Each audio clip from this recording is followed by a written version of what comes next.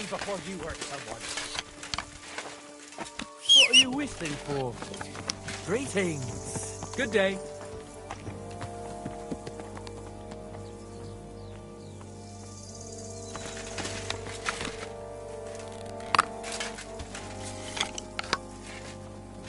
You want to shoot someone? Put it away. Why are you showing that off? Pathetic. Ah! I'll pull out myself. Is that supposed to be a threat? Very good. For fuck's sake! I can't listen to this anymore. Fuck! Venice is fucking dude. It's here with me. God bless. I'm Henry. Hoof hurts. What? I say, my hoof hurts, Hammy. Ah, your tooth. Hurts, huh? Ah, help me. Help you? Yeah, why not? Pa was a blacksmith. I must have watched him pull teeth 100 times. It didn't look too complicated. And pull it out already. Quickly. And which one is it? Here, on the bottom. Stop squirming and hold still.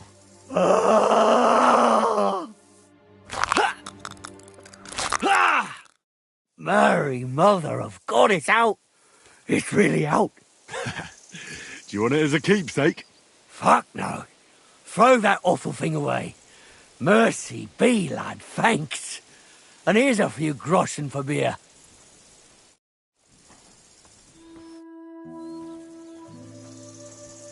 Tell me something about yourself. Well, fine then. Mine is a sad story, lad. My parents never liked me. They hated me so much, they didn't even show up when I was born. They probably would have skipped my conception if there wasn't something in it for them too. My granddad and grandma raised me. Granddad was a bandit. Grandma was a whore. I thought about whose footsteps to follow. And to this day, I'm not sure if I chose well. As a boy, I hoped to marry the neighbour's daughter and live with her on my parents' farm. But my parents didn't leave me a farm, and the neighbours didn't have a daughter. So there you go. I'm starting to think you don't want to talk with me. You are correct. You may have helped me, but that doesn't make us friends.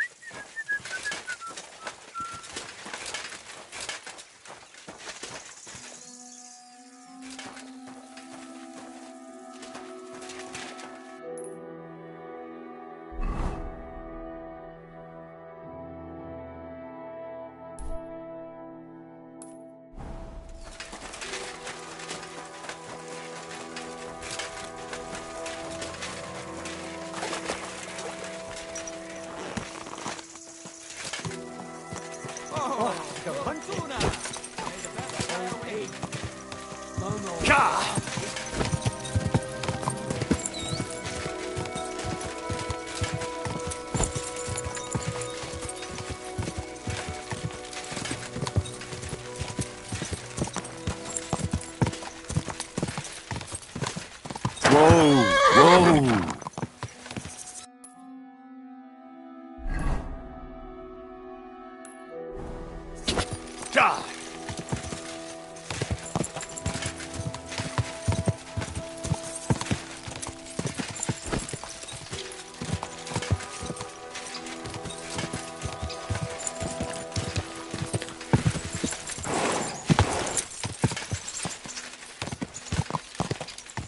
Whoa, whoa.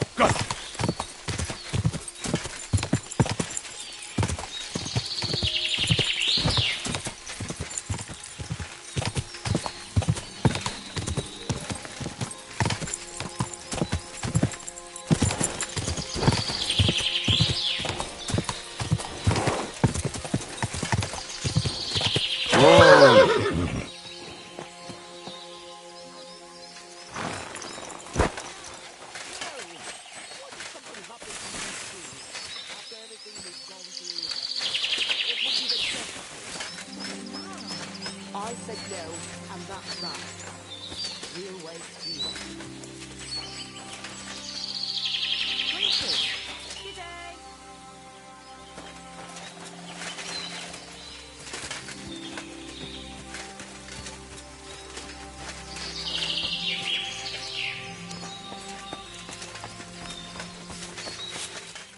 Good morning. You live here? In the woods? Well, it wasn't our choice, believe me. But it's a long story, and I don't want to hold you up. What's going on here? Well, Ma's gone crazy because Pa hasn't come back from the village yet. Try and tell her to calm down. I don't know what else to say to her. Farewell, my friend.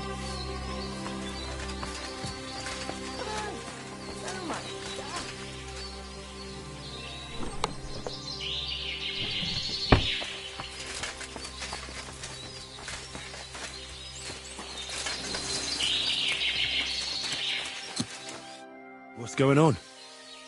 Do you need help? Thanks for stopping here. My husband Mikush hasn't returned from Billany. Me and Vendula are awfully worried about him.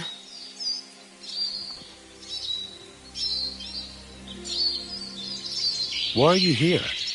In the forest? We had a big house in Messales. But then Sigismund's mercenaries decided to burn the village to the ground. Mikush, Vendula and me all escaped at the last moment. The others weren't so lucky. It was hell on earth. You can't imagine the terror. Well, I'm from Scallis. I reckon I can. You can? I don't know. In any case, we ended up here. At least we had some roof over our heads. But now, I don't even know what'll happen next. Wait, I need to know a bit more. What's your name? Svatava, I'm Henry. And Vendula would be... our only daughter. And your lost husband is... Mikush? Aye. Since we've been living in this hut, he's been going to work to Billany. When did you last see him? He left a few days ago. He's never been away this long. What job did he do in Billany? He's a damned good tailor. But besides that, he does odd jobs around the village. He always brings whatever he earns here. Mostly food. The little we manage to grow here isn't enough.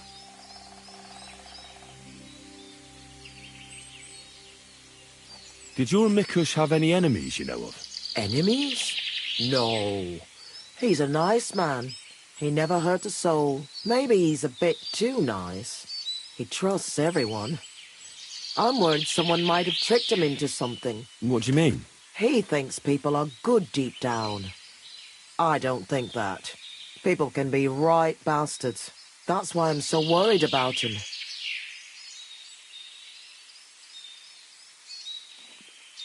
Why did the soldiers attack your village? Why? Good Lord, such a question.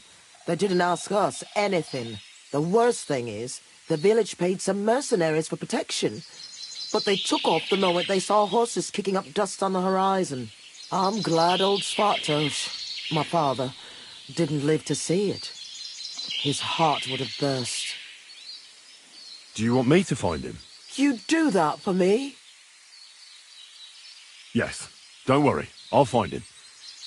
Where do you think I should start? In Billany? Aye. Ask about him in the tavern. He wears a fine embroidered hat. Everyone will remember him.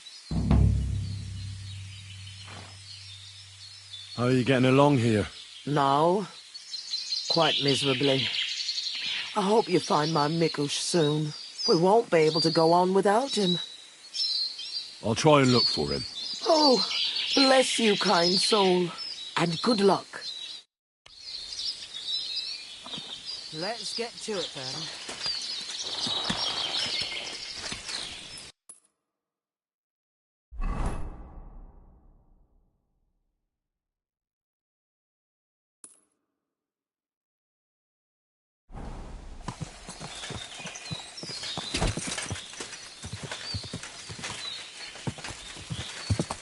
Quick!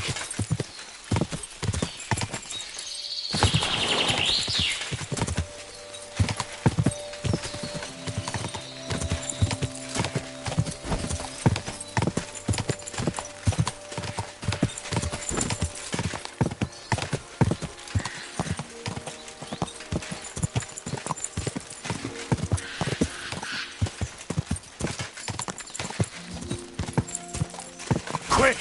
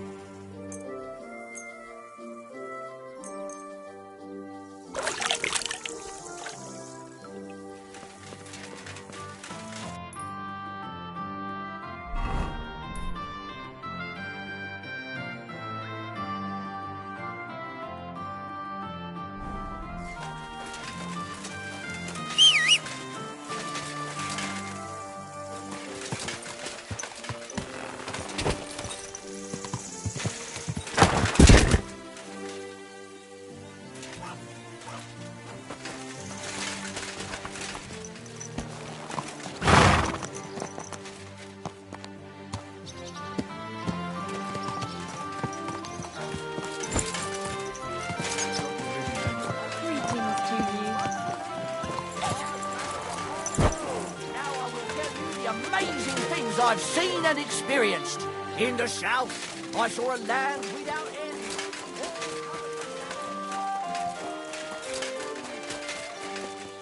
But I took a 1 and threw again. But then he got 2 1s and a 6. Welcome, sir. What can I do for you? Would you like to throw some dice? What game would you like to play? Wagoners. Let's play!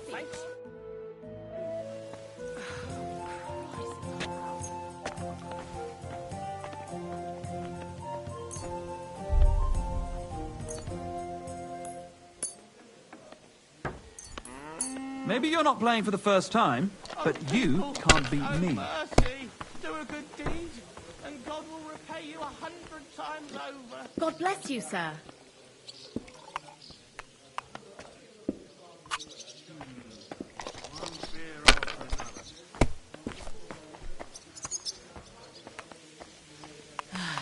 Whatever. Damn it! For the love of Christ, They're yours, spare a lad. few coins for a wreck. Help out a cripple. I'll be right I'll with have you. a jug of wine.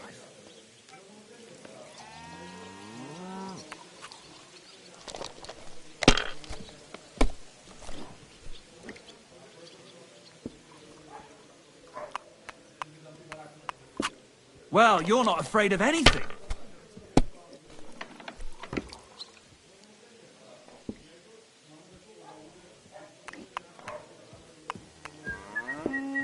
My respects.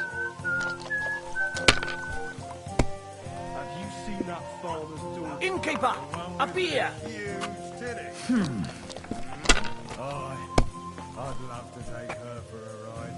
My thoughts exactly. That's as far as I go. It's yours.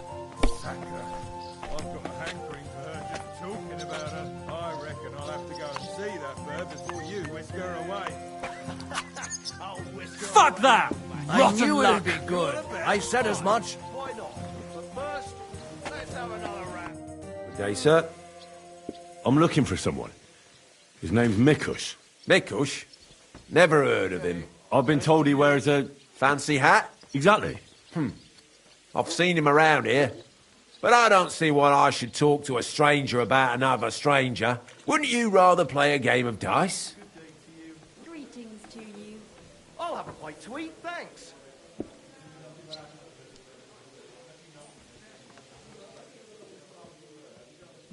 Listen, Mikush's family is looking for him. His wife and daughter. They're worried about him. They're refugees from Messeles, living in a hut in the woods.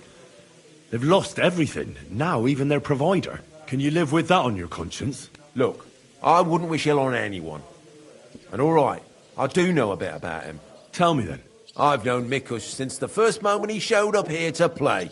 Unsurprisingly, the bloke looked like he couldn't count to 5. I thought I'd found an easy mark. But man, was I wrong. He's a great player. And that kind of praise means something coming from me. He knows when to bet everything on the final roll. So he won a lot? Aye, for a while. Until his luck ran out.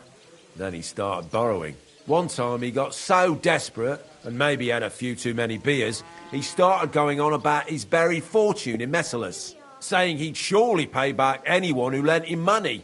Ha! Hey, innkeeper, that beer. I'm a bit peckish. What about that buried fortune of his? Did he ever mention it again? The next day, he claimed he made it all up, saying he just had too much to drink. Only nobody believed him. Hey, where's that beer? Did anyone seem particularly interested in his fortune? Someone who'd want it for himself and would go after Mikush because of it? Everyone was interested in it, but Mikush never talked about it again. Besides, that village is burned to the ground and full of rabble. Messalas is an awful mess. That rhymes! Did anyone lend him anything? Aye, and Mikush won everything back. Taking their time again. When did you last see Mikush? A few days ago. He was playing against that hired hand, Drat. Drat lost and didn't have enough money. They left together, and Mikush hasn't shown up since. That's pretty suspicious now that I think about it. That Drat bloke's an odd duck. What do you mean, odd? I've heard he's been dealing with some bandits. You'd better have a word with him. But be careful. Greetings. And did he pay back the money he borrowed? Of course. Every last groschen. He was laughing the whole time, too. Where can I find this Drat? Somewhere in the village. I reckon he'll be at the farm he works at.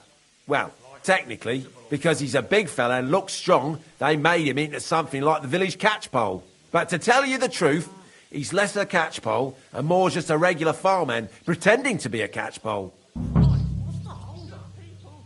Where can I find this Drat? I already told... I'll go have a talk with Drat then. Thanks. Don't mention it. And if you ever fancy a game, you know where to find me. Farewell.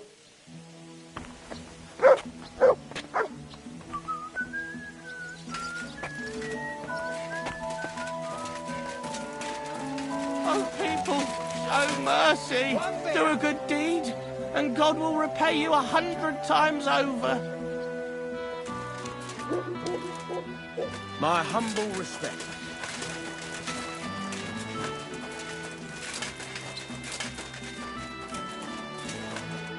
You're Drat. Aye, that's me. Can I ask you something? Ask away. But do it fast, I don't have all day. What do you do for work here? I'm a hired hand. But not just any hired hand. I'm also the local catchpole, practically the town guard. Are there any refugees from Messalas here in the village? No. They say everyone was massacred there. If anyone survived it, they must have fled towards Visaka. Do you know a fella by the name of Mikush? I don't know any Mikesh. Now, knock it off. I hear you left the tavern together. And no one has seen Mikush since. Oh yeah, that fella. We were heading in the same direction, but then went separate ways. That's all I know. You certainly know something about Mikush's disappearance, and you should talk. Should I? Why's that?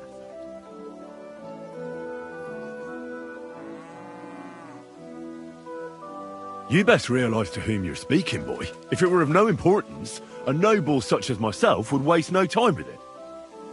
So speak. I apologise, sir. It's not my fault. It was Hanka. Who's this Hanka woman? Hanka's not a woman, but a man. We've known each other for years. He was a hired hand in Messalas. Certainly know what happened there. The horror. Not long ago, he came to see me. Said he was the only survivor from the entire village, but I know that wasn't true. Because you met Mikush? I thought he'd be quite happy that someone else got away, but he was actually quite upset about it. So he wasn't happy? Well, happy, not happy. Hard to say what was going through his head. Seemed to me like it was rubbing him up the wrong way.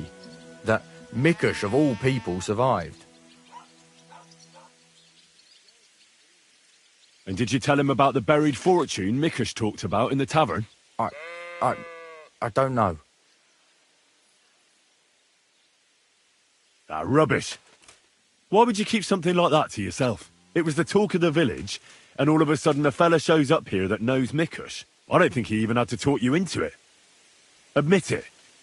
You told him about it. Fine, I told him about it. Of course, Hanka wasn't really interested. He was certain Mikush wasn't kidding about burying that fortune there. Then he said he'd like to talk to Mikush and whether I could set up a meeting. Did he want to ask him about the inheritance? Probably. It's no wonder. I mean, since they're kin. So what happened after that? Hanka told me to take Mikush outside the village and then he'd meet him there. But he said Mikush couldn't know about him, and he left figuring out how to do that up to me. So I played dice with Mikush. He's damn good, so I had no problem losing a few games.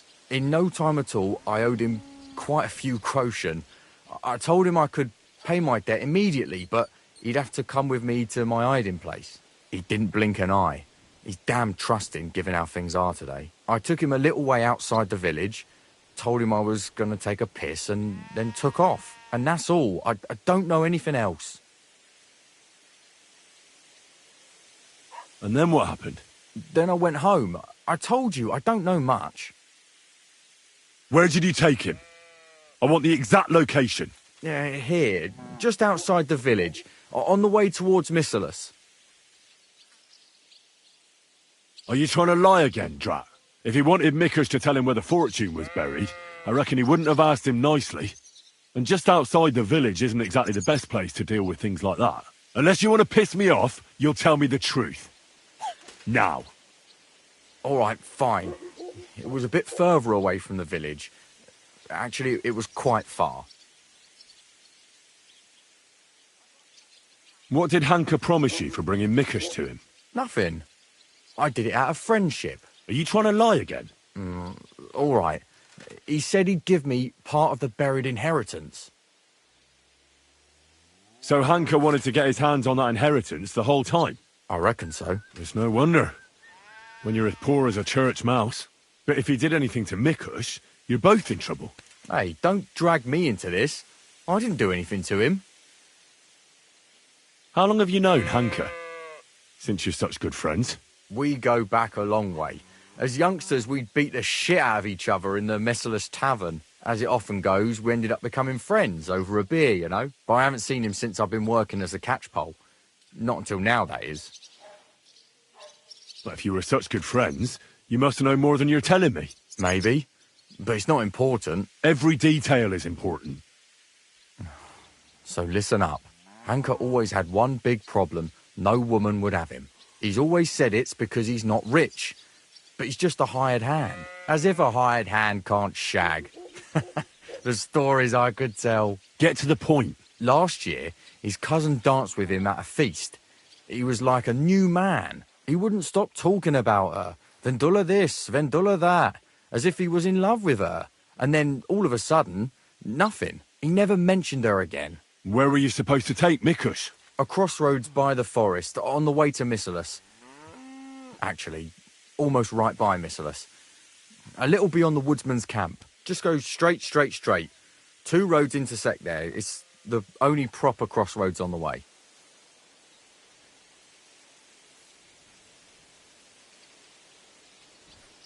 What happened at the crossroads? I want the truth. Well, as I was saying, I took Mikush there and told him I needed to take a piss. Then Hanka jumped out of the woods with some bandits. They grabbed him. He began to scream, but there was no one around to hear him. And what did you do? I didn't wait to find out what would happen. I ran. Where might Hanka be now? I only know what he told me. That he ran off into the forest. So I reckon he's got some kind of shelter there.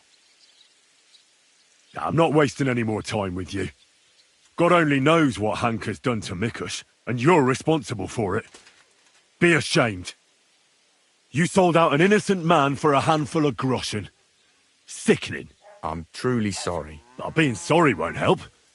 You're a snake in the grass. You deserve punishment. Please, don't tell anyone. No one can find out.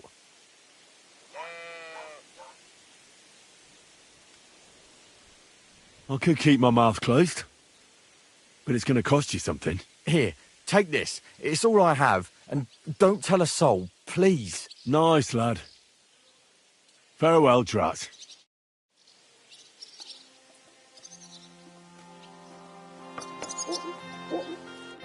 Have you told me everything? Or are you still hiding something? I've told you everything I know. Leave me alone now. What are you whispering? Huh? Who's that? What's going on? Quick!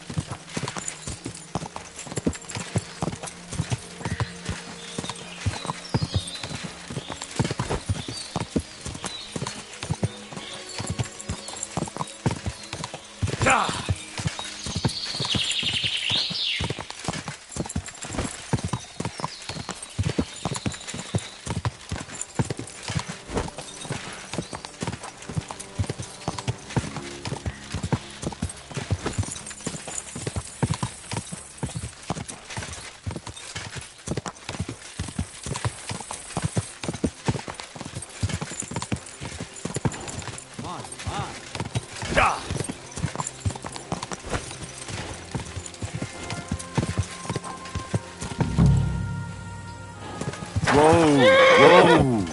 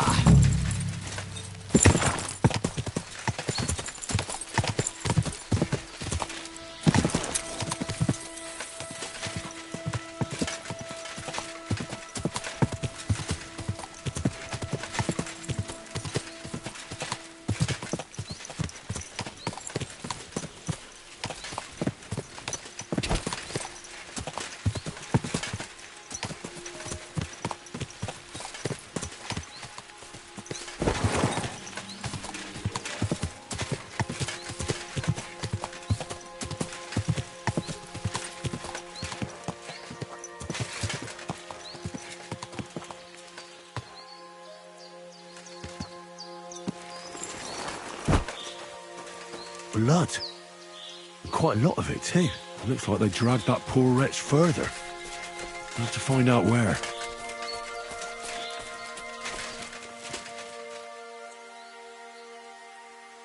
That must be Mikush's hat. It looks like it fell off when they dragged him into the woods.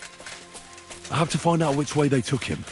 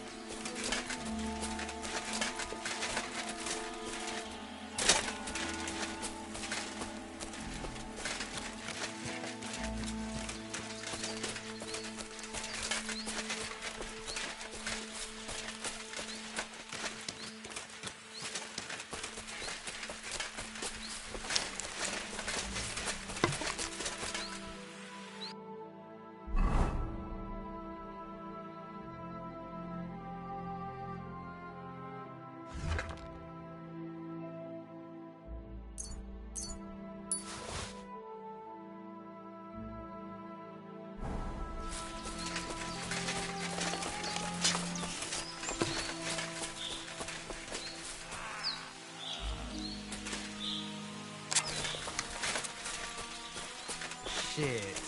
I don't like this. He's getting worse. He's delirious, with a fever. It must hurt. You'd be in pain too. That Hanker's a real bastard. If he'd have talked, this wouldn't have happened. He didn't give him a chance. He should have given him a breather, not just burned him with a red-hot knife. Did he get out of him what he needed? He did. He got it all right. But the tailor here's gonna croak, and we'll be fucked. Well, it's not our fault.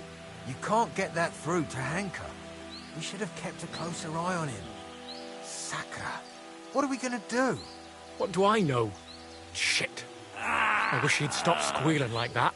You'd be squealing too if you had a hole in your gut. Maybe he's thirsty. Give him a drink. Christ!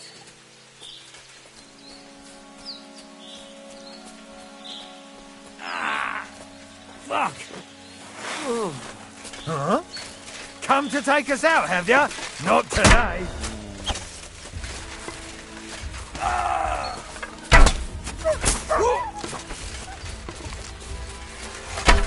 I'll rip your arse open! I'm wounded!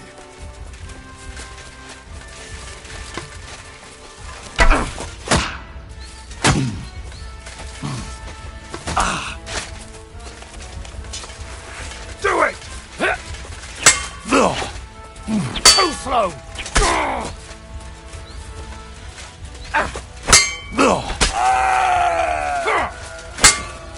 Mercy! Spare me!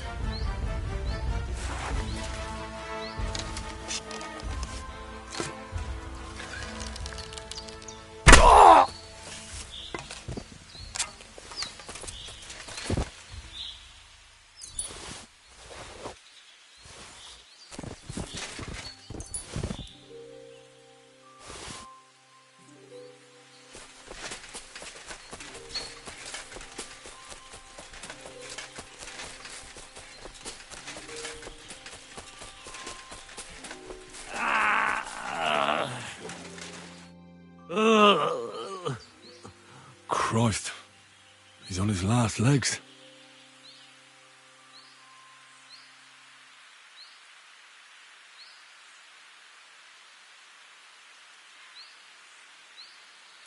Let's have a look then.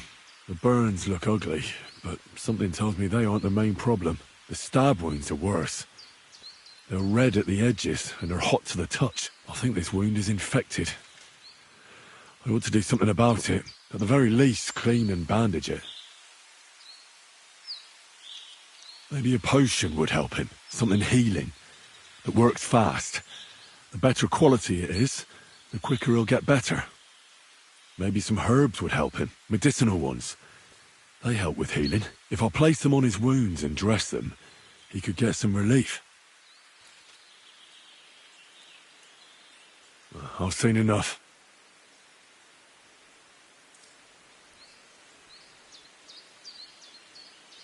I think I know how to help him. I'll get him through this. I hope I can act fast enough.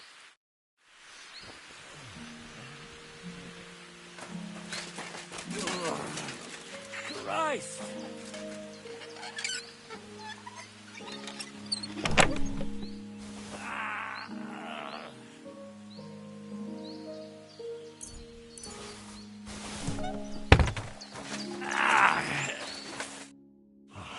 What are we going to do with you?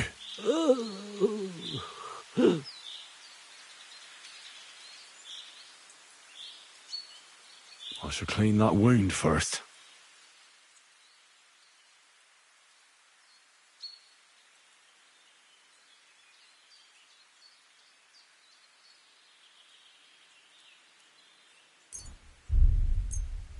This'll sting a bit. Ah!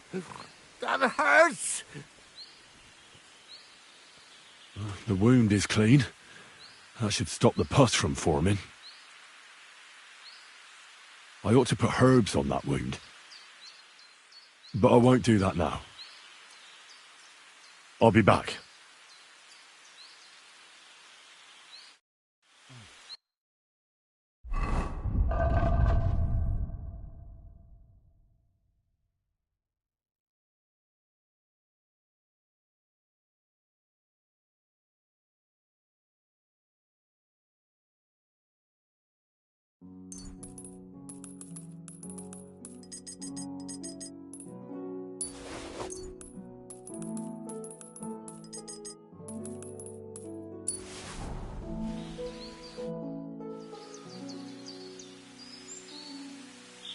Now it's time to try herbs. They could help you a lot.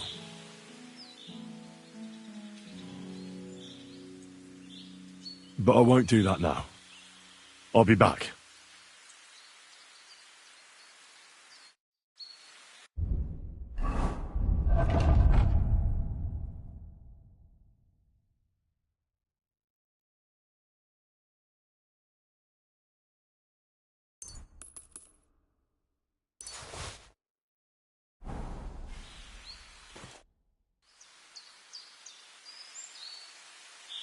Now it's time to try her. I have just the thing for this. Ah. Right. The wound is clean. You should be feeling better soon. I'll give you a healing potion. I'm sure it'll help.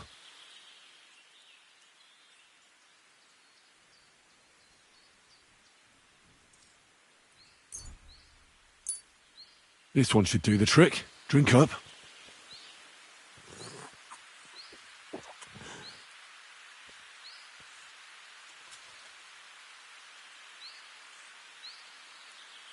I should bandage it for you.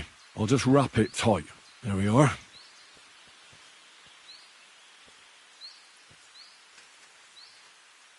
I'll pray for you.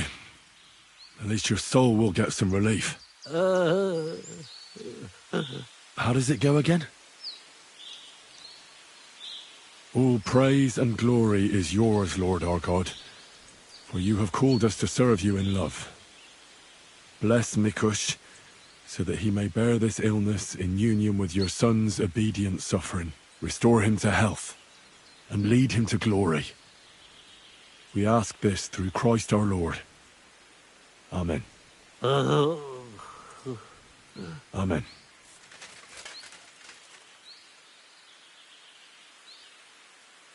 That's all.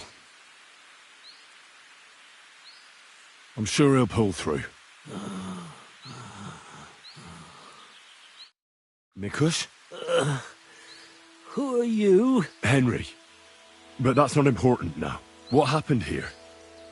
Why did they torture you? I buried inheritance. I told Hanka that the only person who knows where our inheritance is buried is Svatava. And then he burned me. So much pain. I told him where he could find her. My God, he took his men and headed out for her. To the hut. You have to save them. Hurry. I'll follow you. Don't wait for me. Their lives are in danger.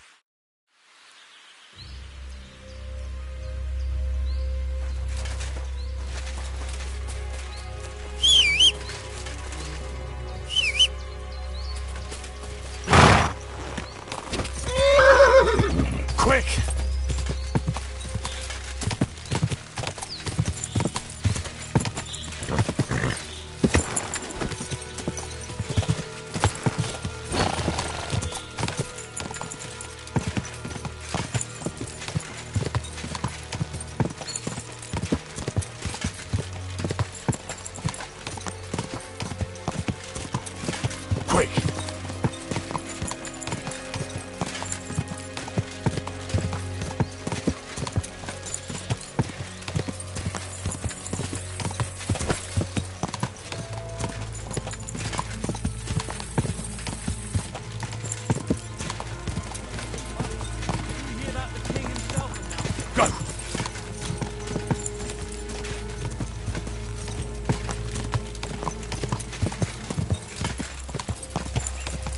This horse.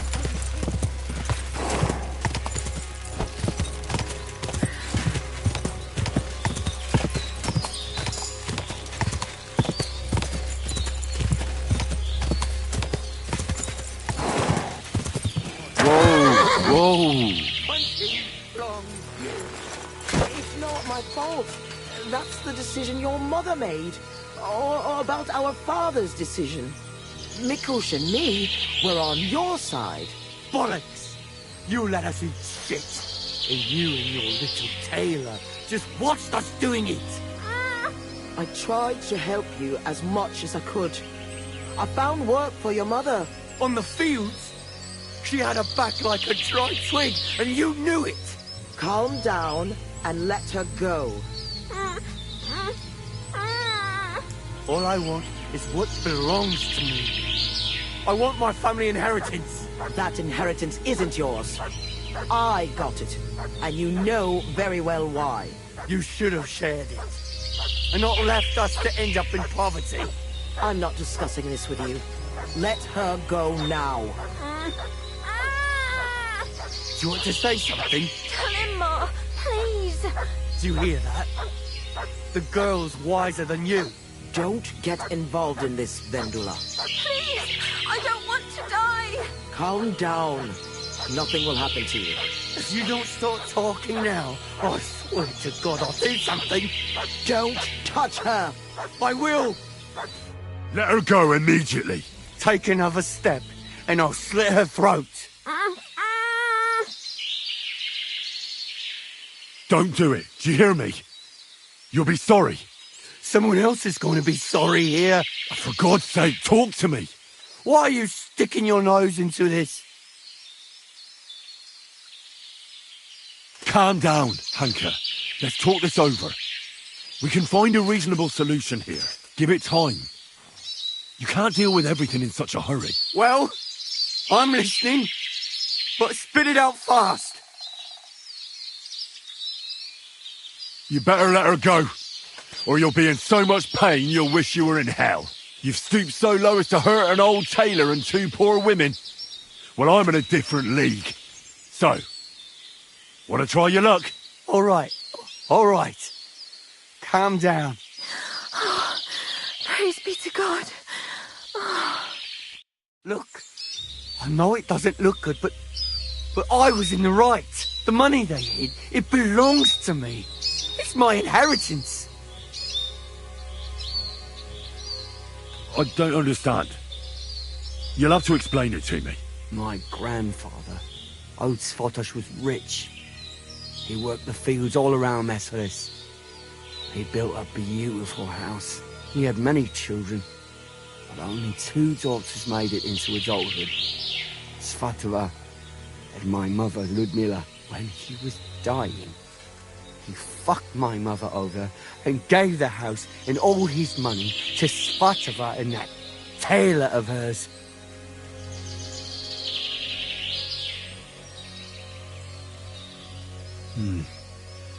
To disinherit his daughter like that is strange, to say the least. Did he have a reason to do that? Reason? Svatosh hated my father. He was just your average poor commoner, but that wasn't good enough for his high and mighty self. Svatova and Mikush got married off in Kutenberg at the church of St. Peter and Pavel. But did they invite my parents? I was still little, but I remember he treated us like dirt. And not just him. We barely had any proper food to eat. Pa had to go work in the mines at Horsham for a few groschen. He ended up trapped under rubble there. He died a cripple. After that, no one even moved a finger to help us. Not Svatova, not Mikush, no one. You're damn lucky I came in time to help, Mikush. Things might have ended up much worse. I only wanted justice. Nothing more.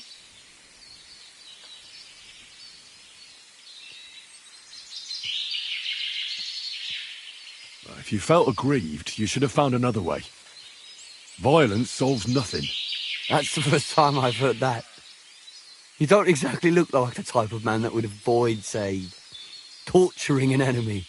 Or am I wrong?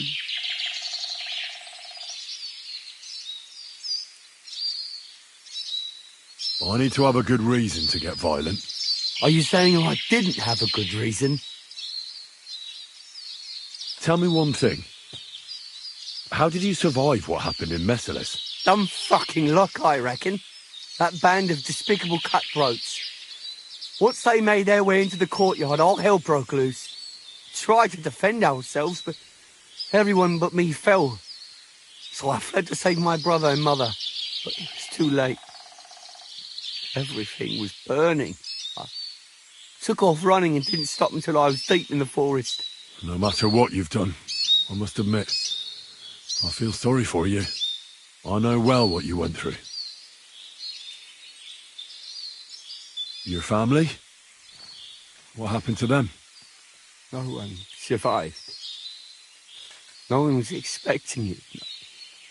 Once the soldiers entered the village, there was no escape. Their captain caught his eye on my brother, who worked with me in the courtyard. Franz was barely 15. He didn't stand a chance. I ran out to the fields for Ma, but they got there first. All I could hear was her screaming. And then it stopped. I lost everyone. But Svatova and Mikush didn't. I'm sorry, but your misfortune gives you no right to harm others. How did you join up with the bandits? My first night out, I slept under a tree. I was starving, so I went out hunting for mushrooms, but then I saw a fire. It was that gang. Captain Loiser was their leader, a big fella. They said they'd let me join if I beat him in a fight. So, I beat him. And they made me their leader. And what about Loiser? They buried him in a glade. I reckon that was no great loss. I don't know. We didn't really get to know each other. In any case, you should apologise. You put them through hell. I won't apologise to anyone. They had a guilty conscience because of what they did to me. If they'd shared just a bit of their wealth, nothing would have happened to them. But they didn't. They fucked up my life. I'm poor and alone.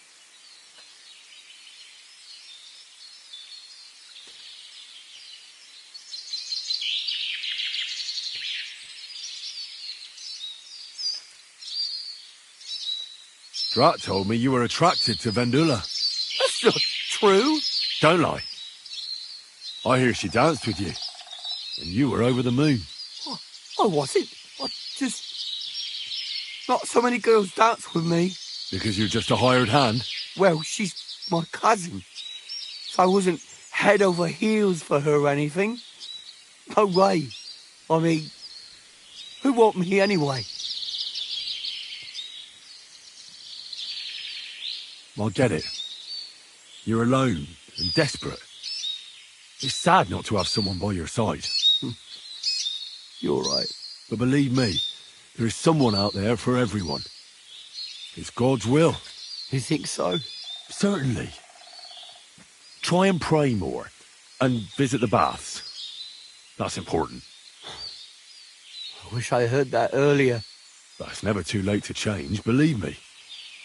Look at me. I'm just an ordinary village boy. You might be right. Enough talk. Be reasonable. No one died in the end. I said enough talk. I know how to end this whole unfortunate situation. Take what I said about rectification to heart, and leave here in peace. Very well.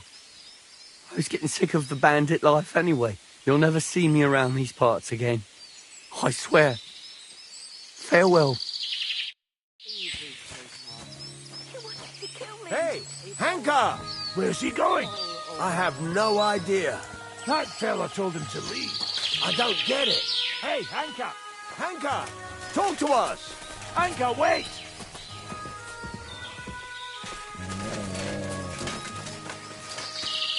Come here! It's all right. Everything's all right. He nearly took my... Easy. Easy, Vendula. You both all right?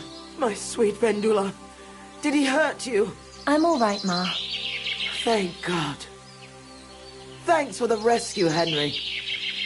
And what about my husband? Did you find him? I did. Hanka was keeping him in his camp. He was nearly a goner. I managed to treat his wounds. His wounds? My God. What did those bastards do to him? They didn't treat him nicely, that's for sure. But he'll tell you himself. He's on his way back now. Hanka, that bastard. I hope he'll pay for all his crimes. It's not important. What's important is he won't be bothering you anymore. Well, if you say so, I'll believe you. And I thought seeing my own home burned to the ground was the worst thing. We've gone through a lot, Ma. So much suffering. We have to leave this place. Get as far away as possible, as soon as possible. Wait. Did you hear something? I don't hear anything. There! Again! Someone's outside. Jesus. It's those bandits. There must have been more of them. Ma, take it easy. I don't hear anything. Henry, go and have a look.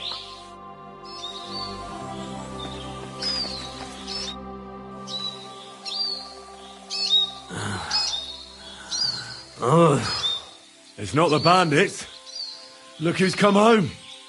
Mikush! Pa! You made it here quickly. I came as fast as I could. I nearly gave up the ghost. I was so worried about the two of you.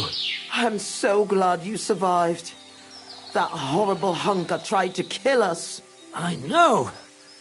All because of the inheritance. He went absolutely mad. If it weren't for Henry, he'd have killed Vendula. And then me, that lunatic. Who would have guessed that about him? He used to be a good lad. After all that, Henry let that good lad go. Well, let's hope he never shows up here again. I'm awfully knackered. I need to lie down for a bit. Will you help me? Of course, Pa. Come and rest inside. I reckon you're hungry too. Vendula, give him some gruel. It should still be warm. All right. Come on, Pa. Carefully. And the two of us should have a word.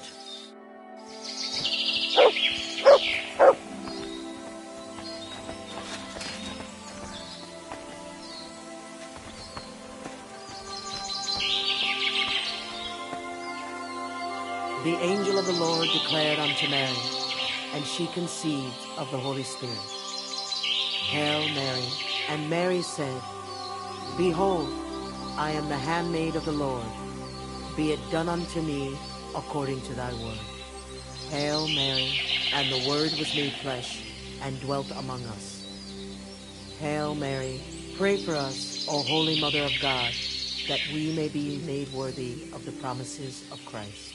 Pour forth, we beseech thee, O Lord, thy grace into our hearts, that we, to whom the incarnation of Christ, thy Son, was made known by the message of an angel, may by his passion and cross be brought to the glory of his resurrection.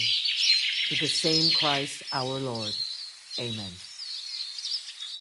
What did you want to talk about? I wanted to thank you for everything.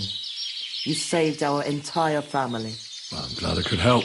As you might have figured out, everything that happened was all because of our inheritance, which I hid from the soldiers in Messalus. I understand you've done everything you can for us, but I wanted to ask if you could go and get it for us. You're a strong, capable man, and you don't scare easy, and it'll be worth your efforts. Trust me. All right, I'll look for it. But you'll have to tell me where I'll find it. Listen, I'll tell you everything. My memory's not as good as it once was. Our house is the third one on the right when you follow the main road towards Visoka.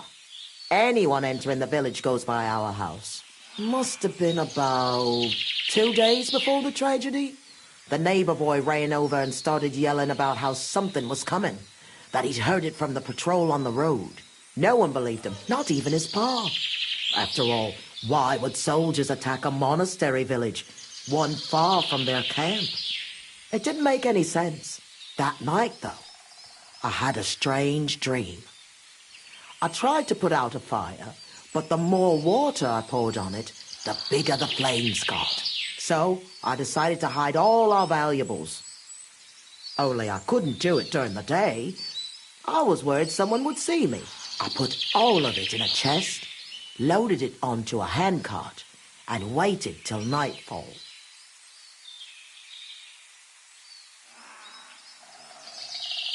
Continue.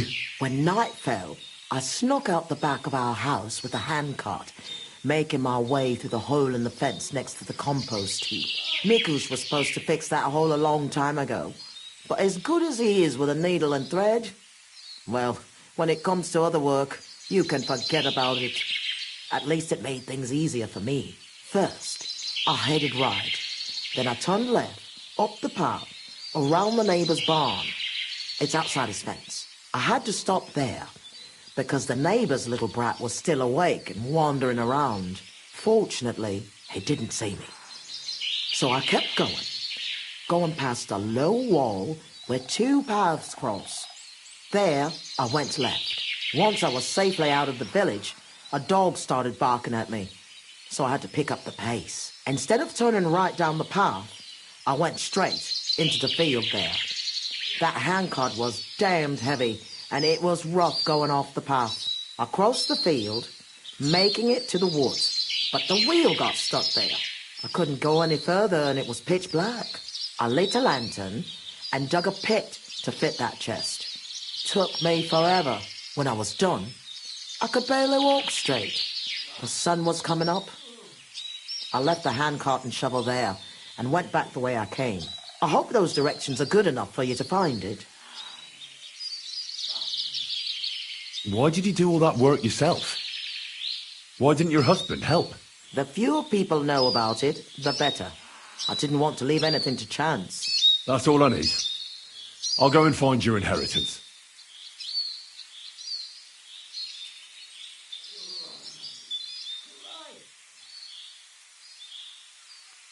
What's the story with your inheritance? My father, Old Man Svatos, was quite wealthy, at least compared to the rest of the village. You see, he worked all fields and farms around here. He had 9 children, but only me and my younger sister Ludmilla made it into adulthood. And then, when he died, he left everything to me. He wanted to be sure, because with Ludmilla, he was worried she'd blow through all of it. How did Svatos become so wealthy? He was a good farmer. When he was young, he worked on a big farm somewhere near Colleen and worked his way up from the bottom to become the custodian. But it's no coincidence he ended up in Mesoles. He was close with the old custodian of the Sedlets monastery. They were friends. Sometimes you've just got to meet good fortune halfway. Why did your father disinherit Ludmilla? She was quite flighty. She liked to have a good time, if you know what I mean. She was never without a man. Then she brought this hired hand home. Fanos was his name. She had to marry him, as she was in the family way. Svatos threw her out of the house without a second thought, heartlessly, and he never mentioned her again. What did he do with such a large inheritance? What do you think? I took care of it the way Pa wanted, so our Groshen didn't just roll away from us. So our Vendula would have a good life, a good dowry, and a good husband. At least someone as good as my Mikush. Why didn't you help Ludmilla then? Hanka said you didn't care about them. That you left them to starve to death. That's not true.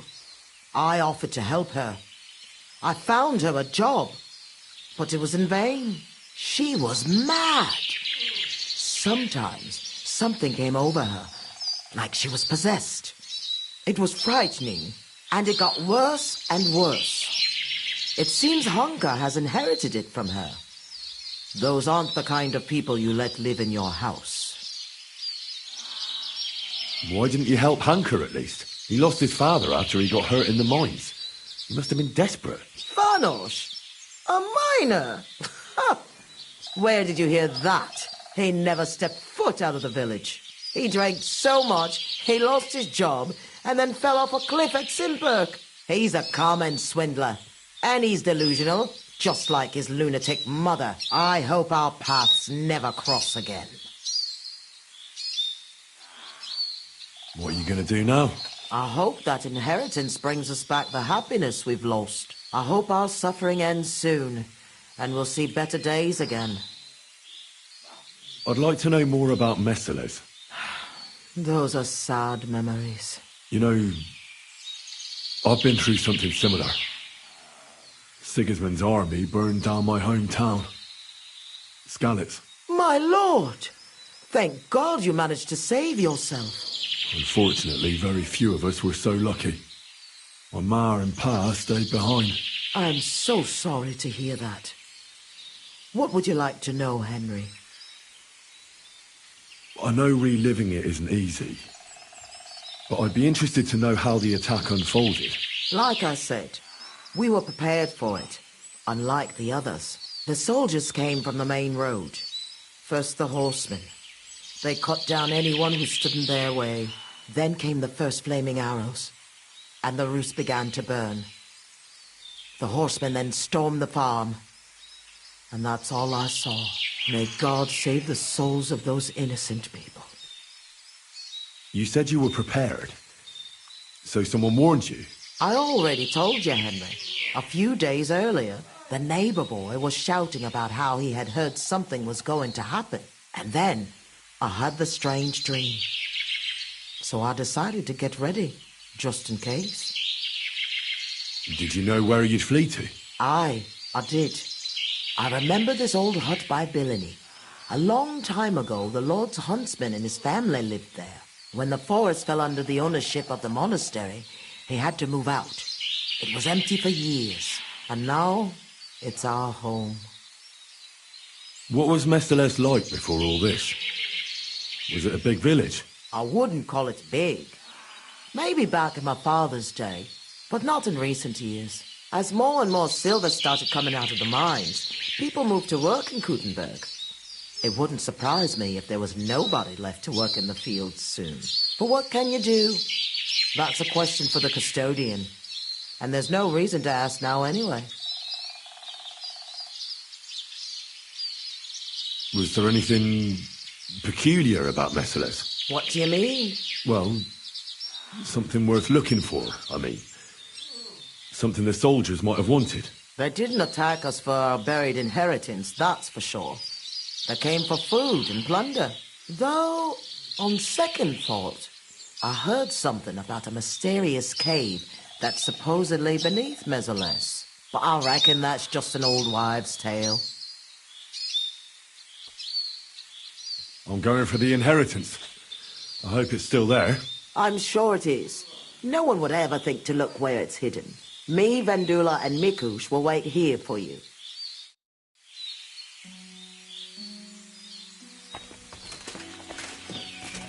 What hurts? The wound. And my legs. I'll have a look at it and change your bandage later. Try to get some sleep.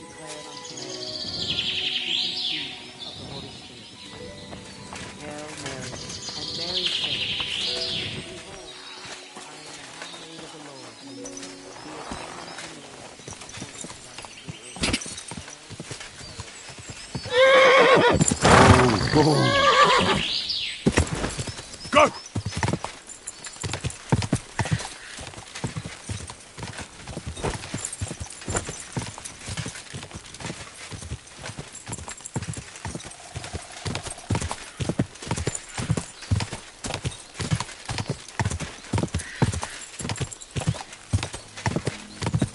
Quick!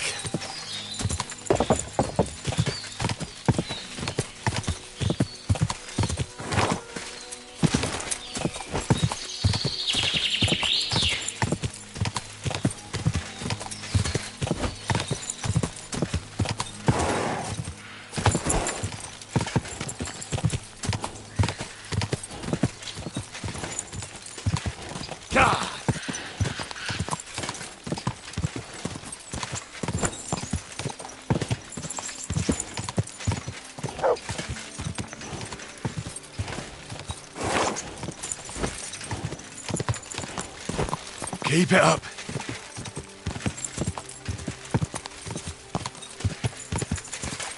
Whoa! Whoa! Whoa! This is where Mikush's family lived. It's a pretty big house for 3 people. I reckon they had a lot to be jealous of.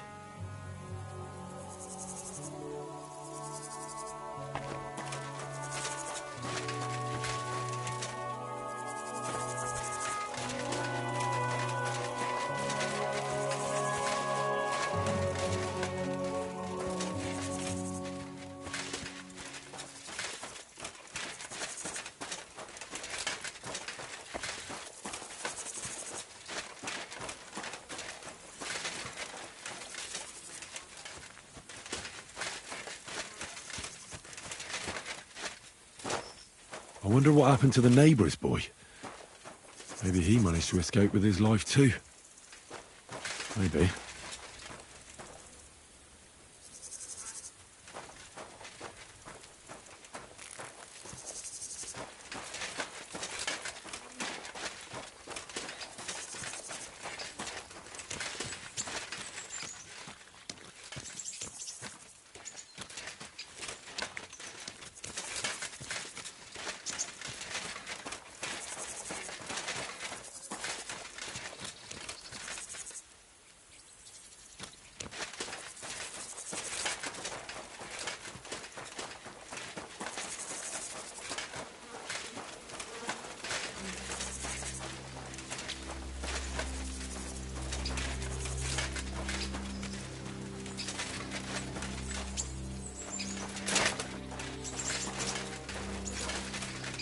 The lords are playing soldiers, and it's the ordinary folks that suffer. just like in Scarlet's.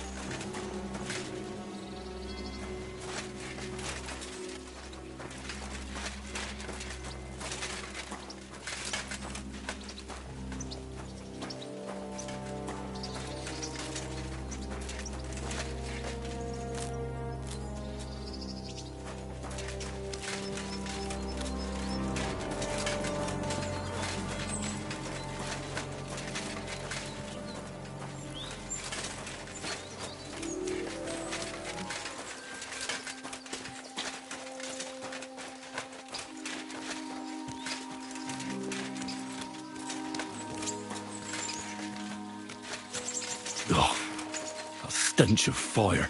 No. I don't want to be reminded of that day.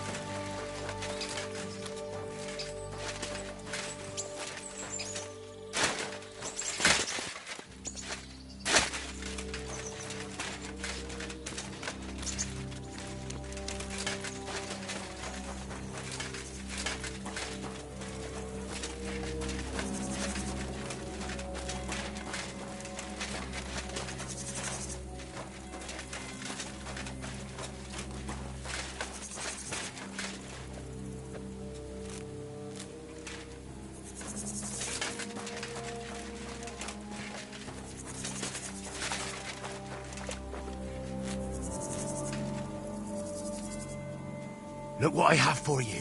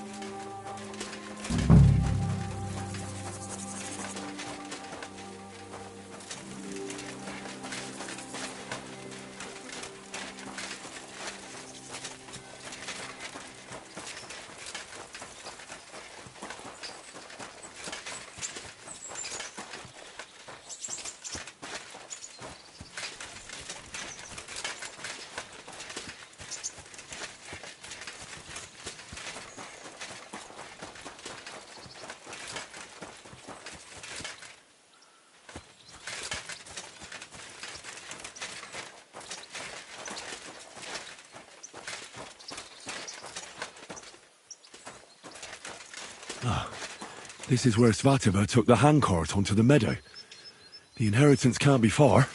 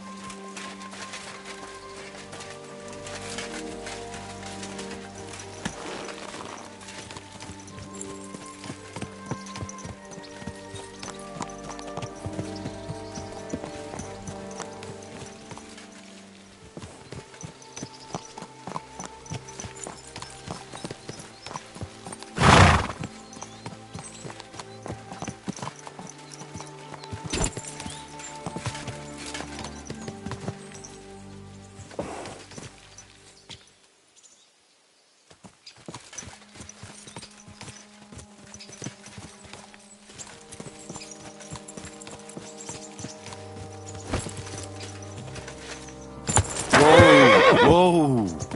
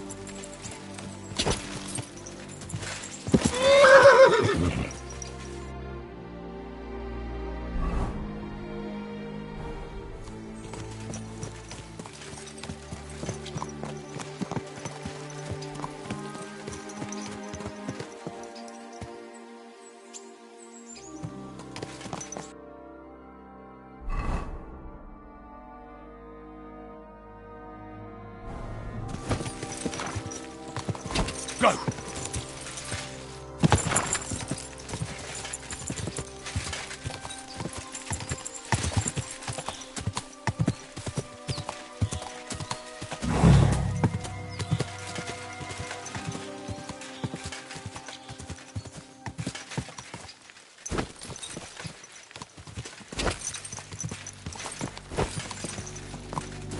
Go!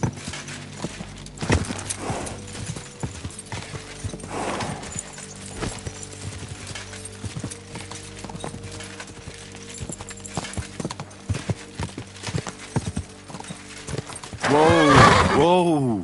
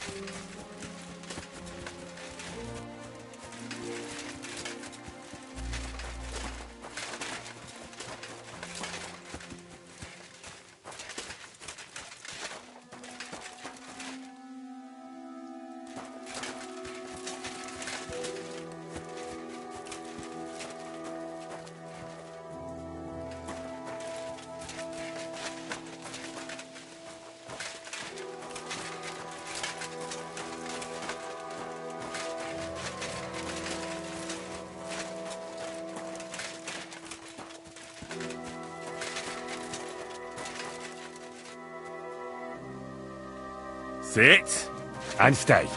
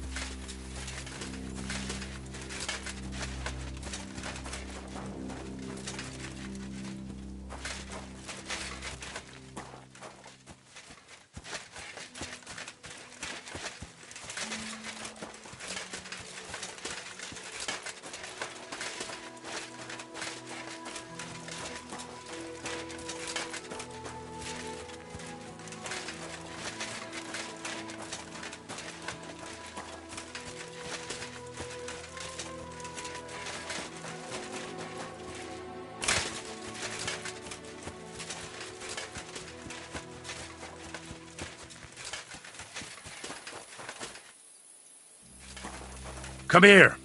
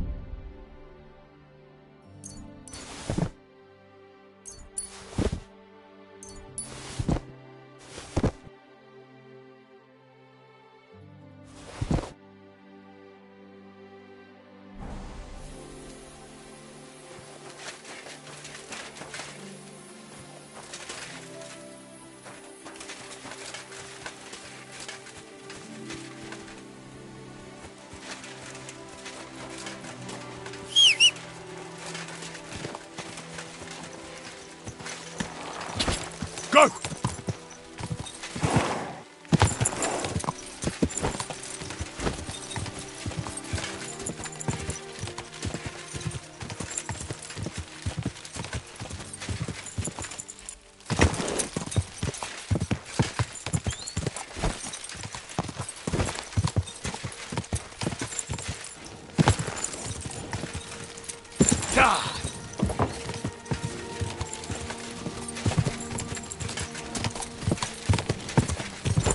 Come on.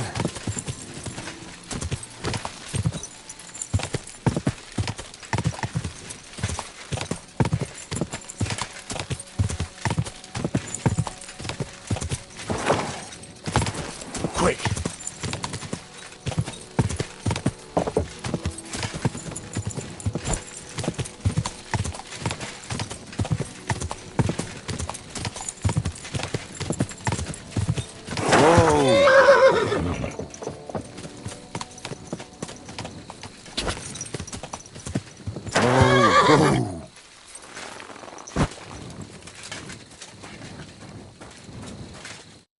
I was in Merciless and followed your instructions. And? Did you find it? The chest was buried by the forest, exactly where you said. Next to the handcart. My God! Thank you for everything. Vendula! Mikush! Henry has returned, and he found our inheritance. Finally! Some good news. Don't keep us waiting, Henry. Let's see what you have for us.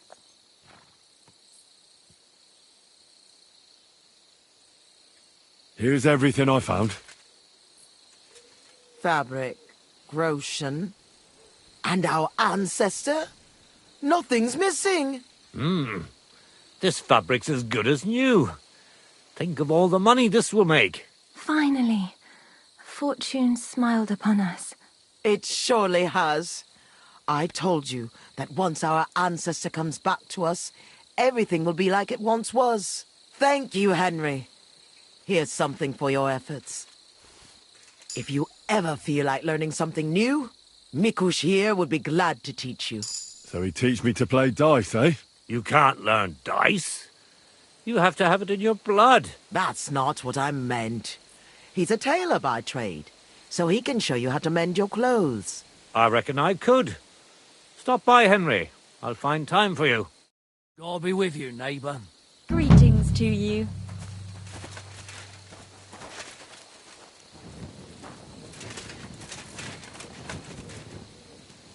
God bless. Greetings. God! Ugh.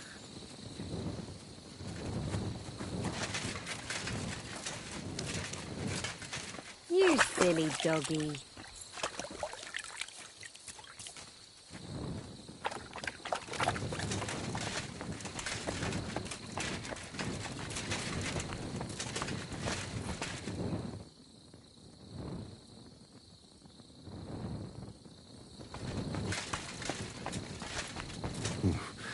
I better not forget about that council assembly.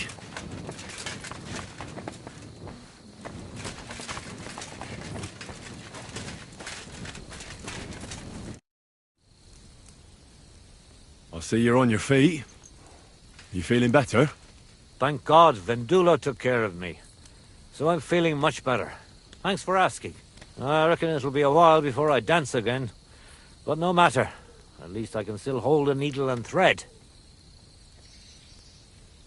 Before I forget, I found your hat. Here it is. My hat?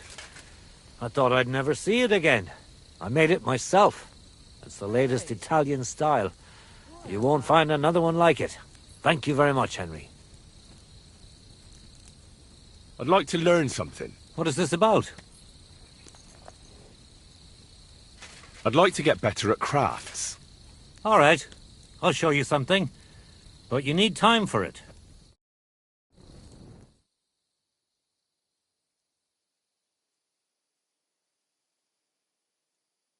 Oh, you pooch.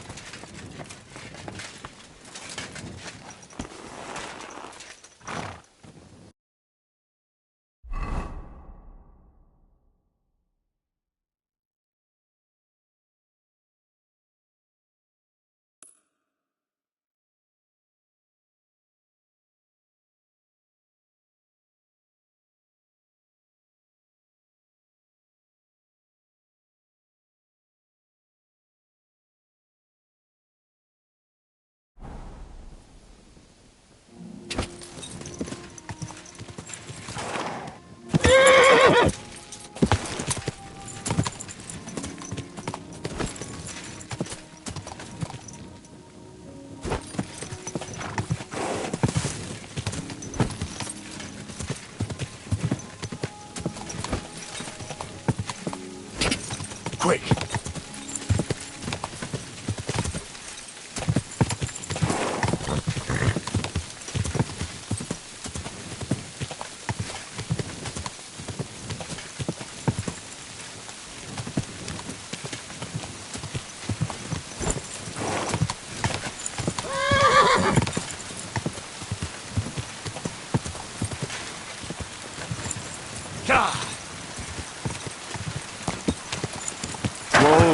Whoa!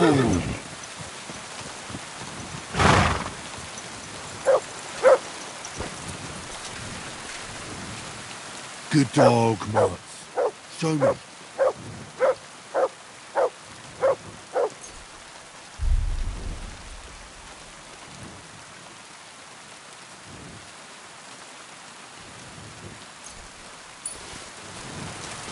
Here you go. Take it. Here you go. Take it.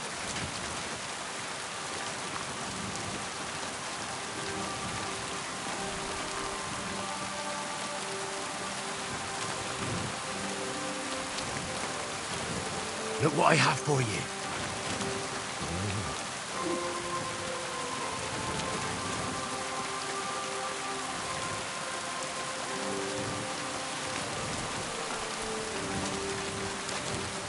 Aye, aye, you silly doggy.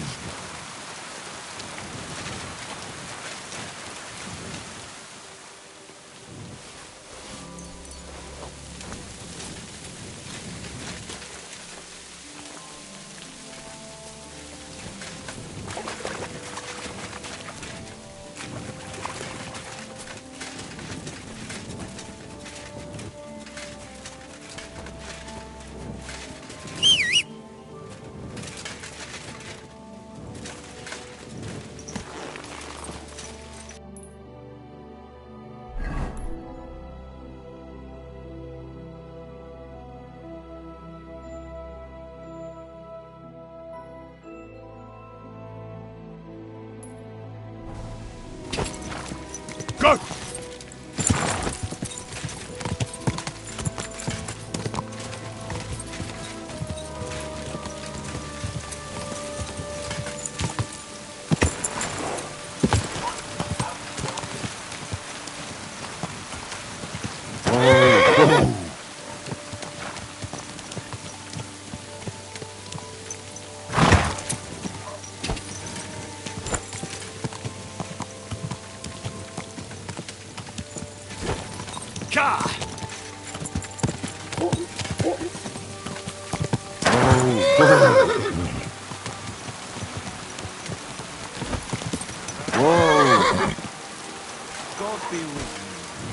Good day. What are you doing, prowling about here?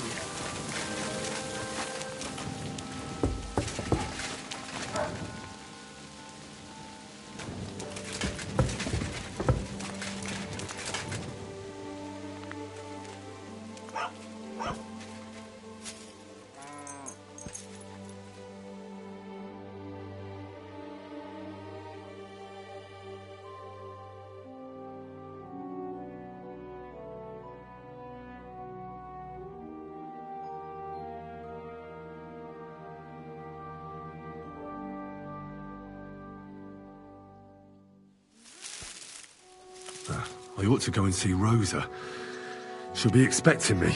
And I mustn't forget about the city council.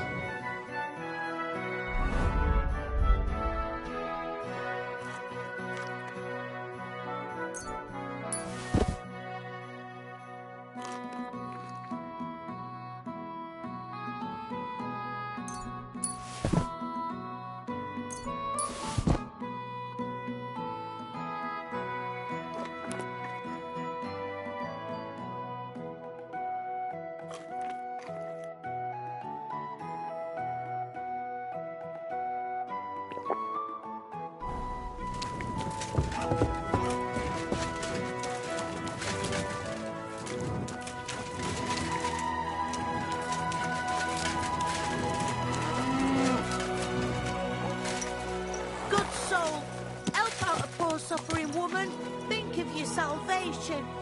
God bless. Quick!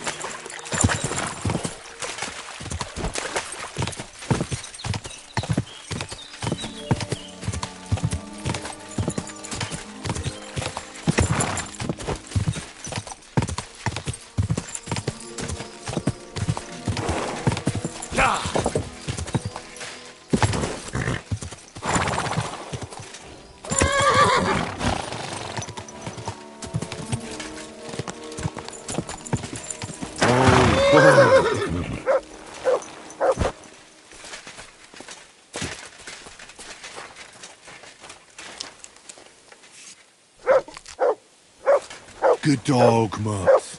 Show me.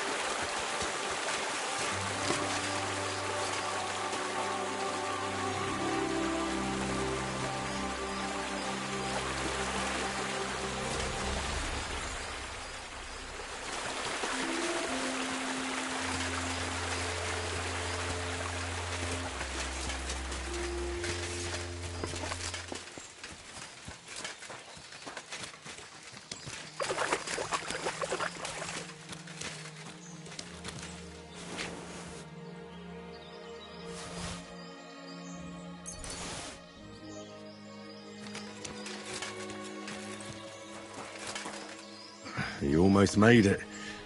Tough luck.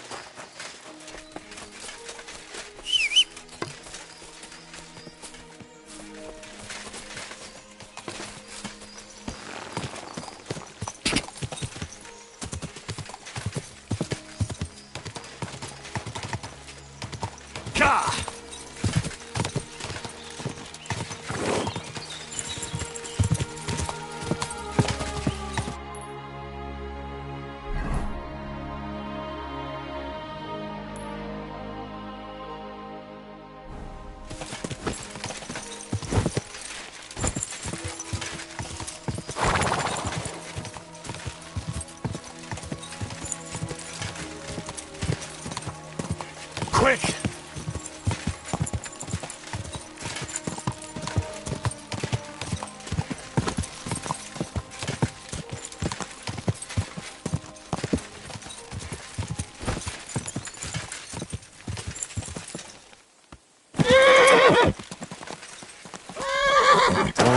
Whoa! Stand still!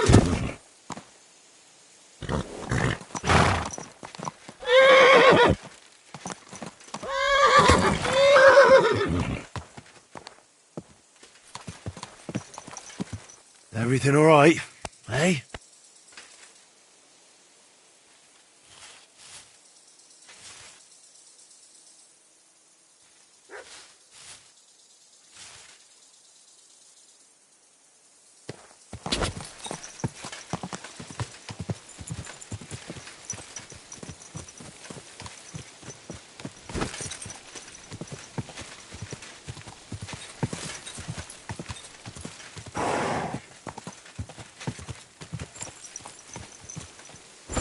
Go! Whoa!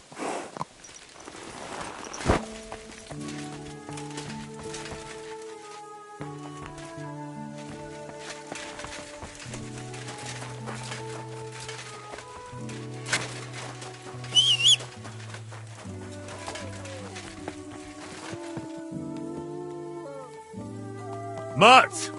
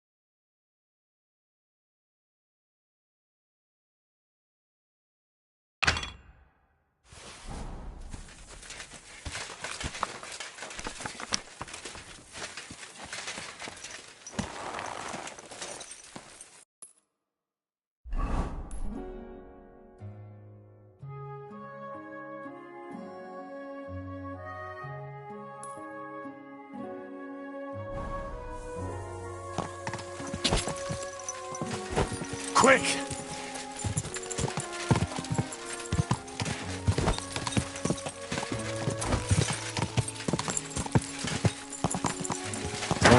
Whoa!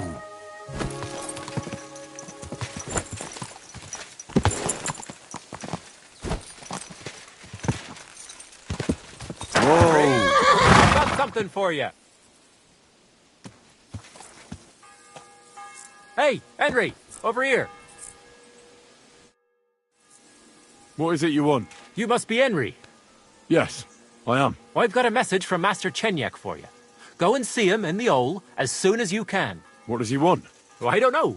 I was just told to find you and give you the message.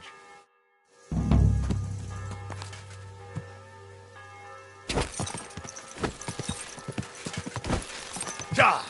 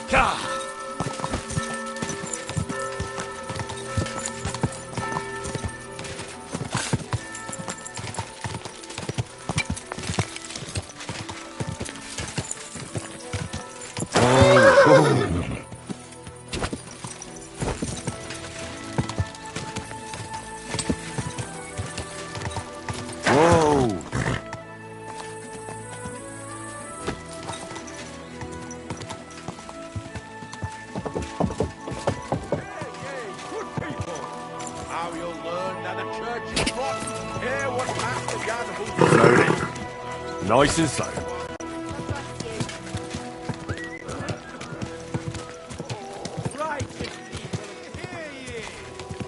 That's not true at all.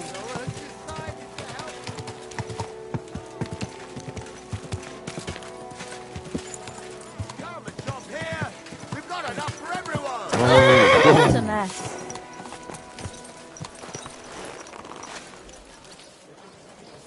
I'm sorry.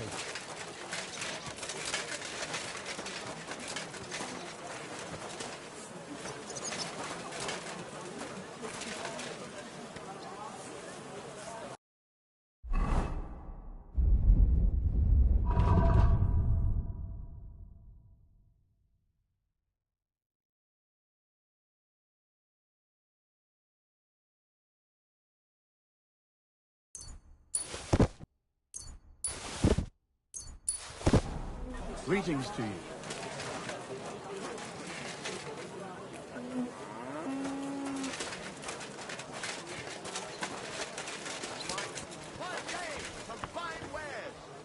I'm going to see the Mint Master.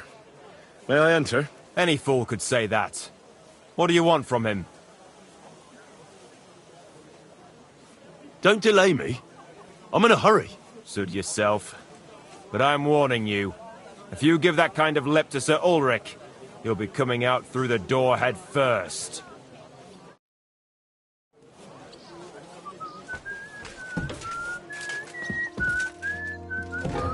Christ, it's hot out.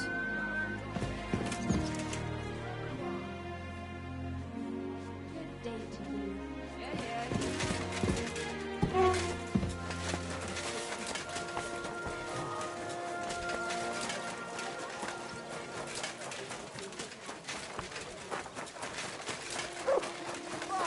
We'll write down his name and his donation.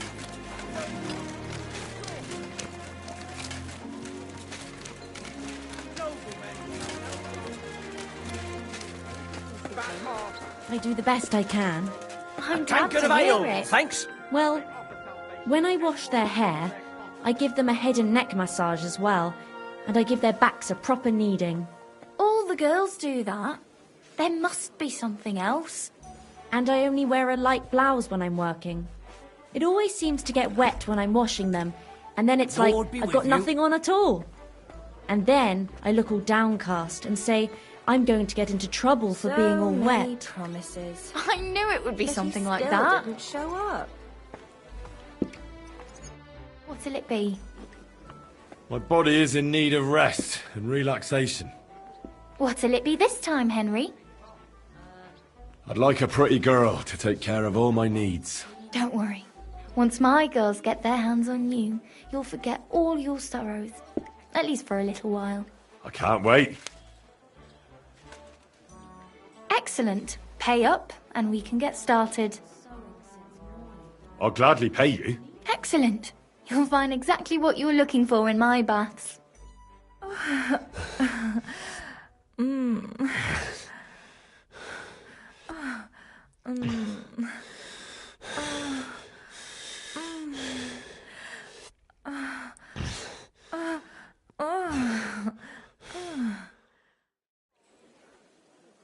Don't be afraid to tell me what you want next time.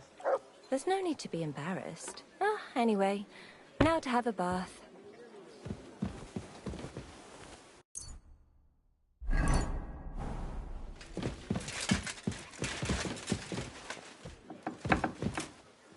It happens. Just watch where you're going next time.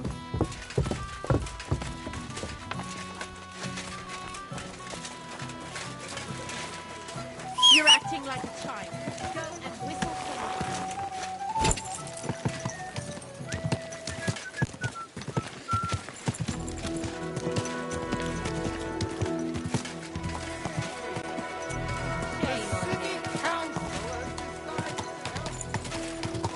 Hey! You nearly ran into me.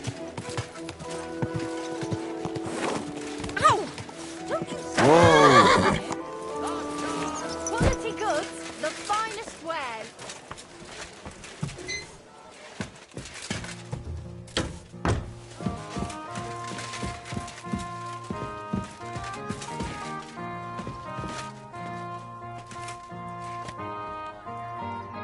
Glad to see you again. You have the gall to show me your face again? I'll call the guards. Hold your horses. I'll come in peace. Actually, I have a little offer for you. You've come to blackmail me again? Call it what you like.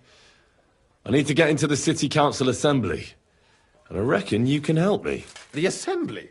The one King Sigismund is supposed to attend in person? No, Sigismund's just a usurper. Wenceslas is the only true Bohemian king. Singing Ruthard's song, eh? I might have known. Speak then. What do you want? And tell the truth.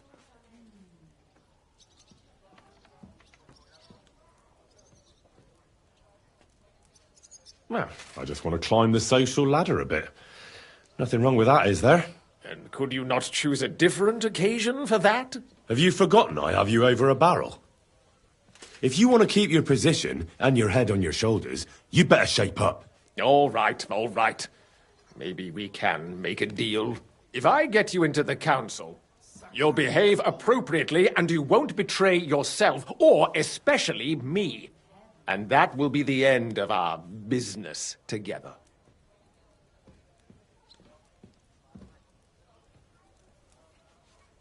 And how about a few groschen to seal our fruitful relationship? You're worse than a horse dealer. Have it your way, then. You can get into the council assembly relatively easily. My cook's son will be serving there. He's roughly around your age. Maybe he can be persuaded to let you stand in for him. Although, not everyone would want to give up an opportunity to serve the King of Hungary. Who's this boy? Franta's his name. Franta Cooldown.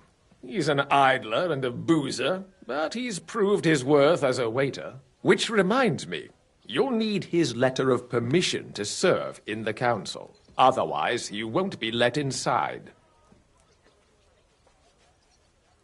What will I need to work as a waiter there? Fast feet and good manners. And the livery of a royal waiter.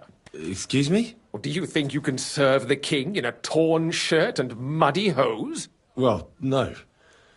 But I never heard about any livery before. Our usual waiter had a brand new livery made specially for meeting the king. Don't even show up there without it. Where can I find the cook's boy? He's supposed to pick up his new clothes at the market today, from Master Tailor Schneider. You'll almost certainly run into him there. That is, if he's up and about after his boozing bout. I swear that fellow practically lives at that Tin Hen. At the what? That German alehouse, the Iron Eagle. That is Zum Eisernen Adler. What would work on him? How can I persuade him to give me his job? Would you like me to give you a letter for him? I told you how to get to the assembly. Now do your part. I'll be going then. See you at the council. Just make sure we both come out of it alive.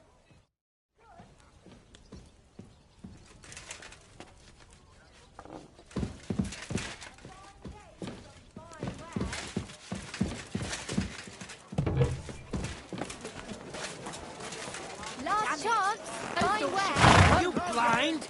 You are my Keep your eyes on the road. Ow! Watch where you're going. Greetings. Yeah, greetings. Greetings, friend. God bless you. Bless. You seem like a kindly fellow. I went to see my brother. Come and have a chat. How are you, my friend? I'm well, thanks. Wonderful! I'm celebrating today, you know. There's been a great event, terrific. I have a son, healthy and strong as he should be. A miracle, my man. A miracle.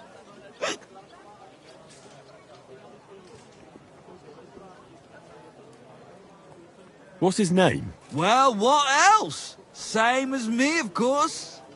All right. And what's your name? Michael. Like the Ark. Angel. And my little one's an angel, too. You know, for a long time, me and my wife couldn't... you know, was starting to think something's, wrong with me. Then she started drinking this concoction. Yarrow, sage, and... and wouldn't you know? First try, boom! Belly like a barrel. Aye. Herbs can work wonders. All it took was one decoction. Work it did, and how? The wife's healthy, so's the baby. That's a joy and a happiness in this day and age. I mean, some people say that bringing children into this godforsaken mess, well, it's practically a sin. Bollocks, if you ask me. There's always a war going on somewhere. There'd be no babies born at all. Thinking like that. How about you, friend? You have any young guns? Perhaps. Who knows? But I haven't heard anything to make me think so. That's good. Well, hey, you're young, on the move. You never know what might befall you, do you? Children are a joy. When they stare up at you with those barely seeing eyes. And when they grab your finger with their tiny little hand, you're hooked. Hooked for good. But... what am I babbling on about? Every fellow has to discover that for himself. Well, you take care for now. You too. And watch your step if you want to get home in one piece. Farewell.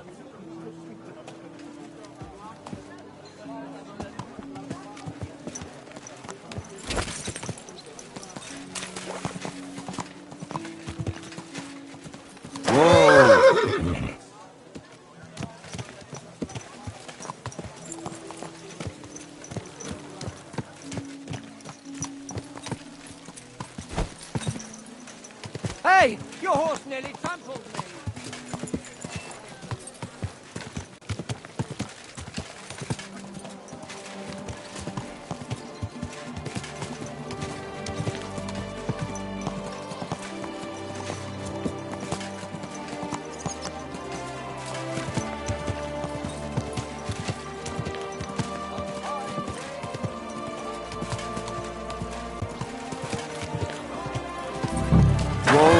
Whoa!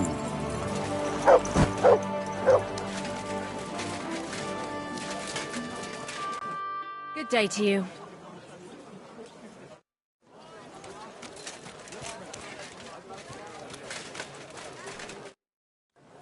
I'll have a look at your wares.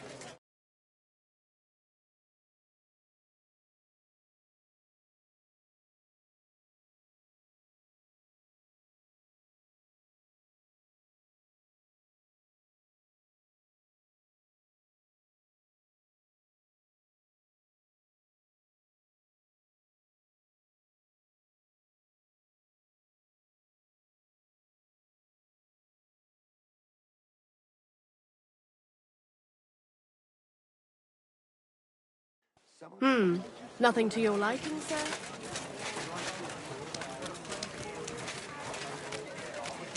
Last chance. Fine wares. Quality straps, strong reins, fine saddles.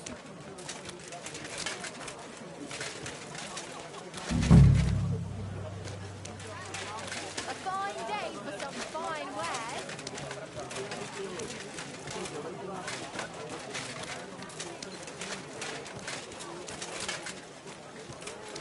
Store's closing, last chance.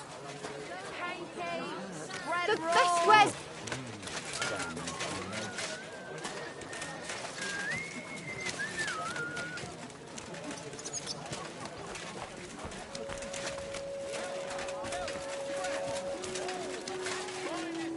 Pots for... What can I do for you? Show me your wares.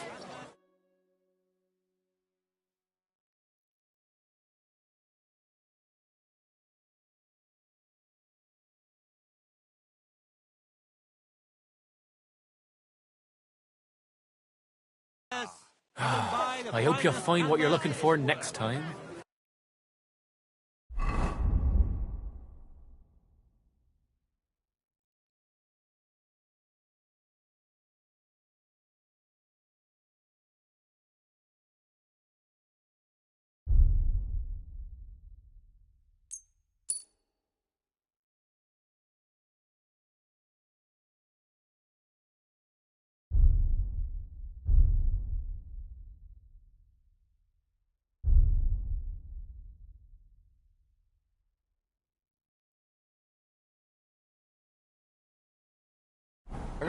I'll be... What do you have for sale?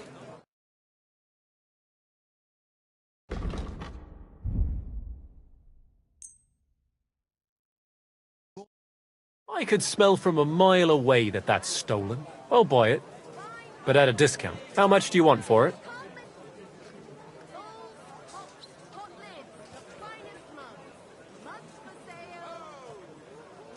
Here. That's a bit on top. My, thank you kindly. I'm glad you found what you were looking for. What do you have for sale?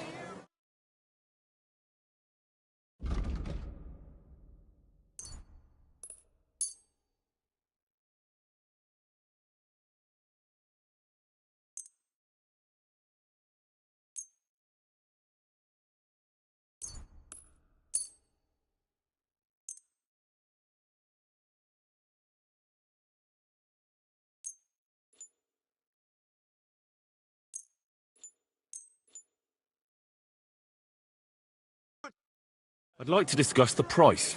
Huh. Very well.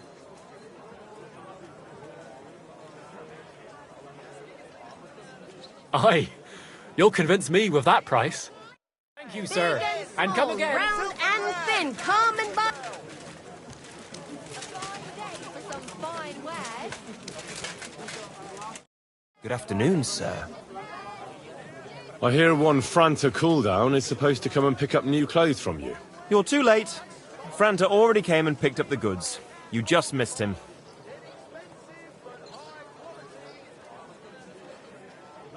Would you repair a few things for me? Bowls, pots, pot lids, the finest mug, leather pouches, belts, straps. Pots for sale.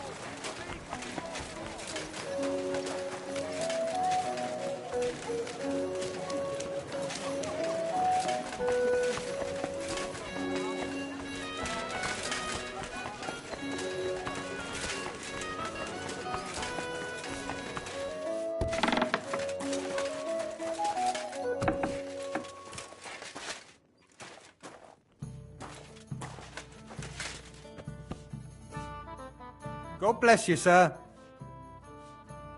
You must be Franta Cooldown. I am. And who might you be? I'm Henry. I heard you're supposed to serve at the City Council Assembly. I am. What's it to you? Well, the thing is, that job is just my thing. And a fella could easily disgrace himself in front of the king. Do you feel up to it? Look here. It's not like I'm all that keen on it, but it's well paid. Apart from that, it's a bit of a pain in the arse. Them councillors stuffing their faces and guzzling wine, while I run around like a bugger with pitchers so they don't run dry. Why would you want to stick your nose in there?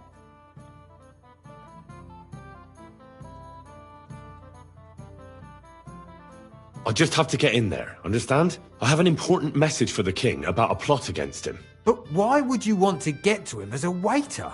But it could be that someone from the council is mixed up in it, so I have to be incognito. See? I see. All right then. To begin with, you'll need confirmation that you've worked as a waiter at the council and you're capable of serving even His Majesty. Look here. Do you have any idea what's expected of you? Can you tell different wines apart and that? Of course. Who do you take me for? All right. No need to get upset. Show the confirmation to the head butler. Tell him I sent you and think up some good excuse. Clear? That makes sense. And you'll need a waiter's livery. I had a brand new one made. Here it is. I look like a prick in it. Hopefully it'll sit better on you. The main thing is, don't lose it before the assembly or get it covered in shit. Thanks. I won't disgrace you, I promise. You better not. Farewell, my friend.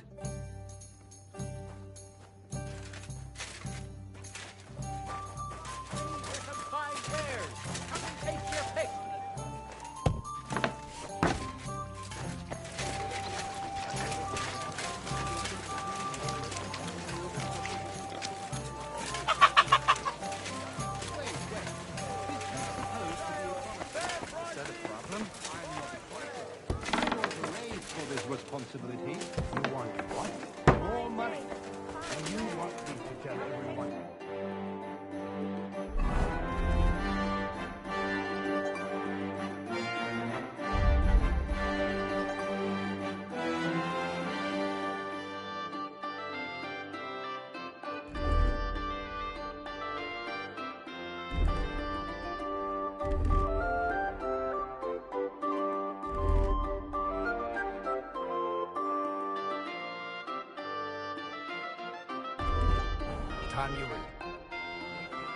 Franta Cooldown sent me. I'm to stand in for him at the council assembly. Franta's not coming? What's wrong with him?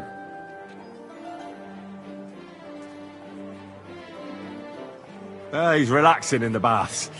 And looking pretty satisfied there. In the baths? But he has duties. He works here. Well, not anymore, I reckon. He won a pile of coin at dice. And he said he's not going to move from there until he's tried out every wench at least twice. When I get my hands on that boy, I'll rip him in two. Well, it's a good thing you're here, at least. We can't be without a waiter here, when the king himself will need waiting on. So, let's have a look at you. Have you got Franta's certificate? Sure. There is. Everything's in order. Now, about your livery. You know a good waiter by his properly seated cap, and you don't have one at all. Without a tunic, you're no royal waiter, just a common alehouse boy. And have you forgotten your hose? I can't let you into the chamber without them. You can put your steel aside in front of the council chamber, along with your other stuff. You won't be needing it anyway. You don't want to be dragging a load if you're running around tables. The royal waiter's livery has strict rules. So get changed quick and come back on time.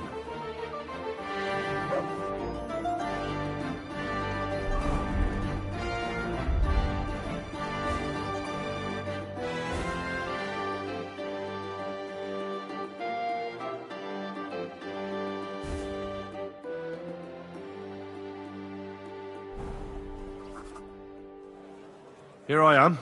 Let's have a look at you then. You've got a waiter's cap, A tunic you have? Hose are good. You can put your steel aside in front of the council chamber, along with your other stuff. You won't be needing it anyway. You don't want to be dragging a load if you're running around tables. Everything as it should be.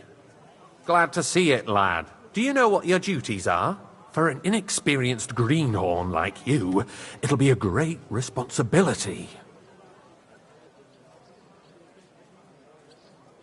I'm no greenhorn. I have plenty of experience. Not long ago, I poured wine for the Archbishop of Mainz. Oh, I see. Forgive me. But allow me to give you one piece of advice. Sir Adam of Zarjitz will be among the guests. Don't pour wine for him. Otherwise he'll get drunk and disgrace us all in front of the king. And in general, a good waiter has to be invisible, blind, and deaf. Oh? I thought I had to keep my ears pricked. Well, yes, but only to what anyone wants from you. No excuses, and provide everything that anyone wants from you. Understood? Absolutely. I'm a waiter, after all.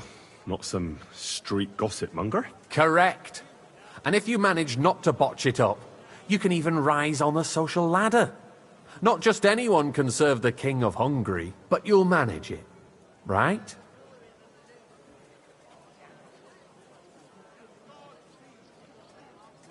I know everything I need to. I can do it. Excellent. Put away your things here. It's easier to serve with a lighter load. You can wait in the cubbyhole for the servants.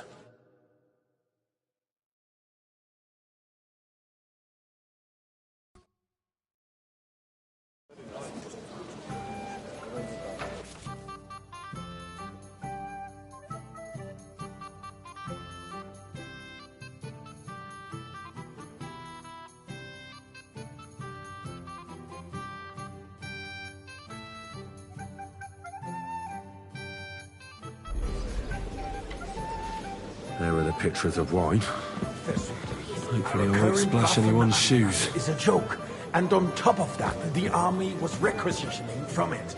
Should the town reserve have worse weapons than any Räuber in the domain? Lad, a cup of red, and don't you skimp on me. I'm saying that the bandits who freed Hinnick, the Dry Devil, used that thing. That Hackenbücher. Hand cannon. Can you believe it? Where did they get them? You're the one who should know where they got them. Sir? Since you're a gunsmith. What are you implying, Friedrich? Thank you, All Ritter. I'm saying is that they had them, Herrgott. It is eine Schande when outlaws have better weapons than the city garrison. And Herr König surely knows this too. What is it, Eldris? You smell a deal? What I smell is that your stubborn heads do not realize what Schwierigkeit is. Pour me some monastery wine. The Dry Devil is running free. There are Raubritter everywhere in the region. I apologize, We sir. have the army Which bearing wine? down. Red. And you want to defend Am I speaking in yourselves Latin? with a few Good, rusty sir. halberds. And who is it you want to fight, exactly? Well, The thank merciful the King Lord. Sigismund is providing us with protection, isn't he? Der König and his army will not be here forever. Shut up! The king can arrive at any moment. Pour me some What have you done here? What then? We're sitting atop the biggest silver heap in the kingdom, and we're supposed Sir? to defend it with brooms? You're right, Eldris. But where can we get the coin for better equipment? We can always confiscate the property of the king's enemies, nicht wahr? We are more than familiar with the jämmerlich state of our armory, and the king is surely aware of it as well. Maybe if he waived some of the taxes? The king fears that this town will rise against him. He'll take the arming of the city's militia as a preparation for war. So you suggest we just wait with arms crossed for the Raubritter to wreak havoc all around? We can always ask the king to bring order to the realm with his army. But then the Dörfler will rise up. I'm afraid I see no solution of the current situation. We shall wait and see what His Majesty thinks about the matter. Maybe we can change his mind. Vielleicht? I'd like to report to the Honourable Council on the cleanliness of the city and the state of the public baths. You mean baths? Another drop of wine! Don't make me beg. Isn't it the same thing? I'd like to oblige, but I'm not allowed. So, Am I the supposed cleanliness to die of of the thirst city is here, not or what? what it should be. The current baths in the city fall far short of covering all the citizens' needs. You're right, Jerome. But a woman More named wine, Betty has Master showed up Bailiff? from Upton. I have enough wine. There, the Come bath closer. there. She's a protege. Need something from you. There is an item in my study that I confiscated from a female thief. She thought she could wriggle out of it by telling me who the item belongs to. And what is it? A silver goblet. She sneaked into Sir Ulrich's house and stole it. No one's noticed the theft yet. But if Ulrich finds out, he'll turn the city upside down to find the culprit. Go and get it. And don't you make a mess there, understand? Certainly, sir. I'll be right back. Come back with it straight away, understood? You know what? So what? Going to the baths is neither a civic duty nor a right. Have you forgotten the Black Death? A great many people died needlessly. Are you questioning God's plan? The Black Death had nothing to do with the baths, unless the Lord wishes to punish the wickedness that's going on in there. Whose silver might Keeping the this be? city clean is important. But we don't have money to spare. Arguing about... So, did you find it? I did, Master Bailiff. Here it is. Not so loud. Show it here. That's it. And now go back to your job. Do you ever walk the streets here? Sewage, rats, slop, and rubbish. The least we can do for the citizens is to provide them with a place to wash up. What nonsense! Next, you'll want me to serve wine to everyone for free, too. Why not? In Jerome Nars's earthly paradise, everything would be free. Don't put words in my mouth. Gentlemen, let's agree to disagree. What if the king heard us? I got word that Rutard has pulled off another deed. That's nothing unusual. That old weasel will never accept that the city isn't run his way, at least until His Majesty honours us with his visit. And as we know, Gunslin absolutely hates Which him. wine? He can hate all he wants, as long as he does no damage. Ulrich, what have you got to say about it? Well, thank the Lord. I'm not sure what you're implying. Horseshit! You know full well, everybody knows, he wiped the floor with you! Compose yourself, Adam, and stop drinking. Tokai, The king and might a full come cup. any time now. That's right. Let's not burden the anointed monarch with such... Me? Thank you, waiter. Compose myself. Me? I beg your pardon. I demand that you... Ruhe! Franz, please continue. I'm speaking about the Rutard incident. Hey, wait. You were there, Pour me weren't some you? Tokai. Oh, that. Just a small misunderstanding. We've sorted it out and everything's settled. My ears must be deceiving me. Are you defending Rutard? Besides, if his men Boy, attacked yours, are you as deaf or I've heard, something? then we have a Why? good reason to punish him. What happened there? Leave nothing out. I don't like Rutard, true, but in this case it really was nothing. Everyone in the city gossiped about it. I heard there were several dead. Did you? That's grossly exaggerated. I don't think Rutard will cause any trouble. He is sensible enough not to draw attention to himself while the king is here. That's true. Because if we don't do something about him, the king himself will put an end to him, and soon. Unless he puts an end to us first. God knows what he wants to tell us. If nothing happened, there's no point in dwelling on it. Let's move on. Things have got out of order in the town. Some adventurers decided to take the law into their own hands and restore the tradition of duels. It's not only barbaric, but also illegal. If we tolerate this, the rabble in the city will go wild and do whatever they want. I suspect the gentleman from the city's sword-fighting school Hey, brought this boy, custom a to full us. cup of That monastery German wine. Menhard is just hanging around the market looking for trouble. Don't be ridiculous, Forsucker. You act like you've never been in a fight yourself. And to accuse a swordsmaster without a shred of proof. We're not some old fishwives in the hang market. around me. So you will just leave it be? Proven offences are punished What's by wrong? the bailiff. And that's that. Are you afraid everything will come There are out? more pressing matters to deal with. I've no idea what you're Pressing talking about. than the open Keep to our contempt agreement. of the whole Go! town garrison. The guards are apparently settling accounts their own. We'll see about that. We'll soon be the laughing stock Hey! of the whole town. Waiter! You can rest assured the whole town is already Refill, laughing sir. at us. Do you think I all come to day the council long. just to guzzle wine? What of it? What can I help you with, sir? I left my gloves in the chapel. I took them off to pray, but then I rushed here and forgot to take them. I can't just get up and walk out now. But if you disappear for a little while... All right. I'll get them. I knew I could count on you. While you're at it, count how many figures on the mural have wings. But why? Because I'm bored. And because I told you. Get on with it.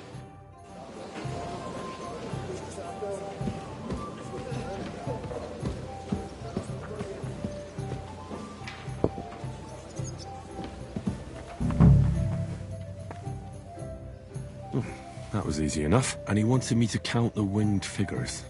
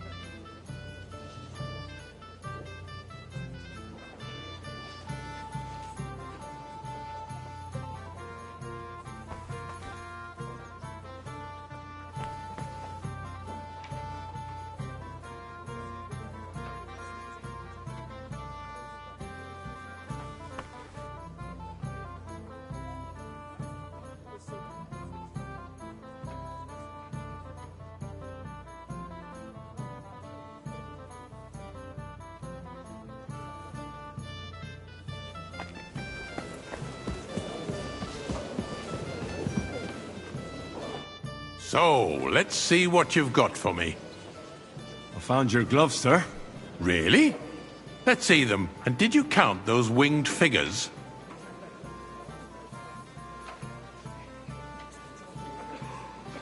I counted 24, sir. And you counted correct.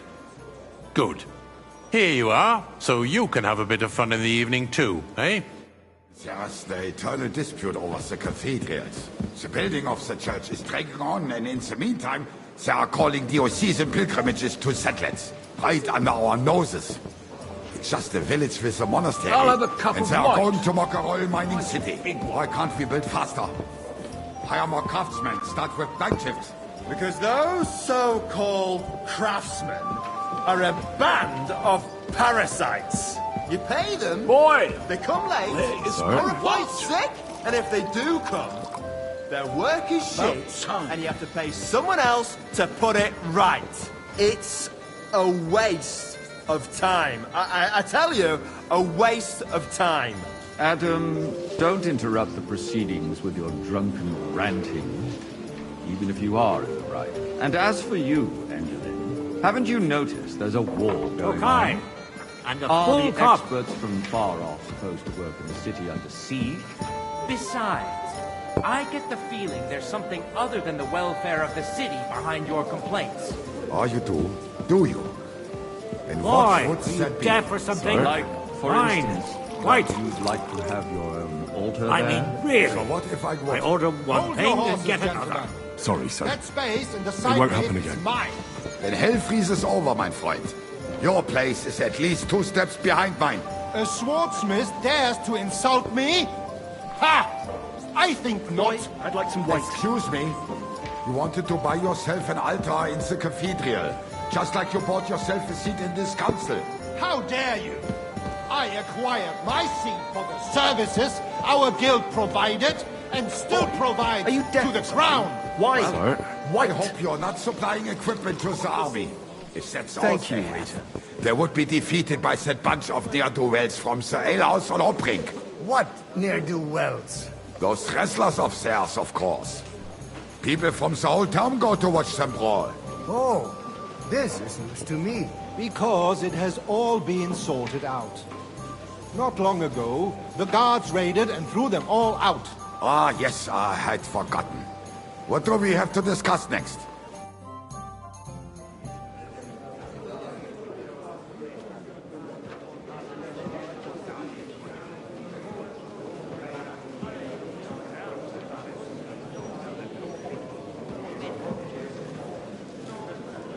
I'm telling you, something is being planned. Oh, I doubt it. No one's going to tackle Root hard.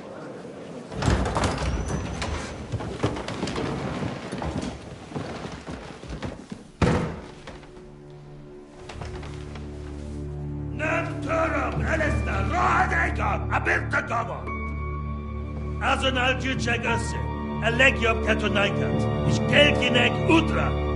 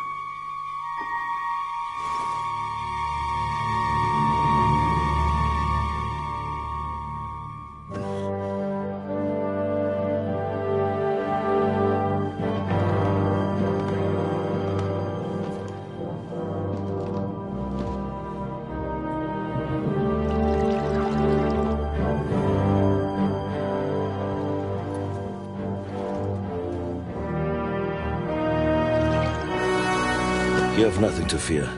Not you.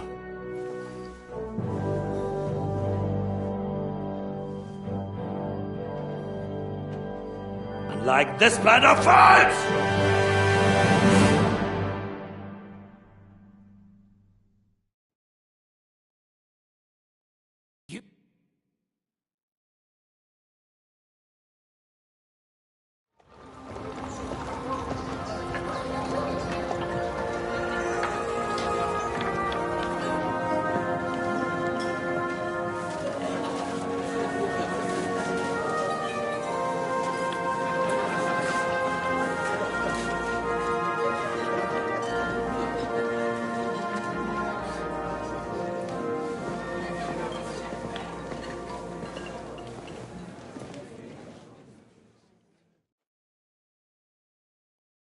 Come now, Father. Put a little life into your dying. Seen more cheerful priests at funerals. I'd rather be at one than here. I hoped I'd never see this fortress again in my life. Unpleasant memories? You have no idea. I didn't part ways with my father on entirely good terms. 20 years ago. And now you're 2 decades older and wiser. At your Ujit's parish, you spread the word of God to your flock, and you saved my neck and Henry's too. I'd say your father should be proud of you. None of that matters a damn to him. Who knows? Maybe that 20 years has changed a thing or two. You know what? Let's drop the subject. Do you know any of the guests here? Most of them I'm seeing for the first time in my life. It's a pretty varied company. We've had bandits, nobles, burghers, a priest, and even a rabbi coming together here. It's like the start of some joke. Wait a moment.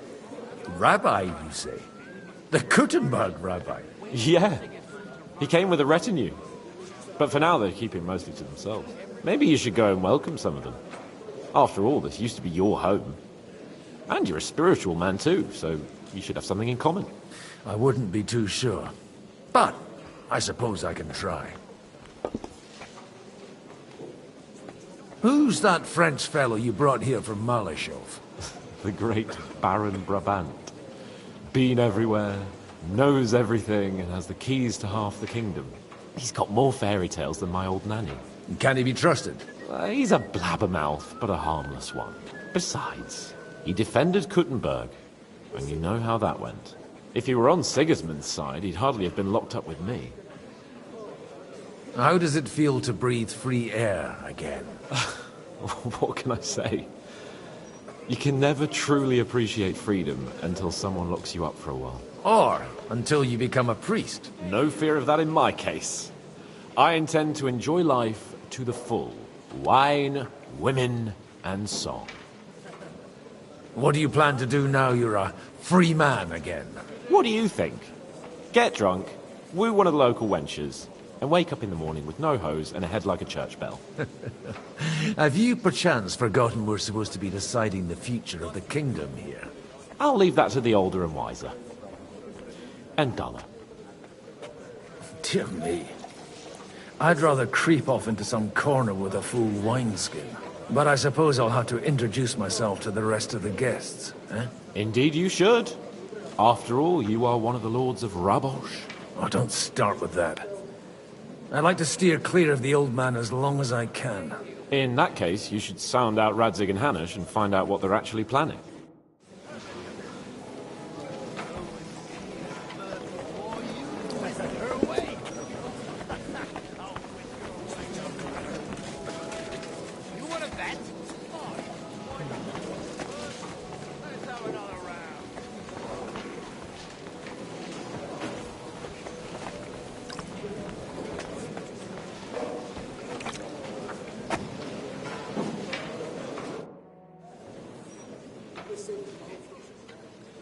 Such rare guests. One wouldn't expect to find among Christians representatives of your community. I'm Godwin. My greetings to you. Peace be with you. Neither would one expect a priest here. And yet... How do you know I'm a priest? It's not difficult to tell. After all, we have much in common. And we are both a little on unfamiliar ground here. I'm Yehuda, leader of the rabbinical court in the sacred community of Kuttenberg. And this is Samuel, my aide. Who would rather not be here at all. Why did we have to come here, Sadie? Can you not see everyone is staring at us? Because we all need to help each other in this time of need. And why would they not stare when you are frowning so? Are you here to arrange some trade? We have more serious matters to attend to here than gaining a few groschen. The situation in the town and the kingdom is unsustainable. The whole land is on the brink of destruction. You have men and weapons. We have the means to sustain them. Why are you telling this to a Koimer? You wanted to deliver what we brought to the Margrave and quickly leave. Everything in good time, Samuel. We have just arrived, after all. Did you come to lend money to the lords? Not to lend, but to give. Help given to the needy is repaid only by God. You don't even know if you can trust them. With that money, we could have paid mercenaries ourselves. You remind me of my young friend Henry. He's a bit of a hothead too. Henry? That messenger of Radzig Copula? You know each other. You're both around the same age. That would be him. We did not get off to a very good start.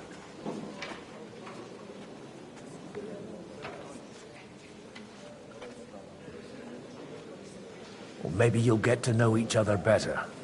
He should be coming here later, by the way. For a young stripling, he's been through plenty. It's not so long since his parents were killed in Skalitz. He was supposed to become a blacksmith, and instead, he's roaming the world, risking his neck at every turn. Wait, a blacksmith, you say? From Skalitz? Aye, that's right. Did you know anyone there? I knew of someone. A blacksmith by the name of Martin. My daughter knew him most, and that is why Samuel is in this world. For our numerous sins. Maybe he was my father, but he certainly didn't act like one. Ma raised me on her own. And that was all for the best. Why? He should have taken care of me, but instead he fathered another bastard. Don't make hasty judgments. As far as I know, Martin didn't have any other children. At least, none of his own. He took in Henry, and raised him as his own, on the orders of the Lord of Skalitz, Sir Radzik Kobila, Henry's real father. I don't care if he took care of 20 other Mamsas. That boy's blood father denied him, just like yours did to you. A person can't choose their parents. And Henry only found out about it recently. Enough. I'd rather have a drink. Will you have one too, Zayde? For that, there will be more suitable times.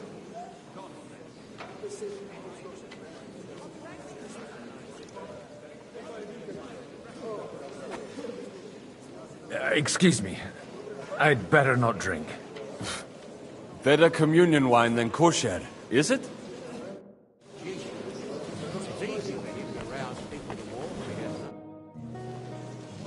Everything all right? You look a bit out of sorts. I can't wait for it to end so we can get out of here. Would you tell me something about your community? I haven't found out much so far. What can I tell you? It was never exactly glorious. And now especially, everyone is quaking that what is still left to us will be taken away. Surely it won't be that bad. There are many fools who would rather take out their gall on us and start to fight among themselves. In times of uncertainty, it is always the sons of Israel who are the first to be stricken. I reckon you'd have to be pretty brave to come and mingle with the Kuttenberg lords. Or pretty pissed off. Or that. We will leave as soon as we can.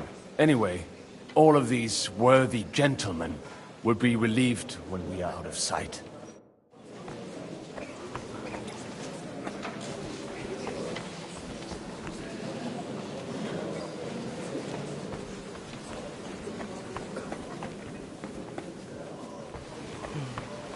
Glad you finally accepted my invitation. Greetings, sir. Almost lost all hope.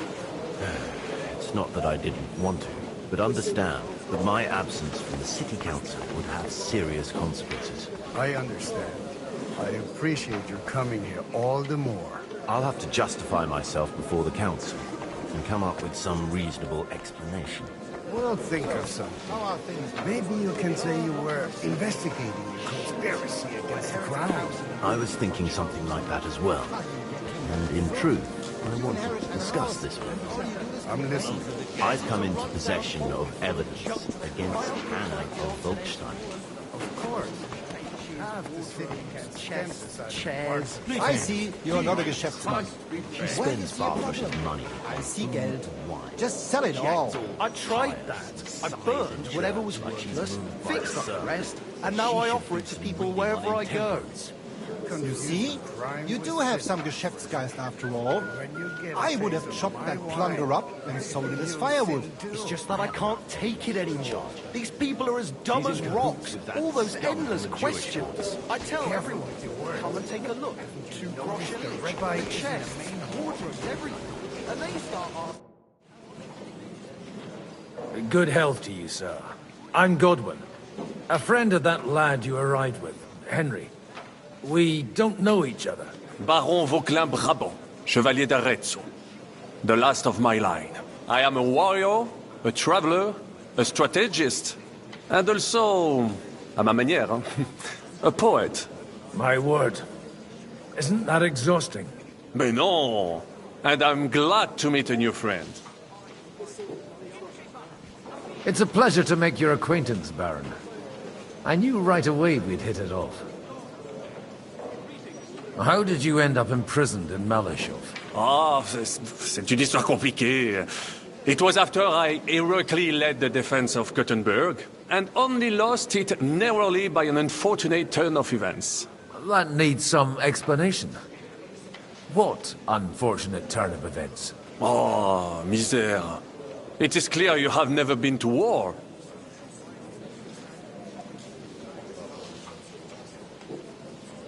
So, be so kind as to enlighten me.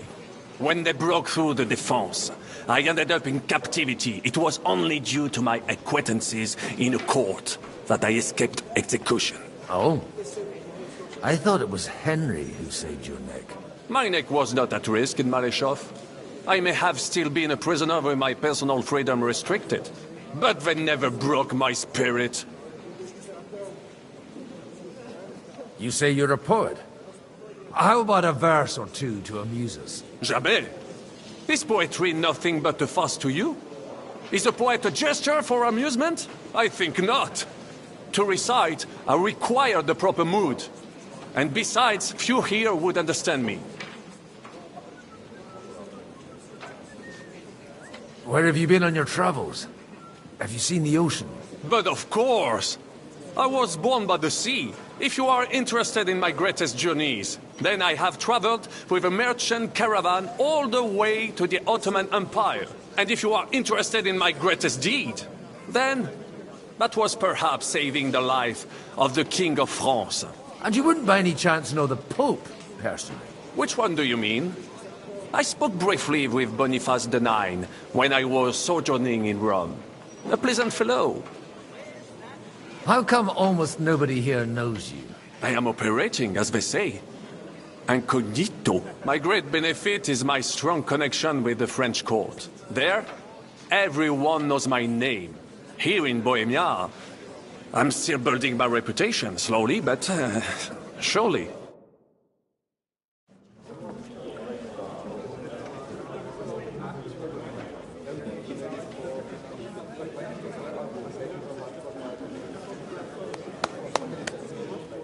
Dear friends and allies, in these troublesome times, you all know why we're here. The question remains, what to do next?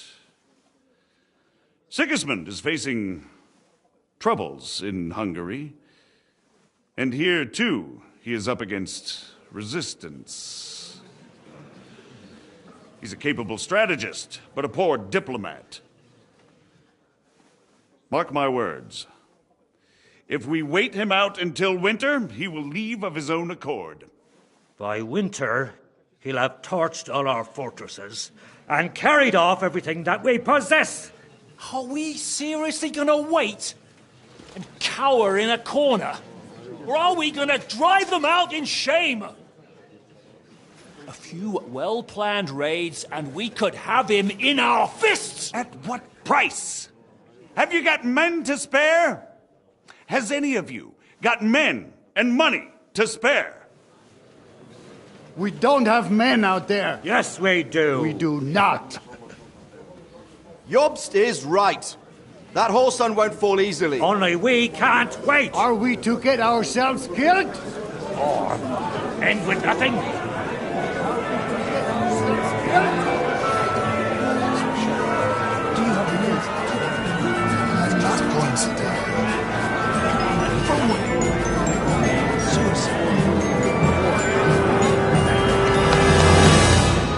Friends, we'll get nowhere like this. Let's adjourn ourselves and try to think it through.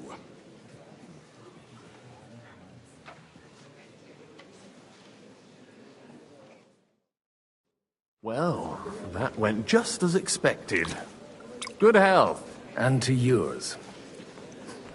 Could it have gone any other way when there's so many of us here? I would have expected a bit more sense from Jobst, of all people. He made an amateur's mistake. But it's hard to be angry with him when he's trying to ingratiate himself with everyone. By the way, I'm John of Liechtenstein. And you must be Godwin, the son of... That's not a thing I've ever boasted of. How do you know that? I have my sources. From what I've heard about you, I'd judge you could be quite useful to me at today's gathering. Is that so? Indeed. And that's why I'd like to ask something of you. It depends what it's all about. A little delicate diplomacy. I expect we can agree that Jobst's plan has certain... shortcomings? That's a weak word. And the way it stands at the moment, he'll never get the support of the council. But I have an idea how to change that. Well, I'm curious how you hope to shut Zizka up and satisfy the ones who want peace. We'll sit and wait quietly until Sigismund withdraws of his own volition, as Jobst proposes, but we'll be waiting in the military camp of our huge new army. If Sigismund decides to mount an attack on the camp, it'd be a massacre. Ah, but it won't. Sigismund's army is demoralized and weakened. And besides, he's running out of resources. He's able to tackle fortresses that aren't able to defend themselves, but he won't engage in equal force on the battlefield. But he can't retreat either. That would be a disgrace. And that's exactly why we'll wait until he's called back to Hungary by events there. For the plan to work, we need allies, their money and their determination. We've already set the ground for it. We just need negotiators who will push the right people in the right direction. Are you saying you set everything in motion even before Jobst? More like in parallel, but without his knowledge. If we find support and make it look like the whole thing was his idea, we'll all win. You've got an interesting way of approaching things. You're certainly not the first to tell me that. I take it as a compliment. Why are you doing all this anyway? Because I want to put a stop to the senseless deaths. And also because I'm happier with Wenceslas on the Bohemian throne. I'll help you. What exactly should I do? I'll give you 3 names. Botchek of Kunstadt, Haman Alder, and Anna of Waldstein. If you can get those 3 on our side, we've won the day. Meanwhile, I'll take care of Jobst.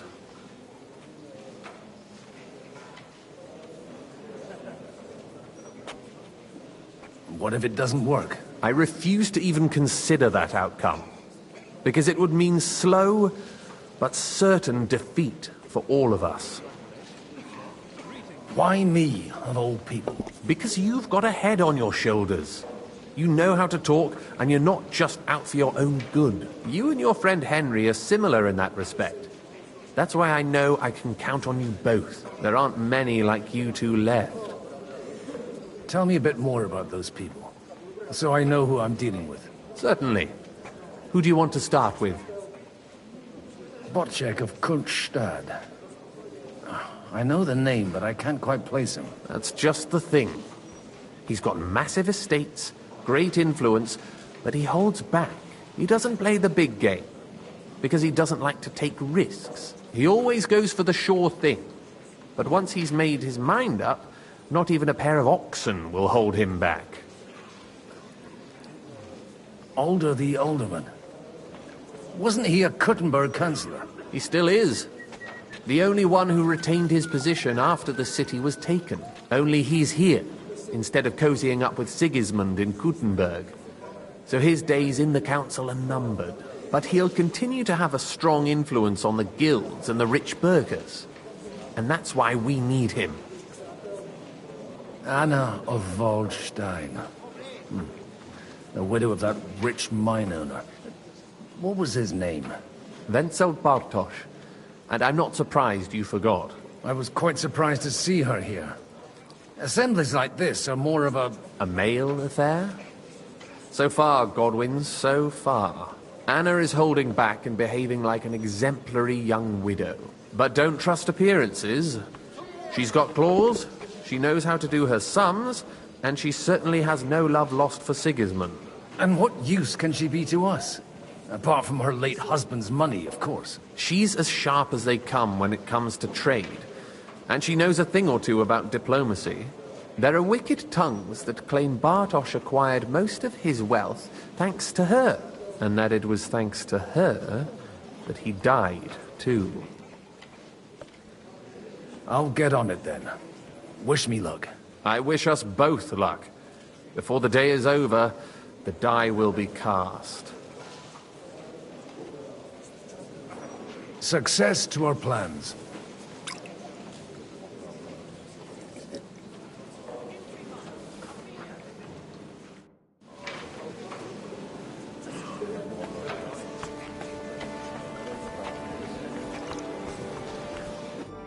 God be with you, noble lady.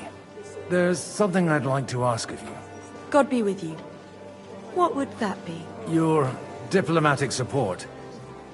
And your money. No beating around the bush, eh? I like that. But what do you want my money for? Margrave Yob's plan has some gaps, milady. We need to gather enough resources to... To muster an army that Margrave can't afford on his own? Christ. Be praised. You're astute. I should say so. All sorts of people have their eyes on my money, and divining their intentions is a necessity. Although, between the two of us, it isn't hard to figure out what Liechtenstein is after. Hit the nail on the head again, Mom. You're well informed. I am rarely mistaken. I'd say you have a better nose for people than most of this crowd. Not only for people, but also for good food and wine. And beneficial deals. Then you're in the right place. This occasion provides all of those things. The wine here is average. The cooks lack imagination. And I have yet to hear any interesting offers. So, to the point. What is it that Liechtenstein wants from me? Nothing more than support and resources for an army to parley more effectively with Sigismund. Nothing more? I'd say that's plenty. And why ask me for help? Why should I, of all people, take the risk?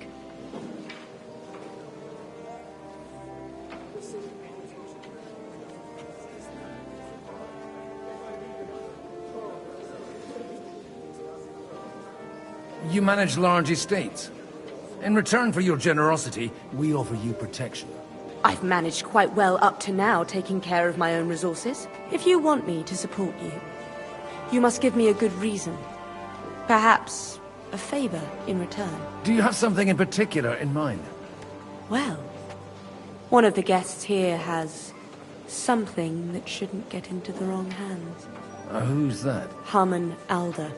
Now, if you were to switch these papers for the ones he brought with him, I would support your proposal.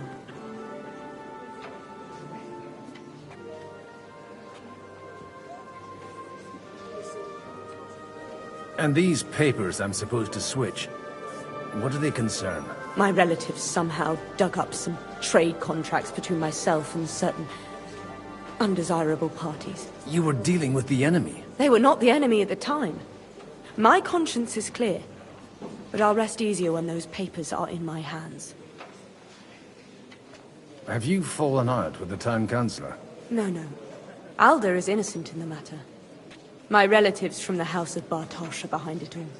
They're disappointed that I dared outlive my husband, and the fact that I'm handling his estates makes their hair stand on end.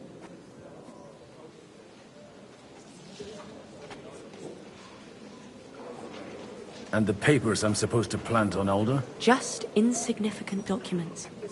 If the incriminating ones disappeared without a trace, it would arouse suspicion. All right, I'll help you.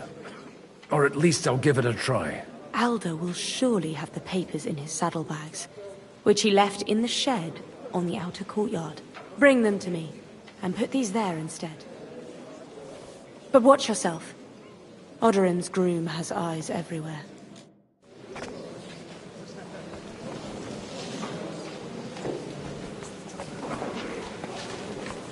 I'll tell you, nobody has the likes of peace.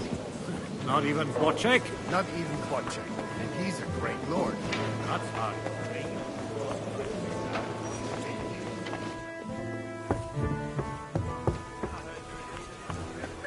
Take a look at that.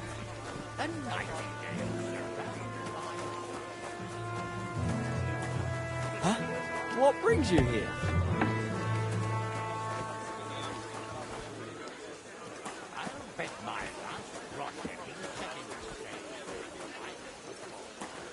What is it?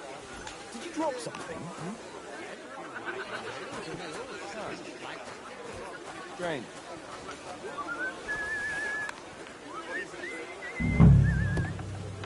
I heard something. Did I imagine it?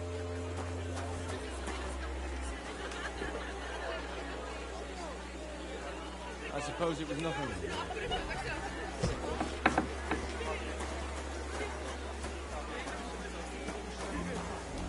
What are you stalking around for, you crook? Stop fooling around with those stones! Yeah, real... What? What are you sneaking around here for, you crook?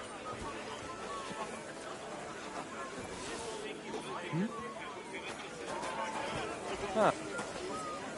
Huh? What brings you here? You'd better go before people start to think you're trying...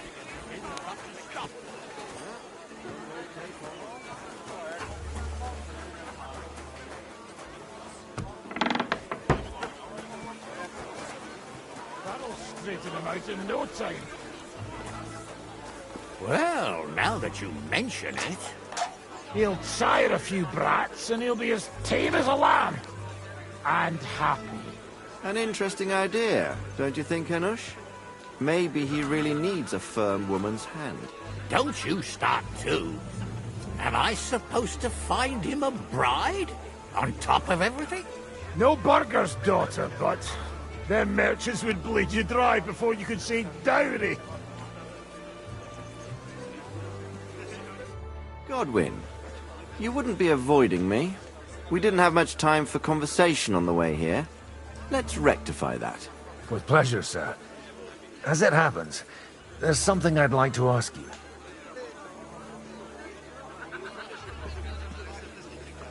I couldn't help but notice your son has a bit of a talent for getting into trouble. To put it mildly, but not to do him an injustice, knowing young Lord Capon, he undoubtedly contributed to that more than a little. Although, if they didn't pull each other out of trouble, God knows where they'd be now. Wise words. Still, Henry's come a long way on a thorny path. I trust you're rightfully proud of him. You know, I am. And Martin would also be glad, even though Henry chose a different path than he. May God grant him eternal rest. What are you expecting from today's gathering, my lord? Well, I have no great expectations. But, all going well, we may be able to establish some joint steps towards the future. As long as we proceed without prior agreement and mutual support, we will be very unlikely to achieve any progress. Where did you leave Sir Divish? Surely he's not too old to miss out on such an event. Haven't you heard? Lady Stephanie is with child. No one even imagined Divish would produce an heir at his age. As they say, it doesn't matter who kneaded the dough, as long as there's a pie in the oven. Godwin. Well, it could be a miracle. Praise the Lord! May I have a word with you, sir? You? Anytime. With you, at least, there's some sensible conversation. Unlike this pack of conceited upstarts.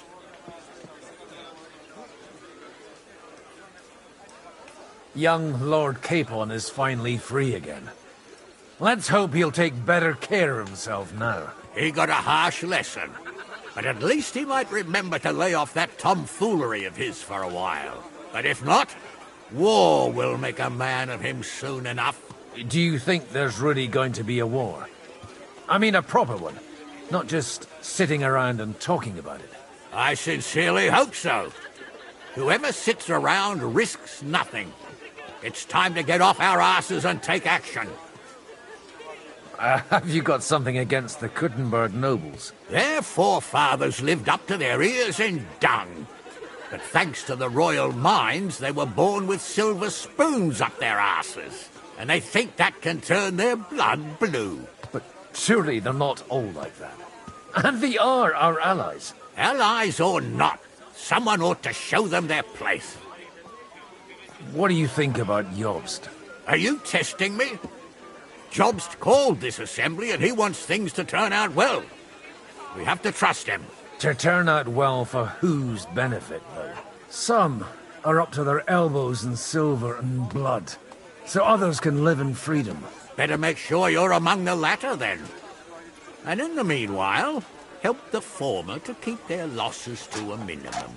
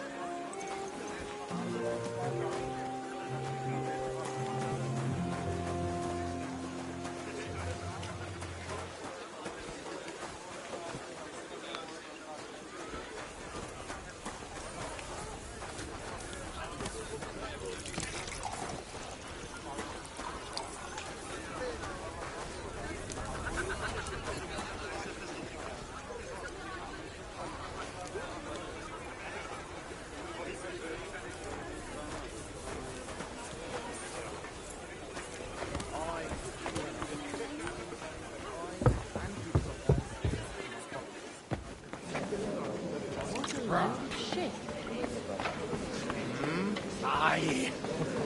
I'd love to take her for a ride. My thoughts exactly. Too bad either.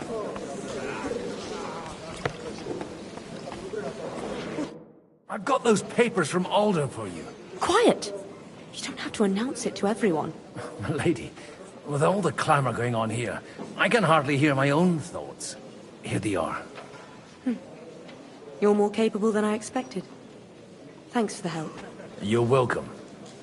And now you're part of the bargain. As agreed. I will support Liechtenstein's proposal with both words and money. Thank you, noble lady. God will... Yes, quite. But let's drink to our bargain, Godwin. How could I refuse a toast with such a fine lady? To your health, Lady Anna. And to the success of our efforts.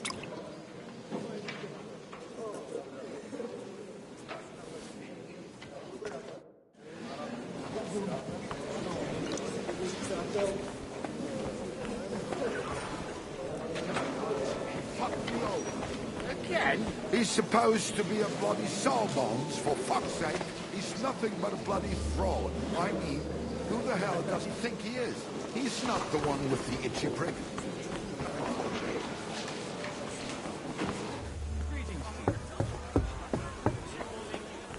And that's exactly why we mustn't push too hard. Burgers, patricians and usurers. They're without honor. We're trying to forge an alliance against our common enemy. They're trying to do one thing and one thing only. Line their pockets. They remember well how the burghers in Moravia fared in the last war. They were on the wrong side. Wasn't it the lords of Kunstadt who got the most out of it? You said it yourself. It was war back then, now we're allies. Allies? Aren't you more concerned about keeping the spoils of war, Sobotchek? I beg your pardon? Another war wouldn't suit you so well, would it? Because of the likes of you and Hennick the Dry Devil. Now you can't stand the sight of us. But we were good enough to do the dirty work, are you? Didn't you get paid? The rest of it isn't my problem, Shishka.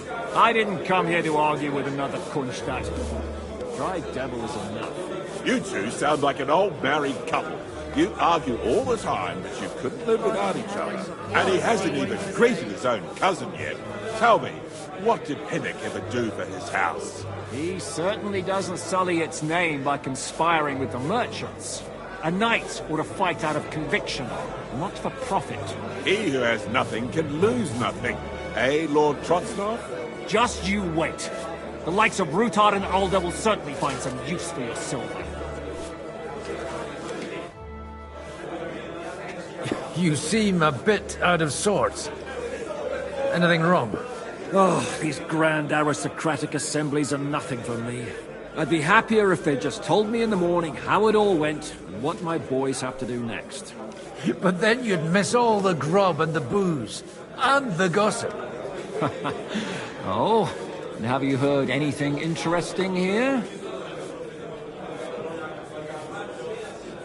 Let's hope young Lord Capon manages to stay free for a while longer.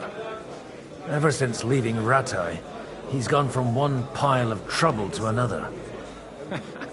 That's one thing you can always count on him for. I'll gladly wager with you he'll end up in some other shit by evening. God forbid. Henry's not here now to pull him out of it. In that case, it'll be up to you. I'm sure you wouldn't leave him to disgrace himself in front of Hanush. It seems Liechtenstein's looking for allies. For his own ends. And how's he going to do it? Didn't you see them all fighting tooth and nail here just a while ago? Well, different approaches work with different people. The only approach that'll work with Sigismund is open resistance. Maybe on the field of battle? A lot of people think the wealthy burghers will stick with Sigismund, whether out of fear or convenience. No, that's to be expected.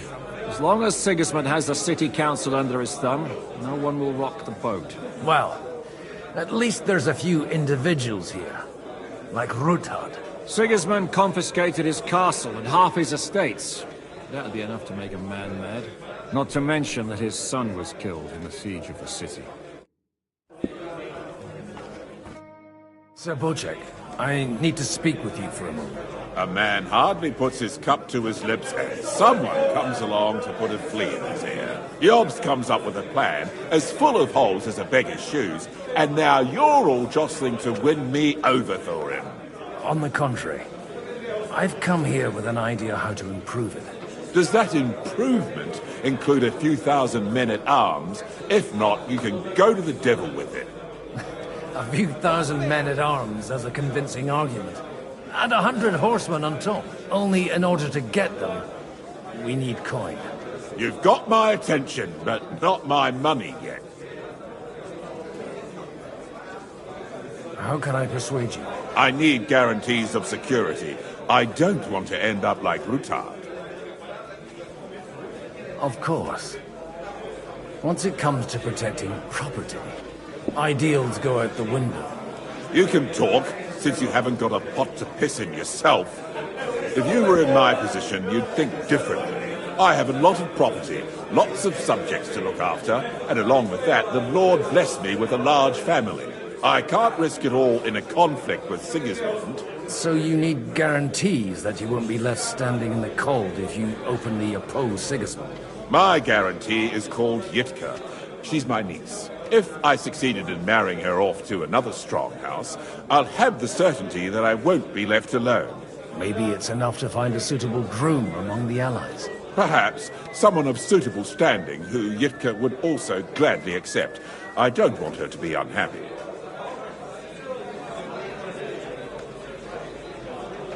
How about young Lord Capon?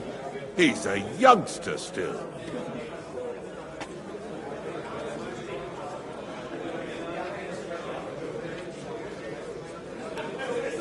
What's wrong with him? He's young, he's handsome, women are fighting over him.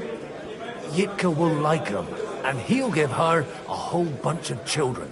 And to half the wenches in his domain too, eh? On the other hand, the lords of Lipa have a good reputation, and Hanush can always be relied on, despite his temper. Maybe it's not such a bad idea.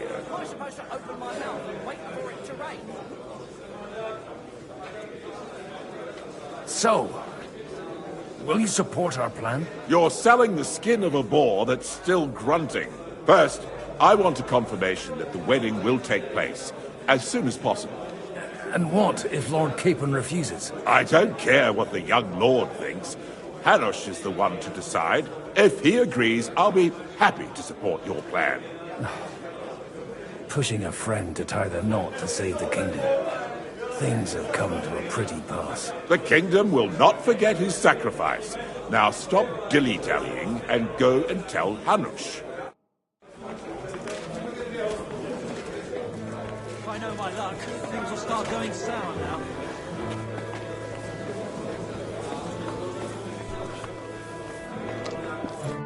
The Lord be with you. What do you need? Would you like to throw some dice? What game would you like to play? Masters. Let's play. Oh, Fortuna, may the best player win.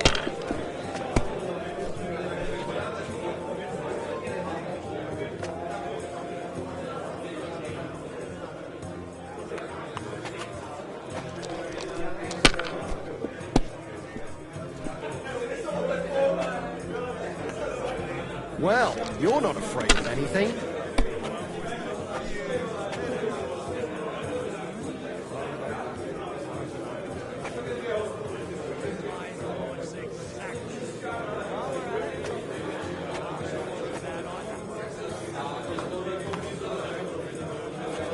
Let it be now. I want to play too, you know.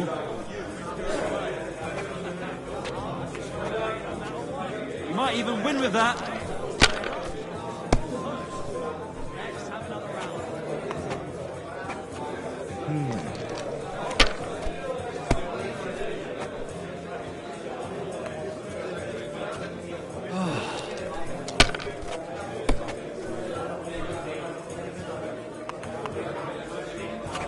That's enough. Good too. Your You turn. could throw it better.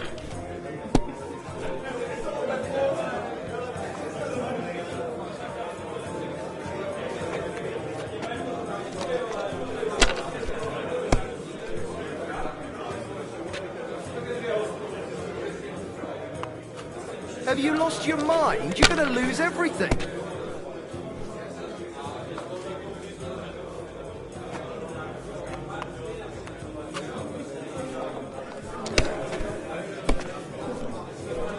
If you were smart, you wouldn't be so stupid.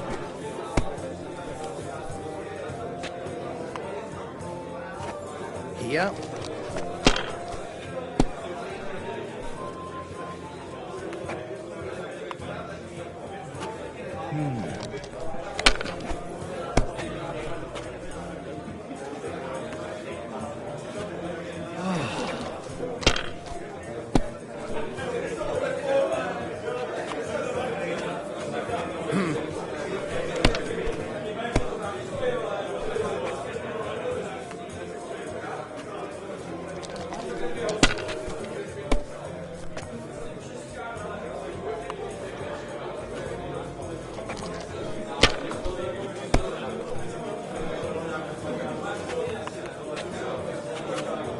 Something like this happened to me back in '98. But that was different.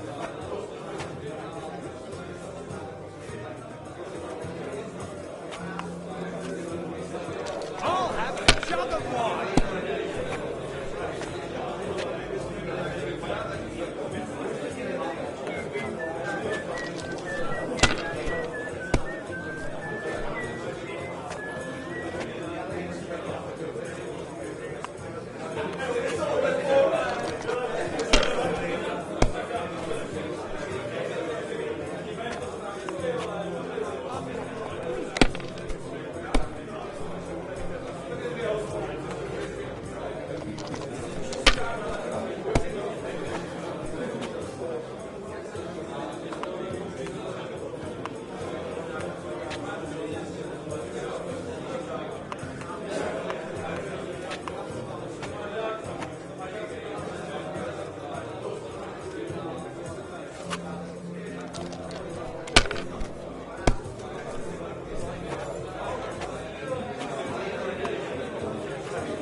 See? You can do it. Keep it up.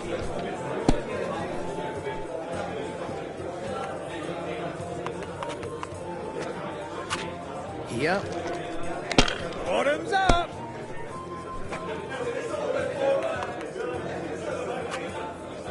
Money, money, money. Unbelievable. It's all I've never seen mine. anything like that.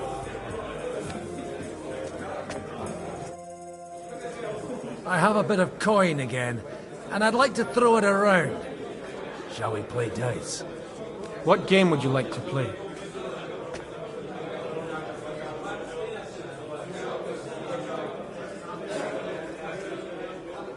Wagoners. Let's play. We'll see whose side luck is on today.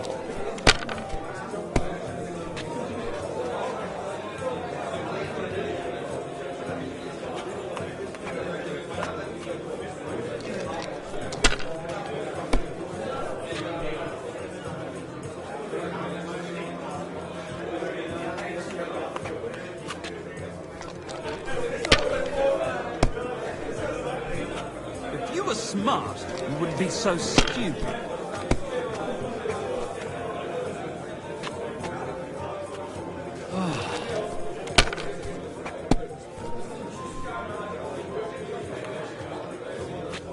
Here.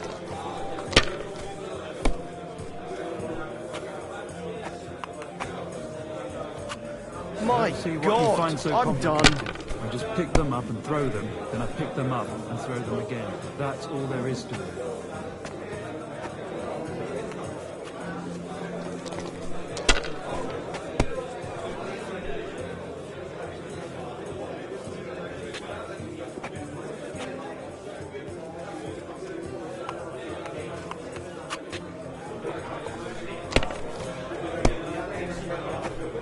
If you were smart, you wouldn't be so stupid.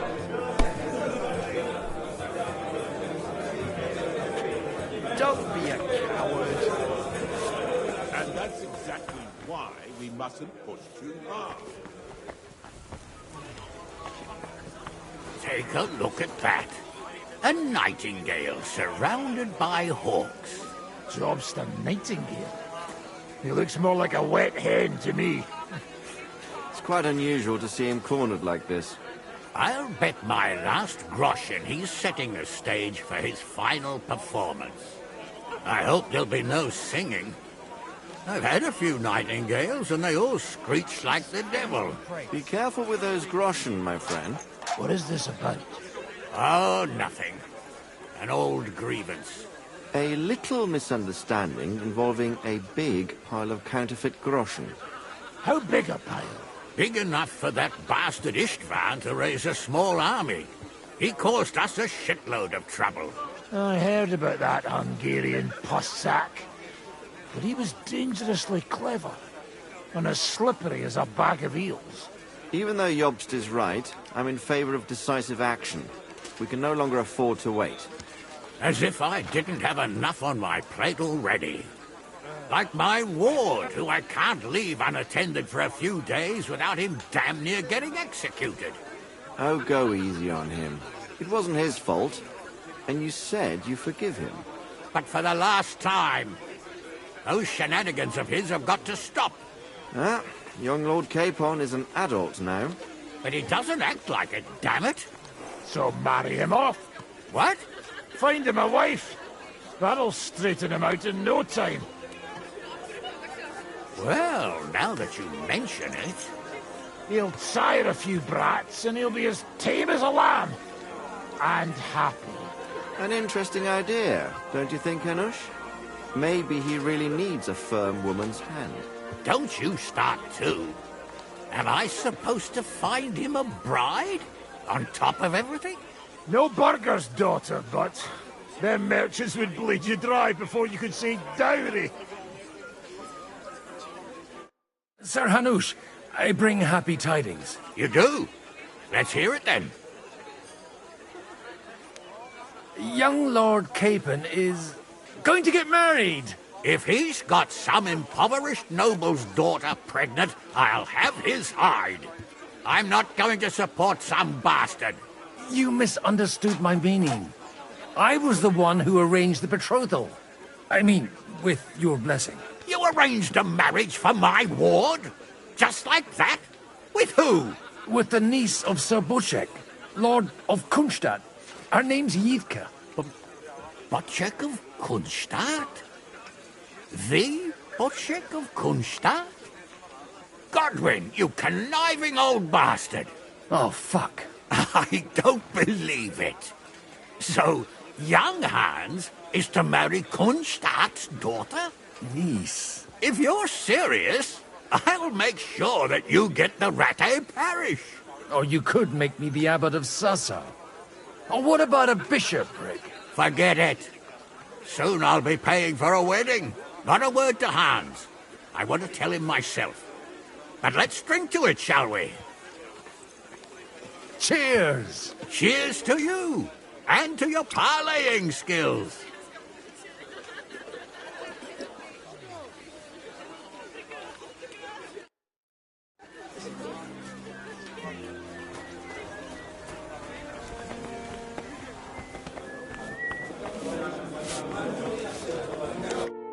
Sir Bushek, your niece Yivka can start preparing for her wedding.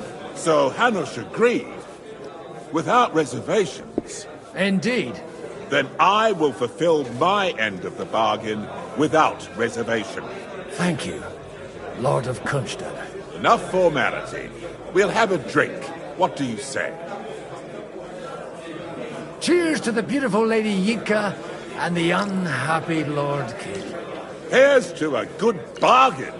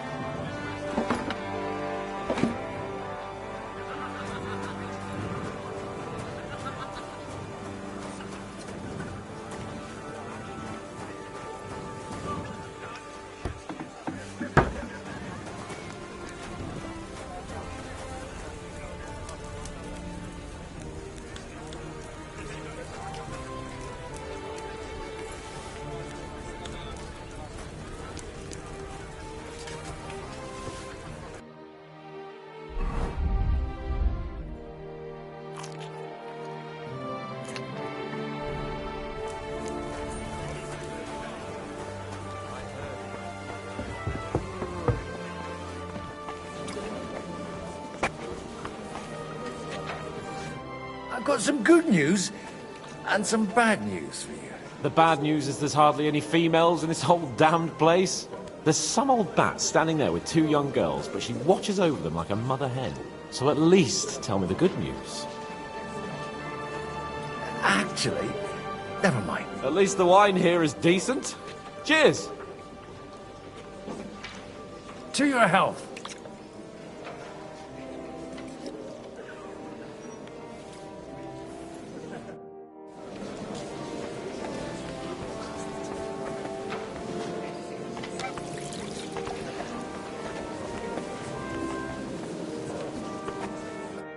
I'd like to check your horses out. See if they're as good as you say. Ha, even better. But you won't believe it until you see for yourself. And you might not believe your eyes when you do see them. Well, we have a new guest. I wanted to, You wanted to apologize for crashing into my home without a by your leave. Or to arrest my guests some more? I want to have a word with Older. Well, I'm having a word with you. I apologize, Father. For interrupting our conversation? Or just for being you? Is that your... Unfortunately. Speak up then. What are you doing here? We'll talk later and in private. Right now we have more important things to attend to. Don't try my patience. Why so strict, Martin? 20 years ago, he was nothing but a cheeky brat, only interested in wenches and booze. I got him a place at the Archbishopric to have some sense beaten into his head. Only it wasn't long before they kicked him out. And then I find out he's settled in some backwater parish in Sassau. But he took his boozing and whoring along with him, lost everything, and then came creeping home again. Huh? Try saying it again a little louder. They might not have heard you in the outer courtyard. You have the impertinence to show me your face after the way you disgraced our whole family?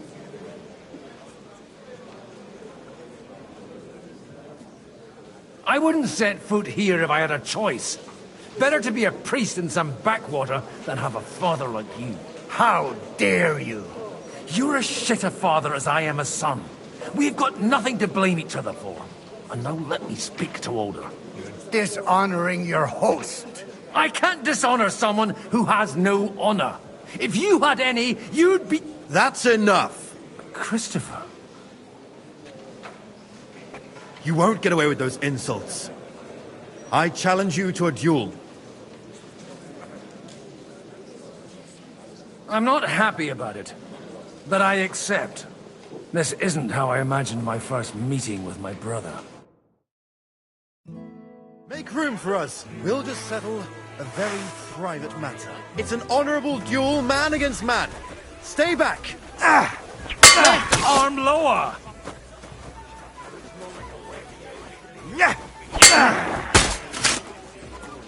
Enough. That will do. God be with you. Greetings. My God. Where did you learn to wield a sword like that? Father always said you were a good-for-nothing boozer. That you could teach sword fighting in a school. I was in a war. Right after they kicked me out of the Archbishopric. And you ought to know yourself. Not all the faults that Father sees are real. Aye. Well, I apologize for going off like that. I had to, so that... So Father would be satisfied. I know. Only he'll never be satisfied. The sooner you realize that, the better. I thought he was the way he was because his first son let him down.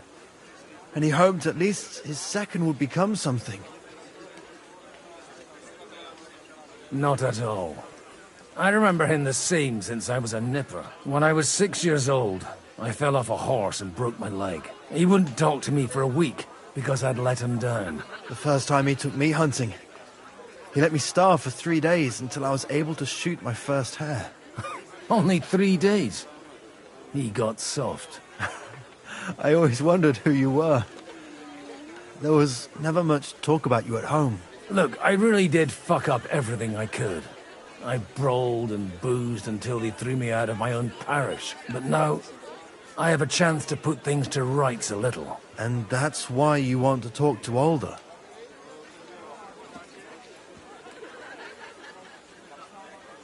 Aye. The outcome of this war depends on it. That sounds very important, considering you and Older are both pretty small players.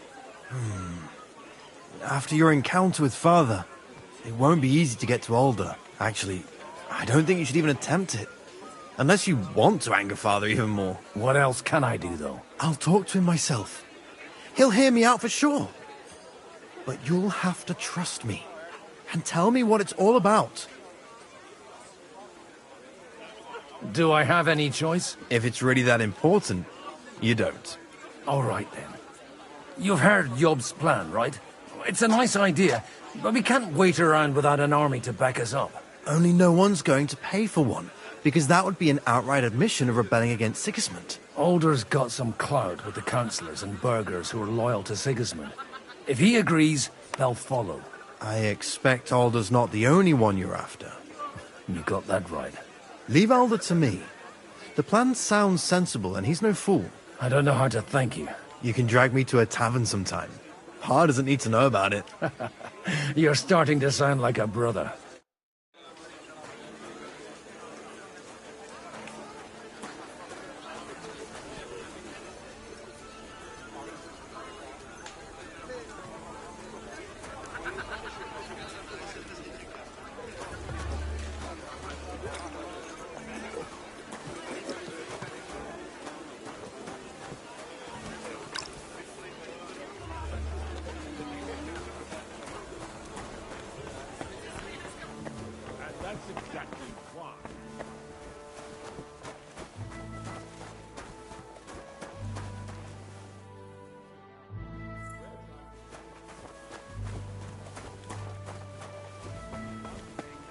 Thing only. Line their pockets. They remember well how the burghers in Moravia fared in the last war. They were on the wrong side. Wasn't it the lords of Kunstadt who got the most out of it? You said it yourself. It was war back then, now we're allies. Allies? Aren't you more concerned about keeping the spoils? Come on then, show us what you can do, unless you're playing for the first time. Another war wouldn't suit you so well. Because of the likes of you and Eric the Dry Devil. Now you can't stand the sight of us. We were good enough to do the dirty. Didn't you get paid? I didn't come here to argue.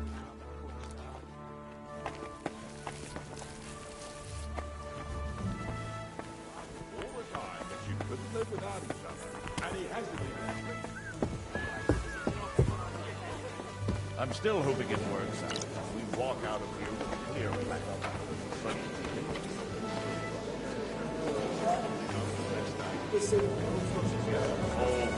it's under one roof. At other times, I would celebrate hearing you admit a mistake, Margrave.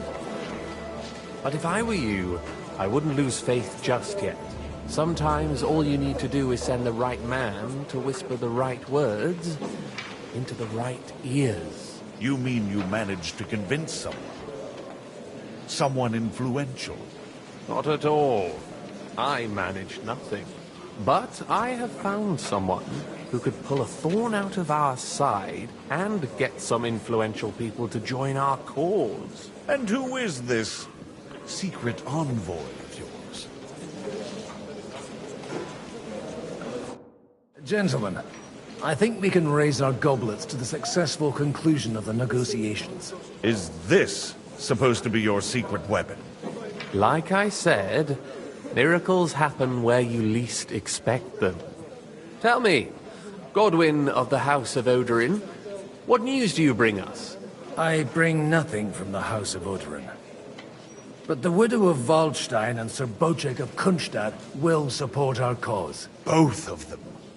Good heavens, what did you promise them? This is going to be a long story, and I could use a drink. So if you'll excuse me. My lords?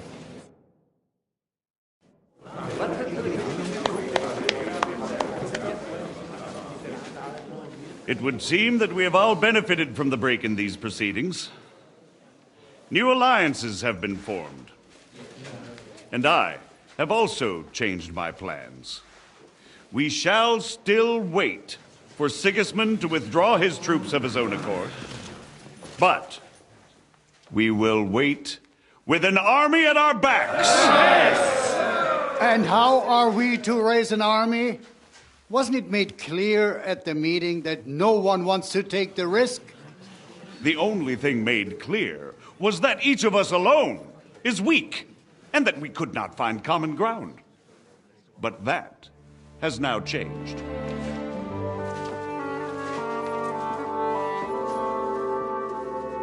King Wenceslas is, by the will of God, the Balbatim of all his subjects. not only the Christians. Our community, and not only ours. They'll give you coin. The Kuttenberg houses are still loyal to King Wenceslaus, and we stand with Lord Ruthard. And if that's not enough, the houses of Leipa and Kunstadt will unite and march side by side. My niece, Yitka, will take young Lord Cabon as her husband.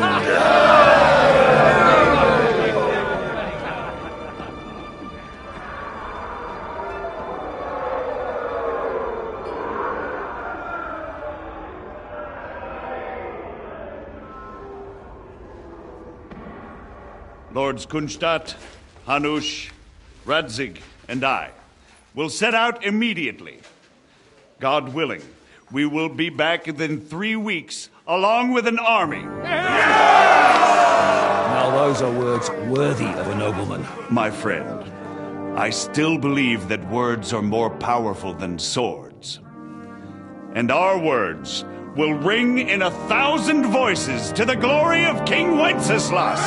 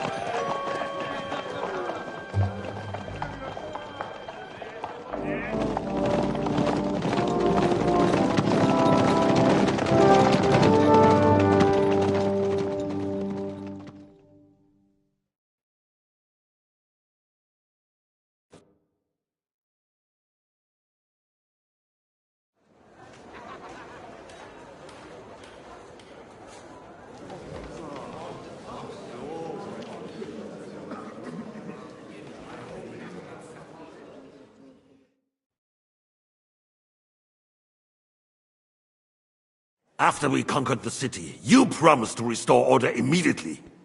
And then I find out things are even more disordered than before. Your Majesty, we are sorry. We will put it to rights. You've already said that. I want to hear real solutions. We will put more guards on the roads and toughen penalties. We can have a few captured bandits executed as an example to others. We do not care about bandits. We care about rebellious nobles and burghers. What will you do with them?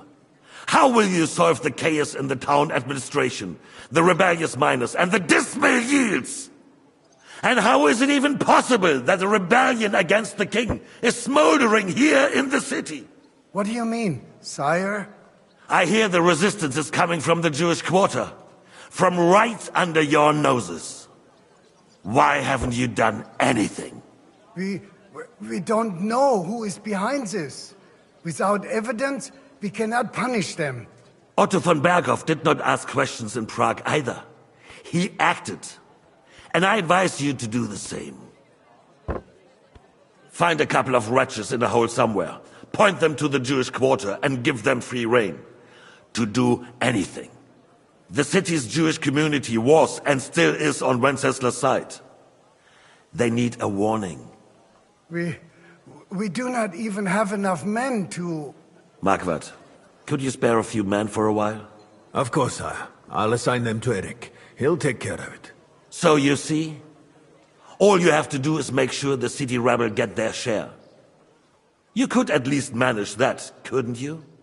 And if the thought should cross your minds that you would get rid of the debts to the Jewish moneylenders this way, forget about it. Your debts will remain, up to the last groschen. Only now you owe us directly. And while we are on the subject of money, has the yield from the mines finally matched last year's? Sire, the deposits are dwindling, and mining is becoming increasingly difficult. And to make matters worse, the miners started rebelling. Don't take us for a fool. They'll stop rebelling when you pay them proper wages. Your Majesty, we can't do that. Silence! How dare you oppose the kingdom's protector? You're a bunch of incompetent sycophants. Chicken shits. Not any better than the scum hiding in the forest. And drunks! Give them hell! Lazy fools, a lot of them. How dare you? Some of you are even swelling right here in the city council meeting. This is unbelievable. Remove this swill pot from the hall immediately. I'm telling the truth. This whole council is a farce. The whole city knows it. Lord of Sargets, your insolence just cost you your place on the council, and a month in the dungeon. But... Hopefully that'll be enough for him to sober up. And if not, put him in the pillory for a while, bailiff. I'll see to it as soon as the council is over, Your Majesty. All I hear from you over and over again are excuses and prevarication. And results? None. I therefore place the city council under the authority of Sir Marquardt von Aulitz, who is present here, with immediate effect. He will make sure you finally do your duty. But, sire, that would be a violation of the privileges granted to us as a free mining town. Silence! I am the only guarantor of your rights. You have to earn your privileges, not hide behind them. During my brother's reign, this idleness was perhaps tolerated. But that is over now. You were given a few simple tasks. But instead of working on them, you idled in the baths and lined your pockets. And let the traitors cast their nets undisturbed. But unlike my brother, I am capable of creating order. And I assure you, I do not distinguish between those who stand in my way. Be they beggars, noblemen, or city councillors. You have 2 weeks to restore order in the city and increase mining output. I want clear results, and you answer only to me and Sir Marquardt von Aulitz now. No one else.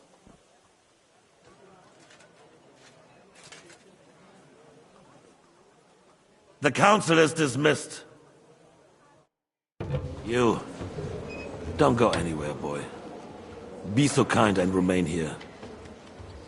Our throat has become rather dry. And we still wish to speak with our friend von Aulitz. Yes, sire.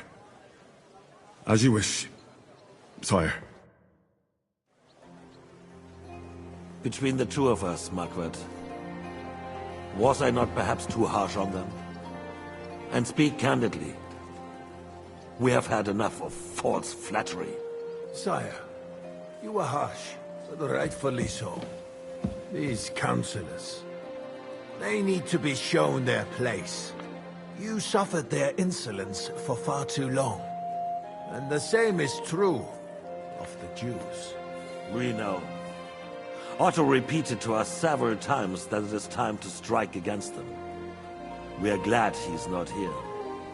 He would be intolerably self-satisfied if he knew we had heeded him. Boy, can't you see the king's cup is empty? You tend to us as if we were infirm. Boy, pour us a monastic wine. The monks had a good year. We have concerns, friend. The Hungarians are rebelling. Our army is falling apart, and we have enemies here on all sides. Would we had a proper army instead of human mercenaries. They cannot be relied upon. And we are no closer to our goal now than a few months ago. You don't. Can't you tell white from red? Well, no matter. At least the Takai will remind us of our home. If our father were still alive, he would have been astonished by the mess that a few years of Wenceslas' reign brought to us. With a single word, he would have put the nobility in their place, and the country would flourish. God grant him eternal glory. We won't need much more time. We'll arrest the traitor Odorin, and the rest will fall in line. You say the others will be brought into line, but what do you know of them? We know only a few of them. But there's a fortress standing on every damn hill here.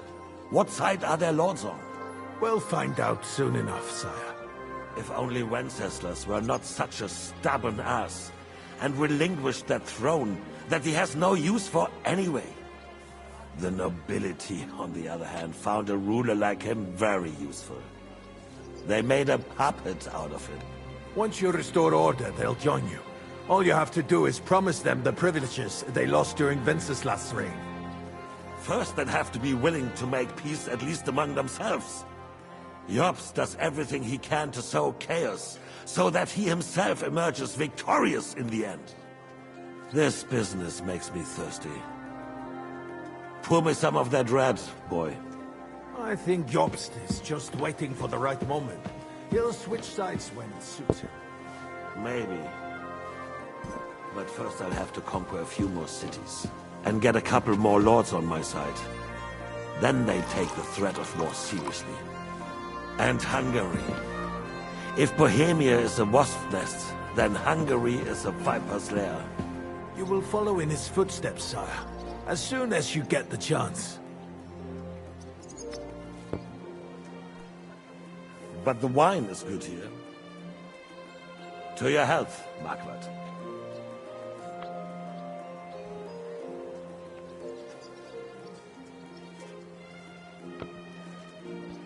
And to your health too, boy. May your children grow in a land ruled by a good king. Thank you, sire. You are too magnanimous. Why?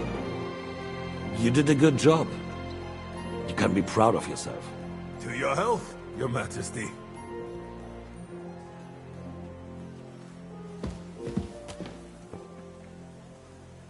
First, we need to crack down on the biggest troublemakers. We're working on it. While the consul was meeting, Otto von Berghoff and his men set out for Rabosch. Alderin won't give you any more trouble. He and Ruthard are in it together. Once we get Oderin, we can handle Ruthard easily. Rabosch will be yours.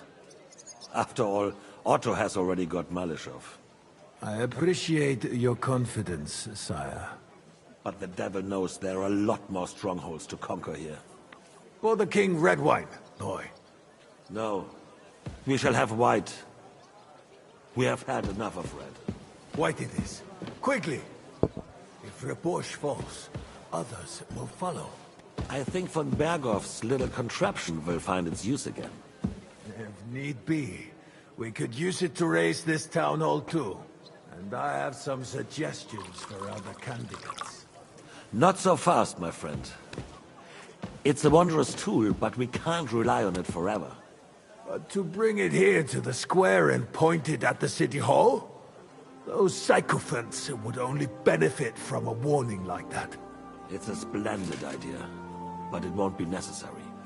The councillors are quite fearful enough already that they can hide nothing from us. There's been enough fretting, sire. You shall see. Soon we will drink to the conquest of another fortress. You are right. So then, to victory. And you, boy, will you drink with us? So that you shall have something to tell your children and grandchildren.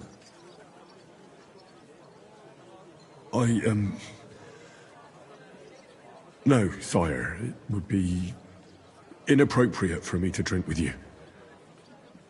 I apologize. As you wish. To your health, Marquardt. And to our upcoming victory.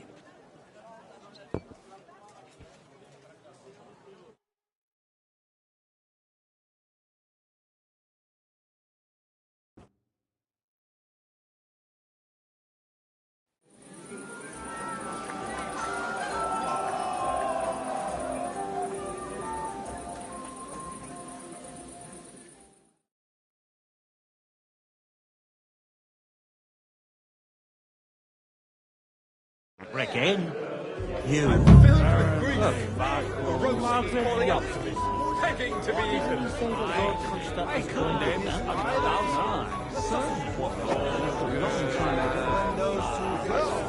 Was die Mädchen in her queue?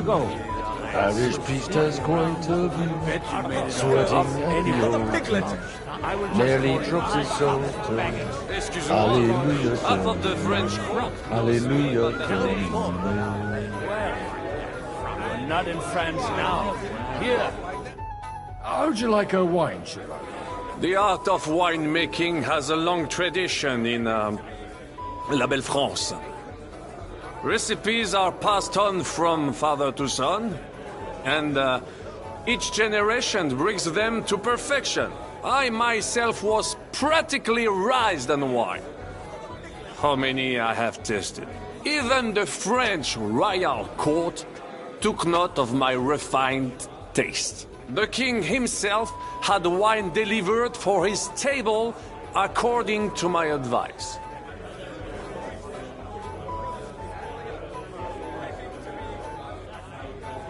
I expect his lordship had the best barrels rolled out. Now, if you'd only known he had a real connoisseur here. Best barrels!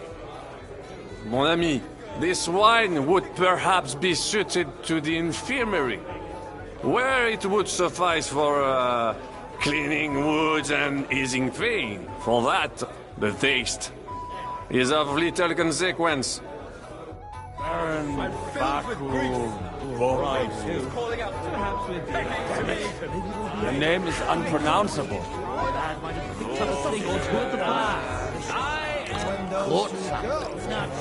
Carrying that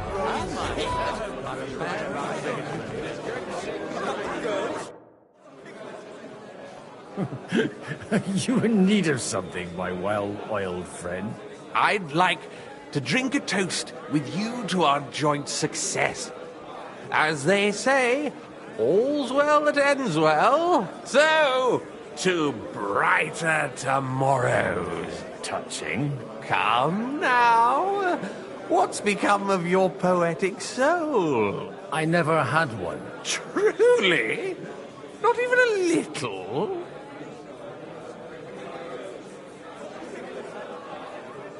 Not a bit.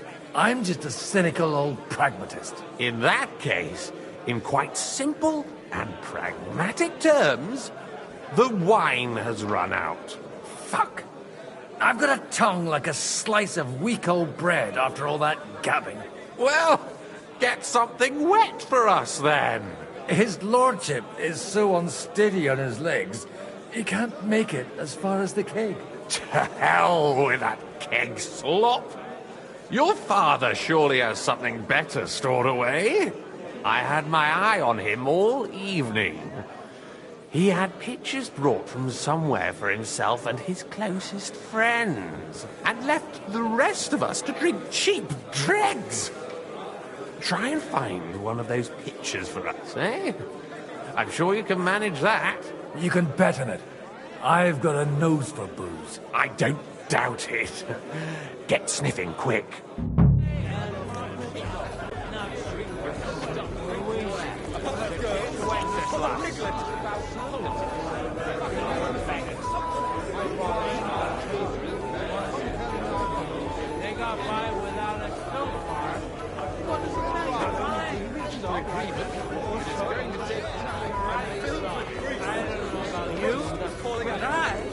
Barely stand. And you stand over that stick. Tell me, fuck off. Ah, strong words. I thought your Alishka was brown-eyed, though. What?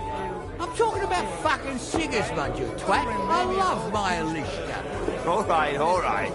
Sorry, mate, but you're right about Sigismund. The sooner he's gone, the sooner life returns to this country. Let's drink to that. To King Wenceslas. Anyway, complain. I haven't eaten so well in a long time. You can drink and stuff your craw anywhere, even at home. This is about... So you keep saying... Good wine on the table. Compelling argument. I still can't wait for that. Oh, you do it. Oh, like... Strong words. Like a queen. I thought your Alishka was If the Queen did this, there wouldn't be no war. I'm talking about fucking singers, don't you twat. I love my Alishka. All right. Come on, someone will see us. Hey, I won't. He's gone. Come here. Let's drink to that. To King Wenceslas.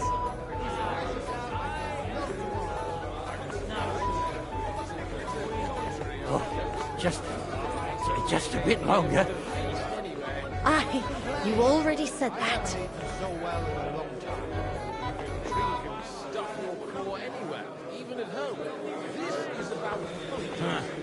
I still can't wait for that gin. Good wine on the table. Fuck off. Strong words. What's going on around it? What does it matter? We reached an agreement, but it's going to take time to raise an army. Until then, I'd rather eat well.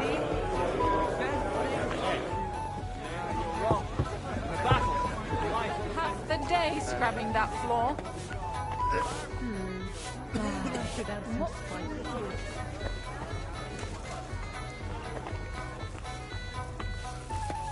I've got some warm wood.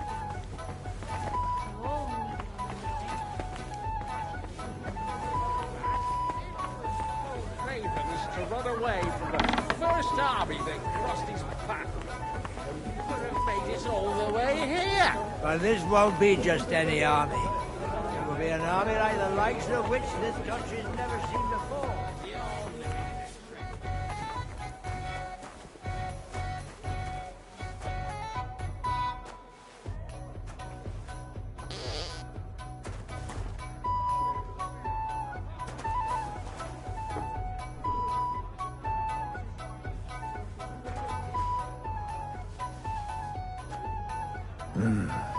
Everybody likes a drop of white.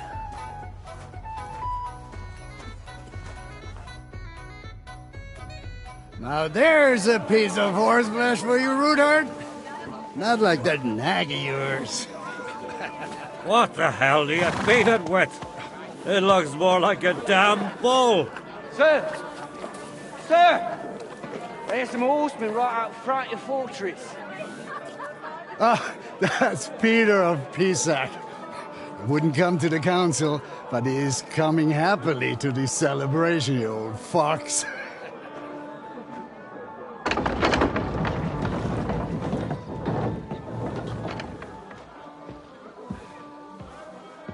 Come on in, sir. There's wine aplenty.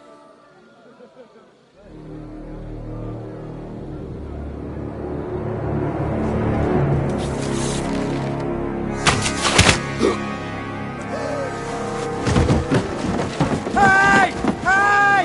Intruders! Enemies at the gates!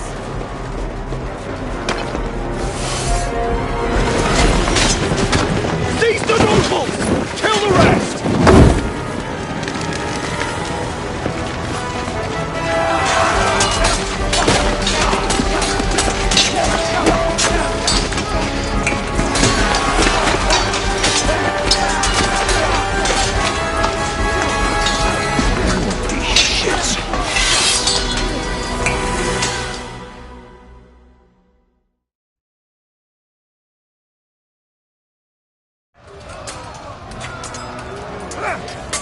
Jesus! The surrounded Christopher! He can't make it on his own!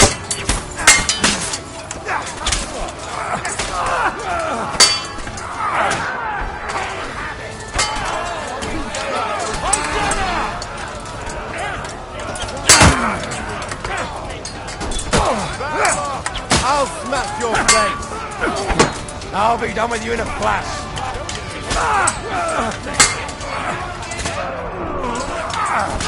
Now you're finished.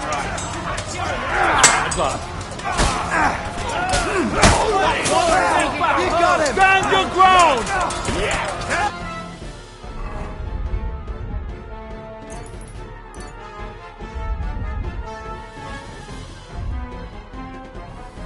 To the devil! You won't be able to get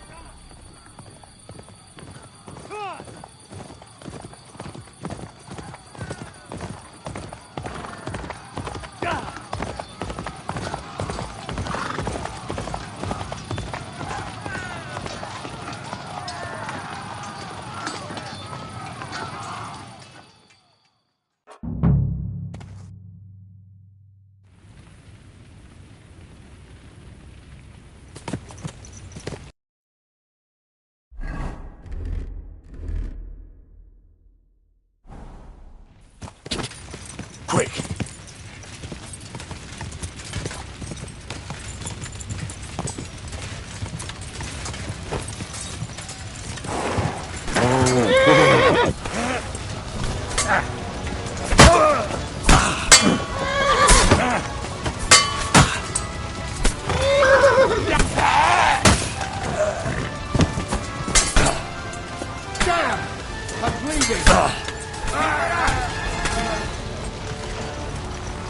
Show your stuff. Fuck you, whoreson.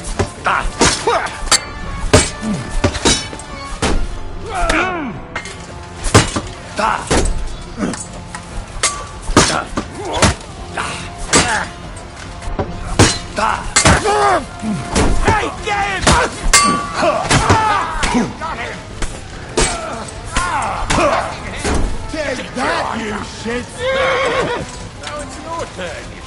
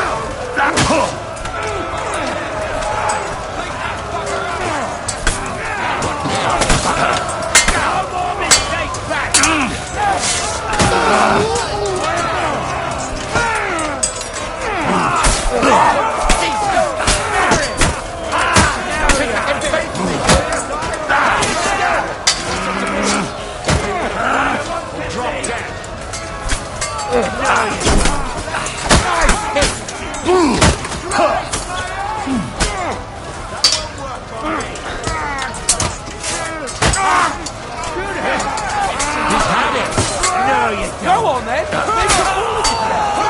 chance!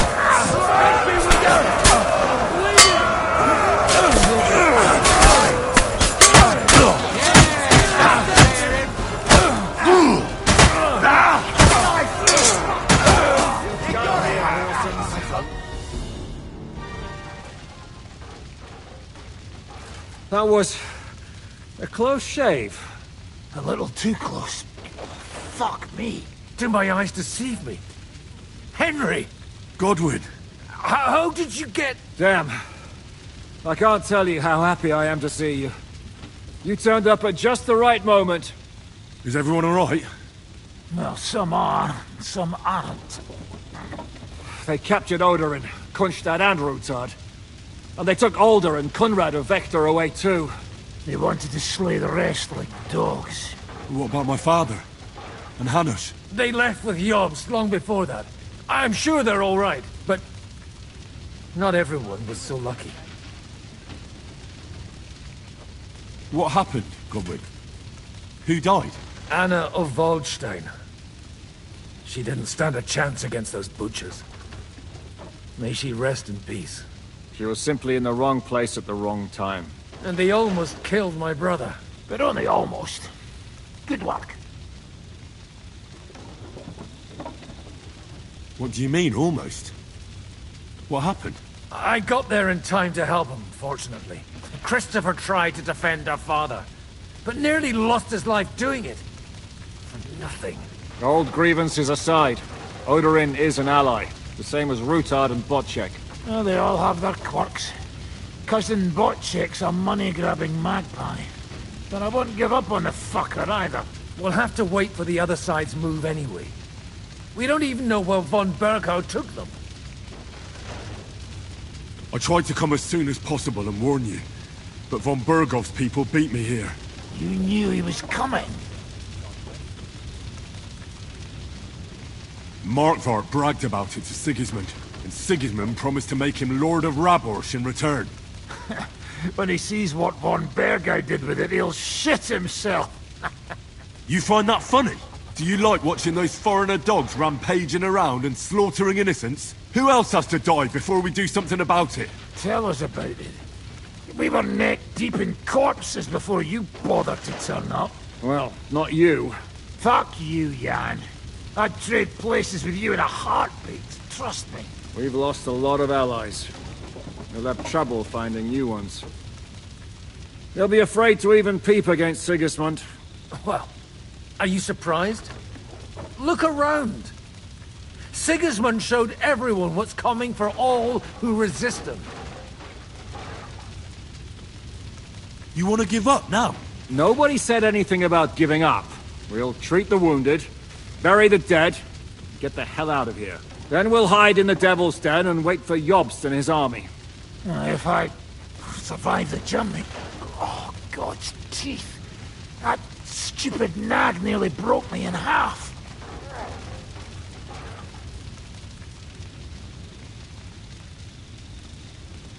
And what am I supposed to do?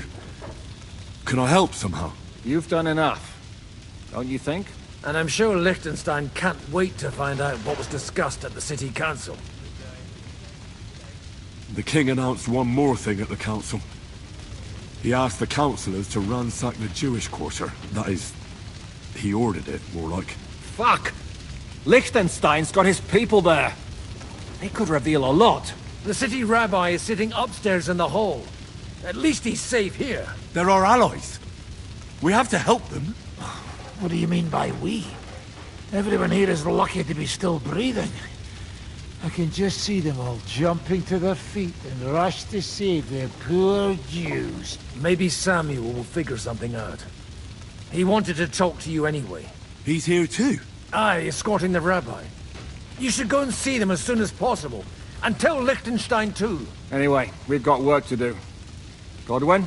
Give me a moment. I'll go and see Christopher first. Guard the walls until morning. If anyone shows up, I want to know about it. I'll be with Christopher. Well, at least it was over quick. Though, he almost took Hinnek of Kunstadt. Damn.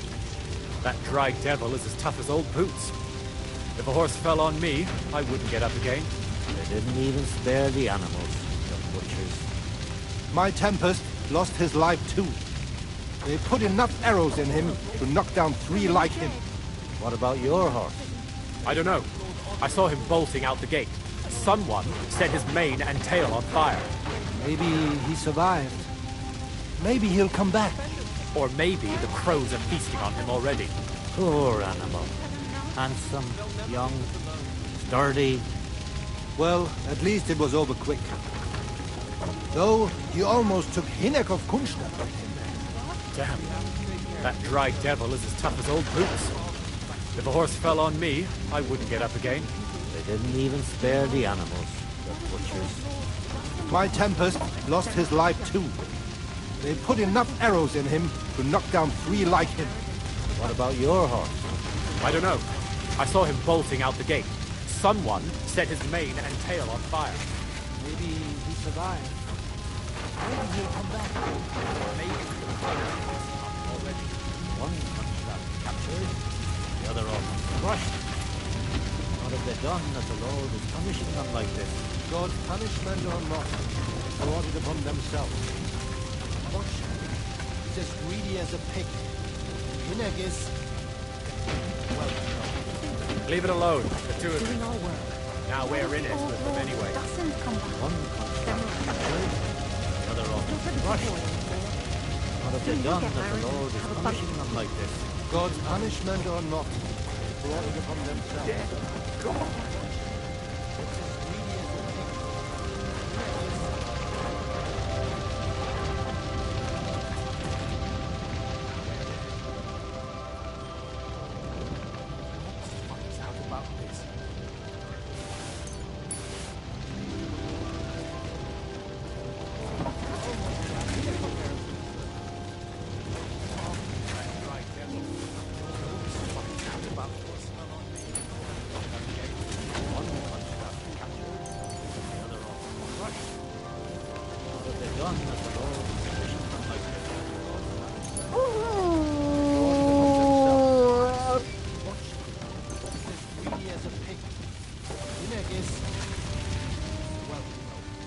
Leave it alone, the two of you.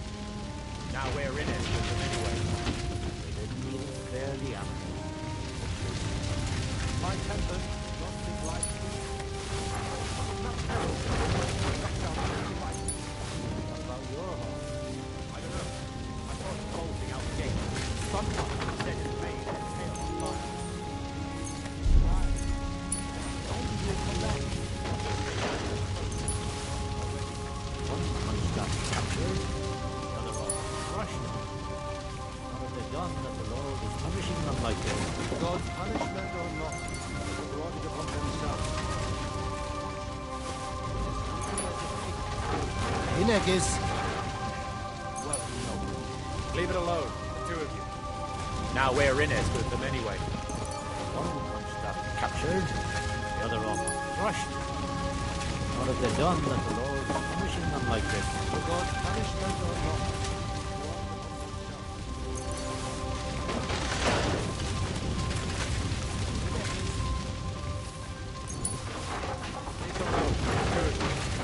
Now we're in it with them anyway. Poor animal. Handsome, young, sturdy. Well, at least it was over quick. No, you almost took Hinegis. That dry devil is as tough as old boots. If a horse fell on me, I wouldn't get up again. Didn't even spare the animal. My temper lost his life. Go on now. Put enough peril in. We have. Good to see you both. Alive. Oh, come on. You know I've walked out of much worse scrapes laughing. They could well have killed us all. If it hadn't been for you, Henry, von Berkoff could have caused a lot more harm.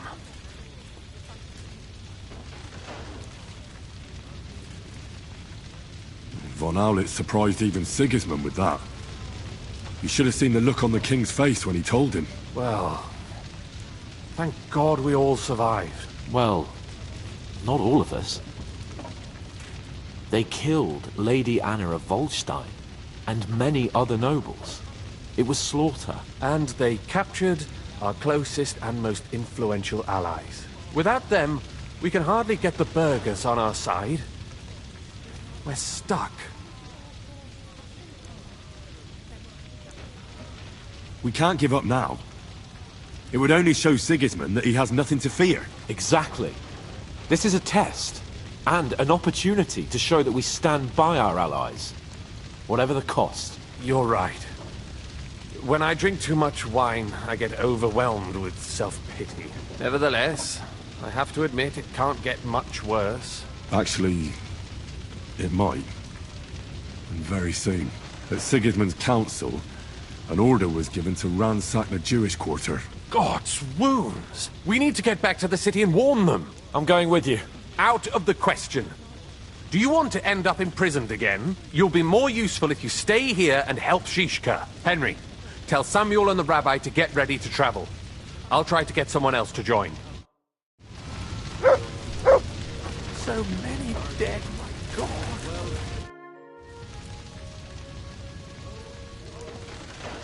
What do you make of this Brabant fellow? He's unquestionably a remarkable knight, that Vakalin. He rambles on a lot, though. My head nearly burst listening to him sometimes, although it was better than being stuck there alone. Otherwise, he seems to me like a bold and worldly gentleman, if a little obsessed with wealth. I agree. He seems quite likeable, and he's got a score to settle with Sigismund, like we do. He certainly has. What happened when von Berghoff hauled you off after the Nabokov battle? It was a dreadful journey. Jesus, don't even remind me. It was a bit better in Malashov. Apart from being locked up, of course. Did anything happen along the way? No, but it took ages to get to Malashov. 4 or 5 days in that god-awful cart. I was traveling with von Owlet's minions. They hauled me in one of the wagons. They treated my wounds a bit, but I was still in a really bad way. After that battle and all. What did they do with you in Malashov? Nothing much, actually. They took care of my wounds, and then stuck me in a room with Brabant. But they treated me decently, as befits a noble. Von Berghoff came asking questions a couple of times, but that was about it. Only I almost went mad from being cramped in that damned room. It's a good thing you got me out of there. What was the problem with the room? That I couldn't get out of there. You saw yourself when you came for me, didn't you? It's just that since Nabokov, when they shot the tower right down on my head and I was stuck there. Well, since then, I don't feel well in cramped spaces. Actually, I never did. I always preferred to be outdoors. But since Nabokov, it's worse than ever. I had a feeling the roof would fall on my head again and I'd be buried alive. They didn't let you out at all? But you were in that room for ages. No. They let us walk around the fortress a bit. We even went out for a ride twice, but they watched us like hawks. Not a chance of escape. But most of the time we were in that room. Like I say, I'm really glad you got me out of that hole. I understand. It's a bit awkward for you that the nobility lives in castles. That's a fact. Once I get my hands on my estates, I'll build a new castle that only has huge rooms and lots of spacious courtyards. And above all, no secret passages. Great. I'm really looking forward to this new castle of yours. You can be the castellan or something. Don't worry, I won't forget you. I'll even have a forge built so you feel right at home. What did von Berghoff want from you? Just the usual courtesies.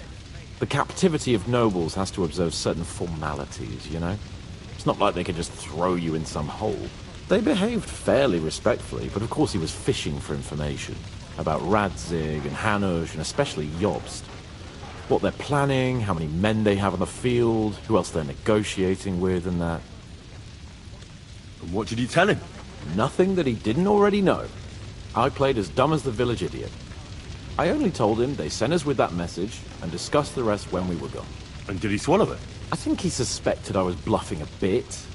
And then he tried to loosen my tongue by letting me go hungry for a while. But he soon gave up when he saw he was getting nothing more from me. My word.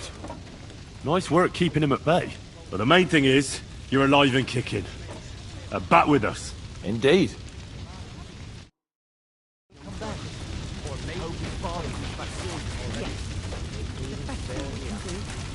Doing our work. What if the old lord doesn't come back?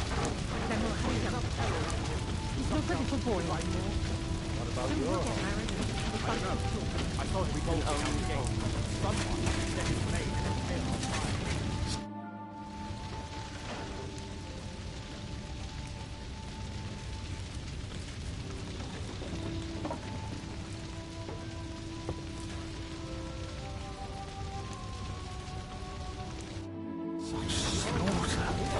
What will happen to his lordship now? And to us? We have to take care of young Sir Christopher and hope his father comes back soon. Yes. The best thing we can do is to keep doing our work. What if the old lord doesn't come back? Then we'll have a young one. He's not a little boy anymore. Soon he'll get married and have a bunch of children. We can only hope. Good doggy. Good boy.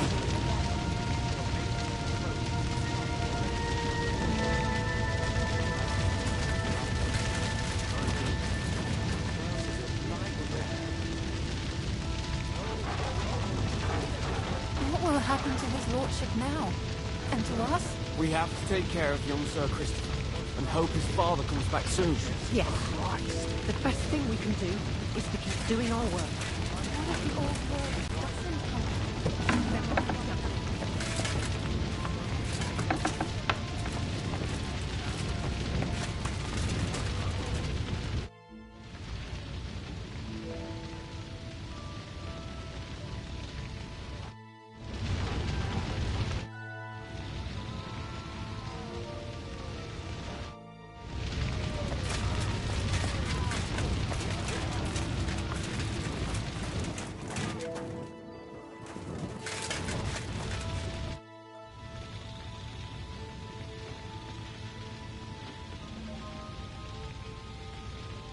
Sir Vaculin, you've had an exciting life. Tell me some stories. Bien sûr. Your interest is gratifying and quite understandable. Where does the name Brabant come from? That is simple. My compatriots call me that because I am originally from Brabant province. And, the name stuck.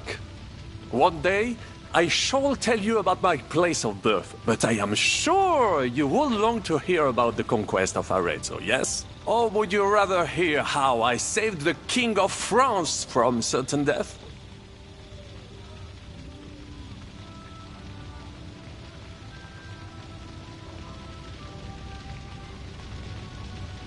How did you save the King of France?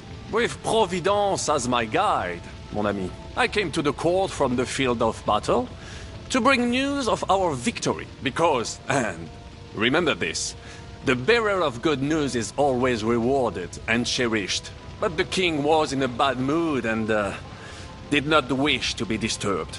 Maybe I thought the news of our victory will dispel his ill humor. How could you tell him if he didn't want to be disturbed? Ha! I climbed up to his balcony and into his chambers to surprise him with the joyful tidings.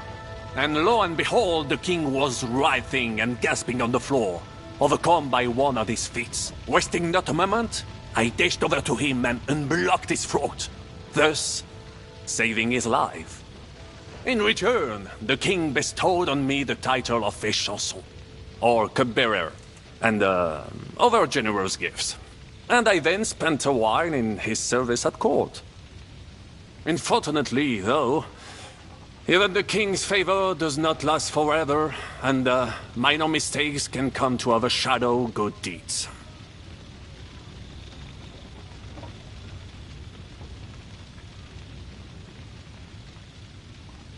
Tell me about Brabant province. Is it far from here? Quite far. From Bohemia, you would go to Bamberg and then follow the river Main until it joins the Rhone. Then you sail down the Rhone until it reaches the sea. And there, between the river and La Flandre, you will find Brabant, with its worthy cities. Anvers, Bruxelles, Louvain, and many others. But those three cities are the equal of Paris, Rome, or your Prague. Both the Dukes of Burgundy and the Imperial Princes would like to annex our land to theirs, because its flourishing trade has made it rich. But like everywhere else, you can only come into wealth by birth or by enterprise, which is how I did it. How did you end up here? Leaving the court with a modest sum, I launched to visit faraway lands. I traveled a lot, spending time in various countries, and having many great adventures. When I learned that l'Empereur Charles, that great friend of France, had built the magnificent city of Prague in Bohème, I had to see it. So people in foreign countries speak highly of Prague? Bien sûr! It was abroad that I heard of King Wenceslas' Silver City and its reputed vast wealth. I bought the abandoned Miskowitz estates and shares in the cotton-bearing mines. And for a time I settled here to provide for myself and wait for King Wenceslas, whom I wished to serve. But even here fate did not let me be. When Sigismund brought his army to the city, I appointed myself to lead its defense. For how better to make King Wenceslas aware of me than by saving his beloved city? Victory was assured, but the burghers had other ideas. The city was handed over to the enemy, and I with it, stripped of my possessions. I languished in captivity, until fate again stepped in by sending you to Maleshov.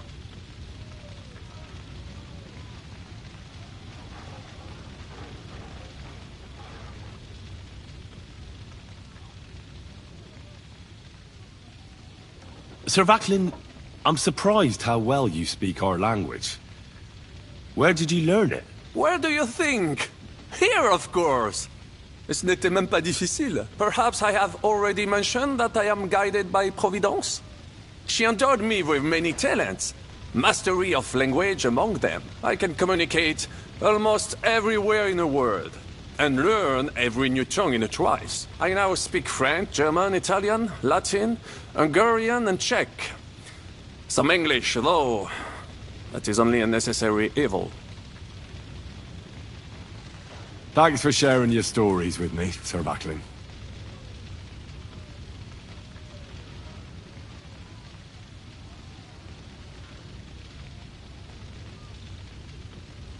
Tell me, how did the siege of Kuttenberg go? Ah, mon ami, poorly, poorly. But what could I do? Stand down from leading the defense like a coward? After all, I had to live up to my reputation. And at the time, it did not look hopeless at all. I thought it would be enough to stall Sigismund for a while before the Allied army arrived. And that would not have been so difficult. Only no army arrived. Précisément.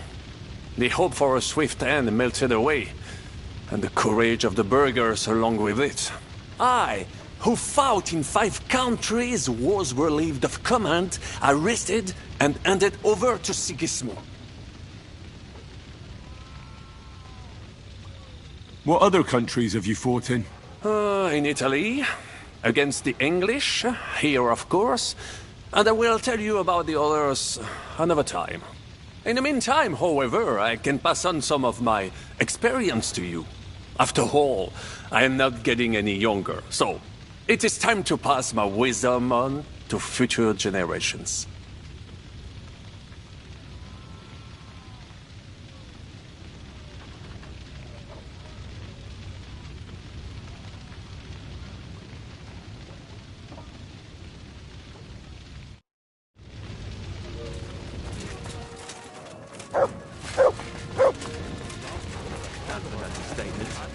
The dead are scattered outside. There are crows circling overhead.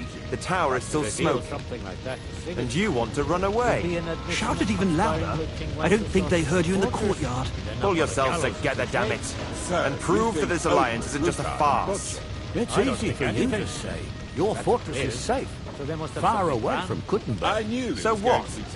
Any one of us could have come to a bad end. I think it'd be best to get out of here as fast as we can. My words exactly. But isn't that disrespectful? That's an understatement. The dead are scattered outside. There are crows circling overhead. The tower is still smoking. And you want to run away. Shout it even louder.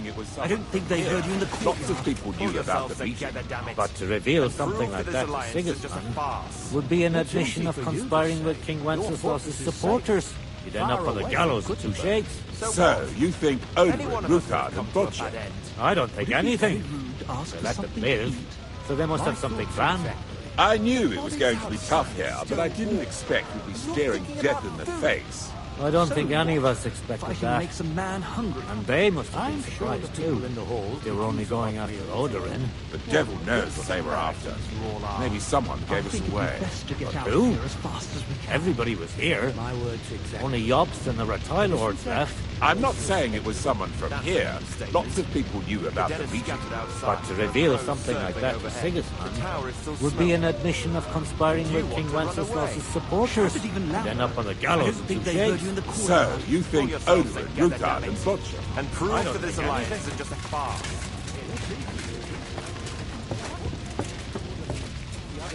Did I not warn you should not come here? You did. But I still insist that it was necessary. What have we gained? We could easily have ended up lying dead outside. But we did not. And we owe our gratitude to those who helped us survive. Not mine. It is enough that you gave them our money. And what would you do with it? Open another tavern? No. But what would happen to Mommy if neither of us returned? The community would take care of her. Just like it took care of me? Do not start with that.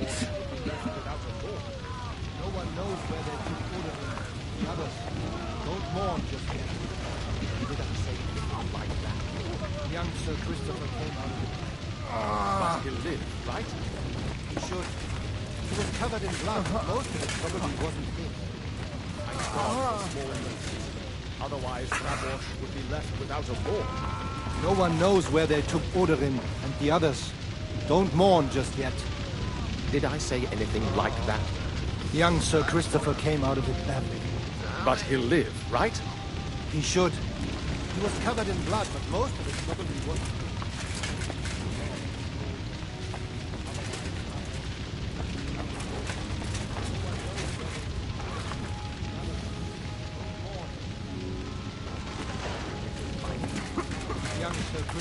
came out of the top. But he'll live, right? Sam, I need to have a word with you. Uh-huh. That makes two of us. Just tell him. You may not get another chance. I talked to Godwin. He said you know each other? What did you talk about? Me? We talked about your stepfather, Martin. Why? Neither of you knew him. It's true, I did not. But I tried many times. Remember how I stared at your sword when we first met? I recognized the Master's symbol engraved there. Well, the thing is, I am Martin's son. What? Pa's son? How did... Yes, his son. That is, his bastard son.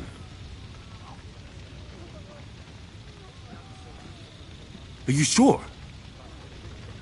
We look the same age, and Martin lived with me and Ma as long as I can remember. When I was born, he was already long gone. Maybe we are not even a year apart. And what does that make us, then? Nothing. Proof, perhaps, that both your god and mine have a sense of humor. You know, all my life, I thought if I did not give a shit about that man, it would be easier. But now that I know I will never see him, it troubles me that I did not get to know him.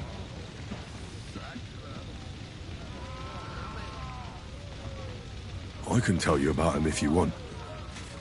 But now is not the right time. This is not the end. We have to go to Kuttenberg, now. Sigismund ordered confiscation of the property of people in the Jewish quarter.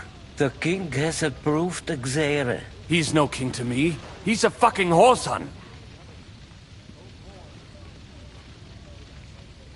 Do you think it's really going to be that bad? Isn't it just scaremongering? Wake up, Henry. That rabble is capable of anything. It would not be the first time. They would pillage their own neighbors if they could. But if they do it to us, they will not be punished. This is what we were afraid of. But we did not expect Sigismund to be in such a hurry.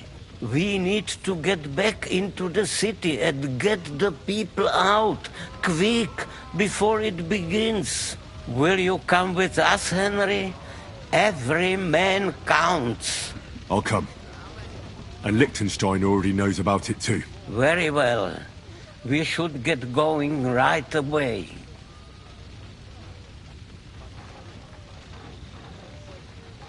I'll be back soon. Hurry up. Please. Otherwise, Rabosh would be left without a thought. No one knows where they're put the others. Don't born like that. Young Sir Christopher. What will happen?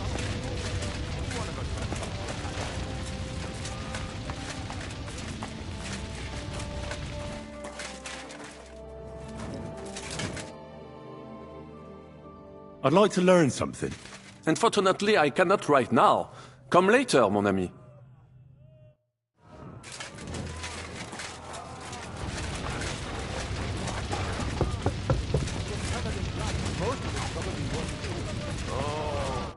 We can go.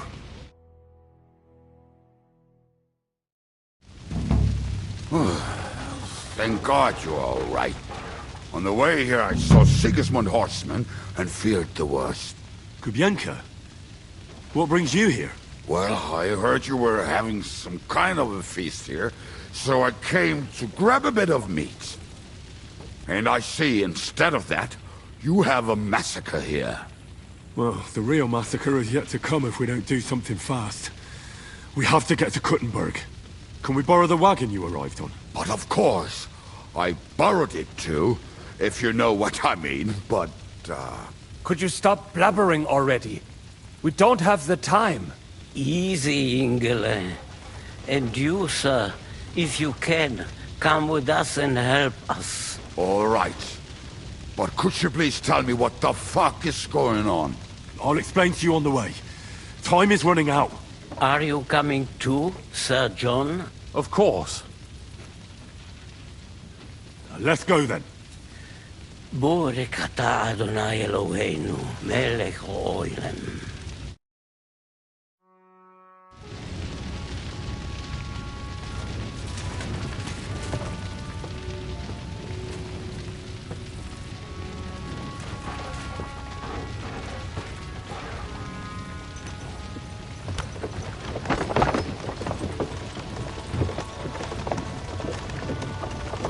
Peresh, can we go any faster? Settle down, son. If you must keep your tongue busy, then use it to pray. Would you tell me what the fuck is going on already? Sigismund ordered an attack on the Jewish quarter. We need to get everyone out of there fast. Bloody hell. I just got ailed up so nicely today. Oh, that is just great. My mother's life is in the hands of a drunkard. Don't worry. We'll save your mother. And everyone else too. Don't forget that. You seem to care an awful lot about these people, sir. Are you surprised? It's all my fault. If they weren't helping me... That droid of Sigismund, may his name be erased, would have found some other excuse to get rid of us. Look, it's not that I don't feel sorry for you, but don't you think maybe we could make the horses go a little faster? At this pace, we won't make it there in a week. Samuel, what was the story with your mother and Martin? Do you really want to talk about this right now? It may be the last chance we get. We could both be dead in a while. All right. But like I said, I never actually knew Martin. He once came to Kuttenberg and fell in love with my mother. But she is the daughter of a rabbi. Obviously, she could not marry a goy. And tonight, you will see why. If you want, Mummy will surely tell you more. If we can get there in time. What was he like? Martin. He was a good man. Seriously. Whip those fucking horses. All right. Schnell! Schnell!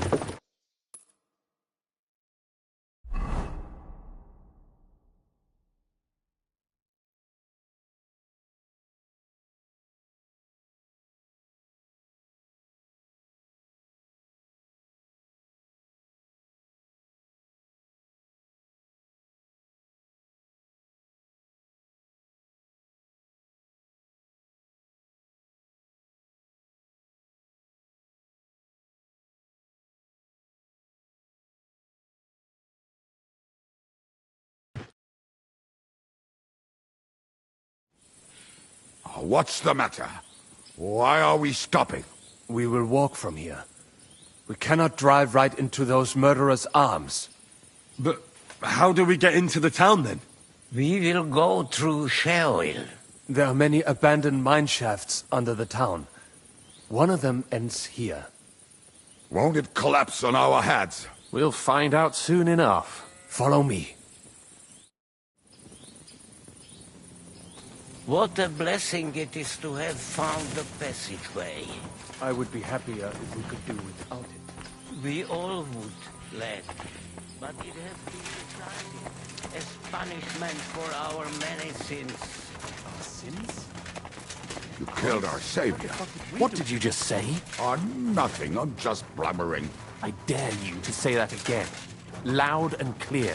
You know what, sir? Just ignore me and be glad I'm here. And you up front, pick it up, little Kurla. My horse is getting numb.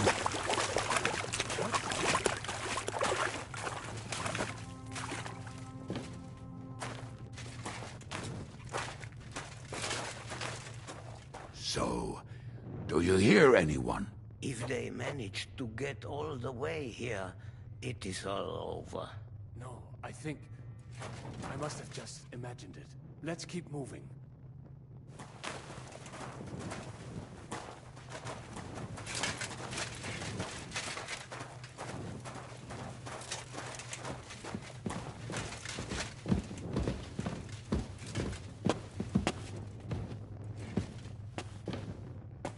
We should split up here. Me and the rabbi will go this way to the shul. We have to take the Torah and warn everyone. What about us? You keep going straight ahead and then to the left. You'll get right to the King Solomon Tavern. Gather up all the secret documents and wait for us. Shouldn't someone come with you, just in case? How about Kubyenka here? Henry and I can handle it. Well, if you insist. Was that all the contempt you could muster up? Well, good luck. We'll see you up there. Follow me. Hopefully we'll find it quickly. I left a stack of my papers in the tavern. And if they fall into Sigismund's hands, people in other towns will die too. Well, how can a few pieces of parchment be that important? And what do they contain, anyway? Nothing very pleasant for the most part. Who hates who? Who could be blackmailed with what? Who's hiding where and why? In short, nothing I can afford to lose. Hopefully everything will be all right at the tavern. My stash is locked away, and Samuel's friends are guarding the place. But who knows what the situation is like in the streets now. It's strange all the same, isn't it? Hundreds of people must have dug this tunnel. Years of hard labor in the darkness. The effort, the suffering. And today, God willing, we'll save a lot of folks suffering thanks to it.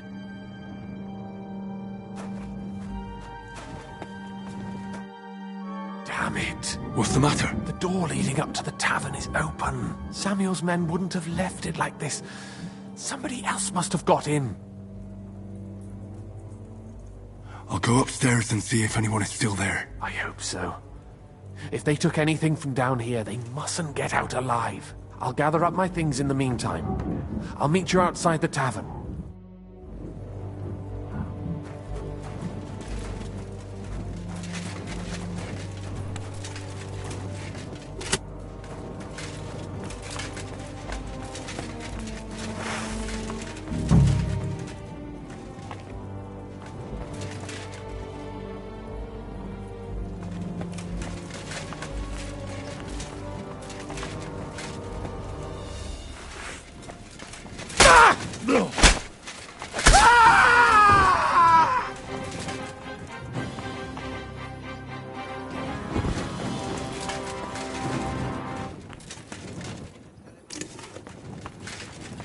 I can't leave now.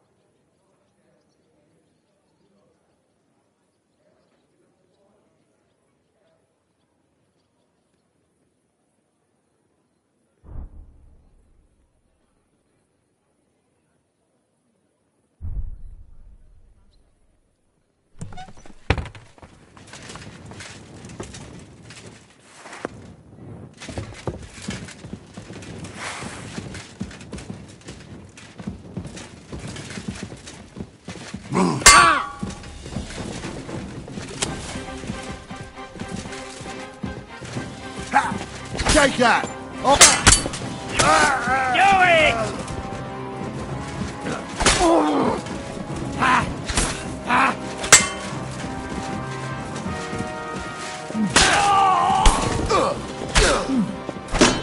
Bad luck!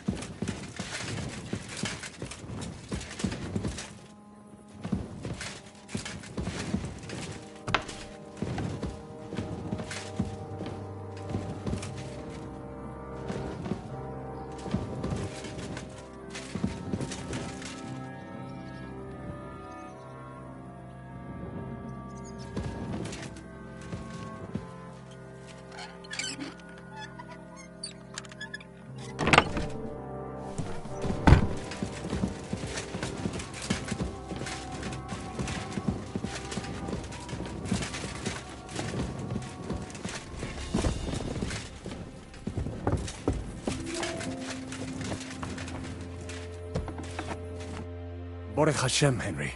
You're all right. Sam, you're back already? How does it look outside? A few of the cutthroats got in over the walls, but we dealt with them. But there are more outside the gate. 4 of them were here in the tavern too. Fortunately, they didn't take anything important. But your friends paid for it with their lives. What? I'm so sorry. If it's any consolation, Henry here has already taken care of those cutthroats. But they didn't look like they just came to the tavern by chance. Eric must have sent them. What about your mother? Is she all right? She is, thank God.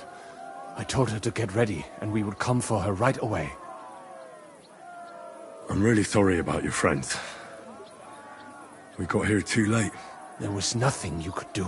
Benavis Hamardes. This Eric is really pissing me off. I've never laid eyes on him, yet I cannot wait to wring his neck. There'll be plenty of time for that later. We have to go now. I'm sure Mama is waiting for us. We have to take her to the shul. You go ahead.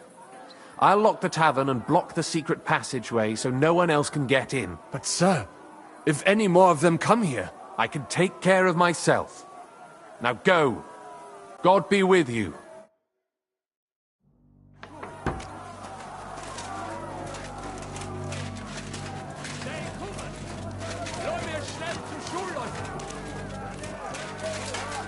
Adam, is that you? What happened? They climbed over the wall. One of them must have headblade. Get up! We have to get to the shul fast. Can you walk? I can't. Don't worry. I'll help you. Henry, go and get Mummy. She will be in that house on the left. Bring her here.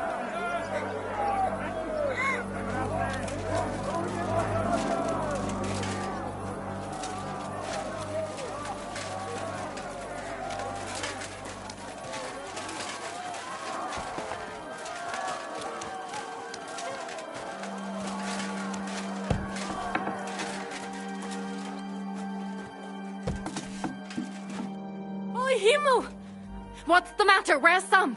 Don't worry, ma'am. He sent me to take you to him. Mein Gott! What happened to him? Nothing. He's out on the street helping the wounded. Let's go now. We're out of time. Wait! Who are you anyway? My name is Henry, and I'm a friend of Sam's. I was the one who warned him Sigismund was coming for you. Thank you. I just hope we can escape before... Watch out! More are coming! Run to the back. It might be safer there. What's going on? Sam, are you all right? I'm fine, but we will talk when you are safe. Now run! We have to get to the synagogue. But how? Through the backyards. Follow me.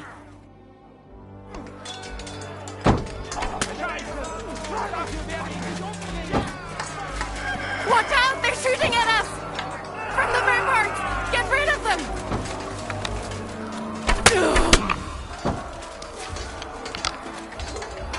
Baruch Hashem, they're gone. We have to keep going. Through the yard.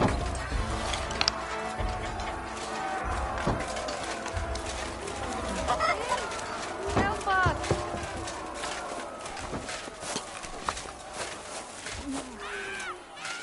That is Judas them! Can you help them?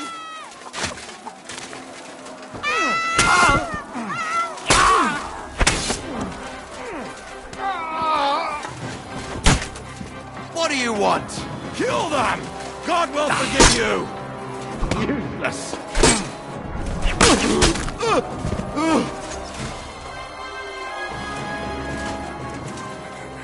I don't know who you are, but I thank you.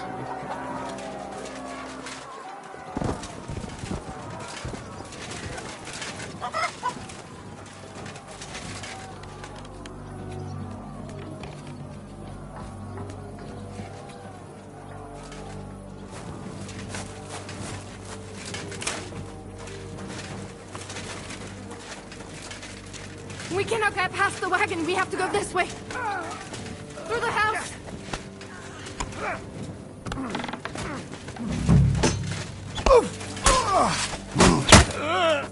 Schlagen dir die Fresse ab! You don't get me! Hit the shade! You have not croaked yet? God made a joke when he made you. Sehr gut.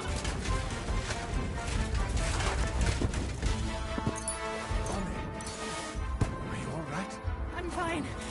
But what about you, mein Kind? I'm still alive. We can talk later. Now, we have to go.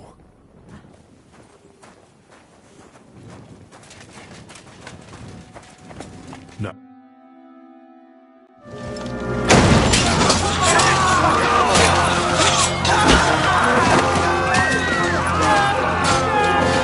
Kiss them all down!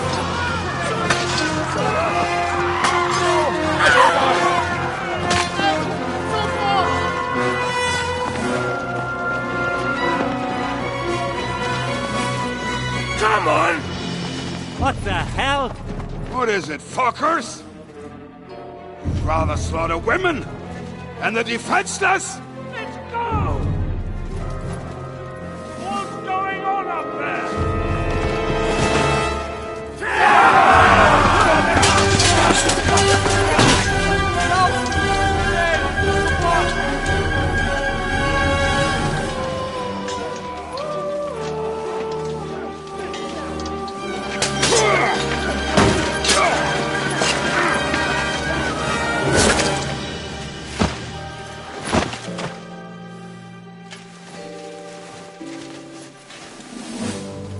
Go inside.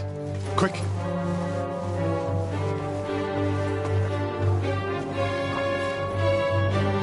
the fucking task. I've never been so glad to see you two. In need of a helping hand, are you? No, I just don't want to die here alone.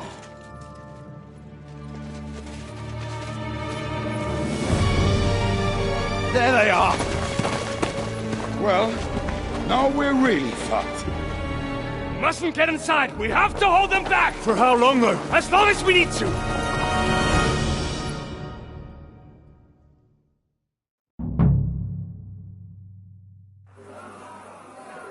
Put some effort in!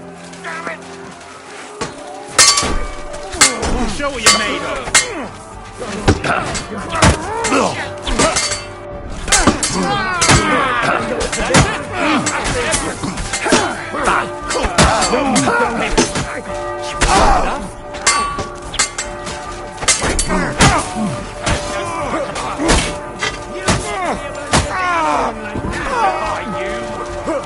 You won't get me.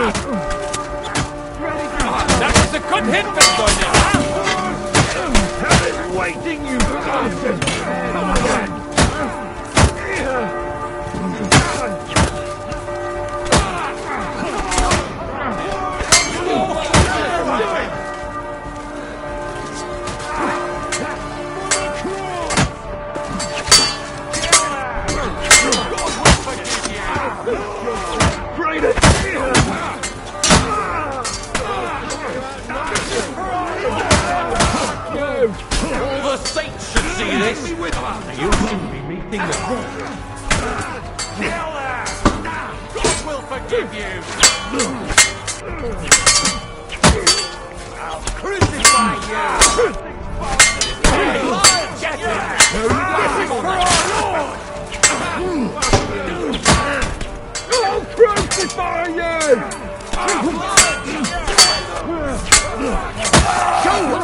I'll beat you to a bloody pulp, fucker! I'll throw your body to the head!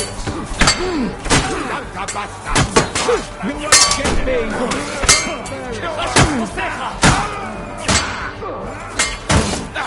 This is for our Lord! Blood! You already stink off the graveyard! Christ, cow! Cut me! Is that the best you got? Think you can face me, do you? Smash him on the head! No! No, you don't! Take that fucker out! Damn it! I'll throw your body to the... Show what you're made of!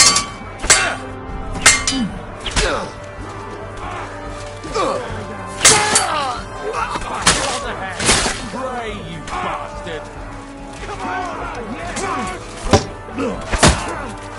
Fight us all! Help me with him! I'm bleeding! I won't walk that off!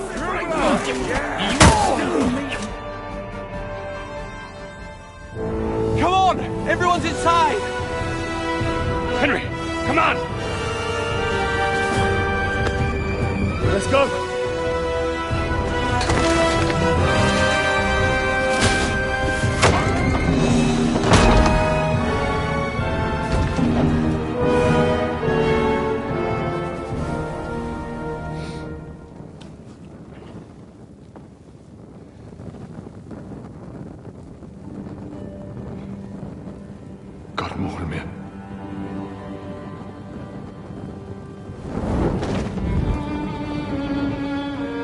Let's go. It's this way.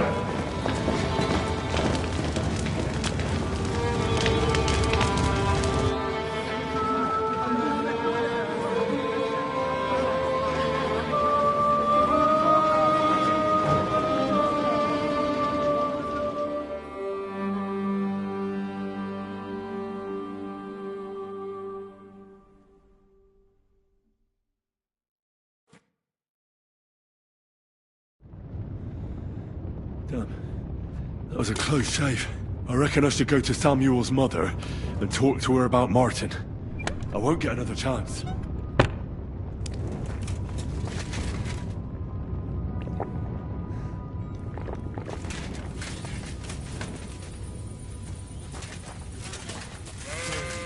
Just leave them here like this.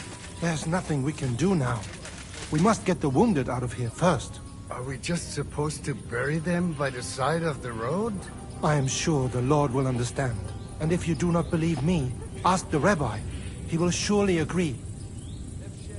Where is Miriam? Where is she? Thank you, boy. Thank you, boy. Look at it. All ablaze. I still hear it. The screaming.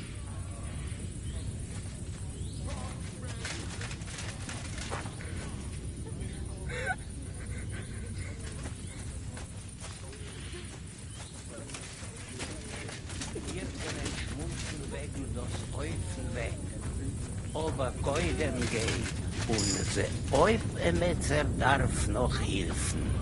No good.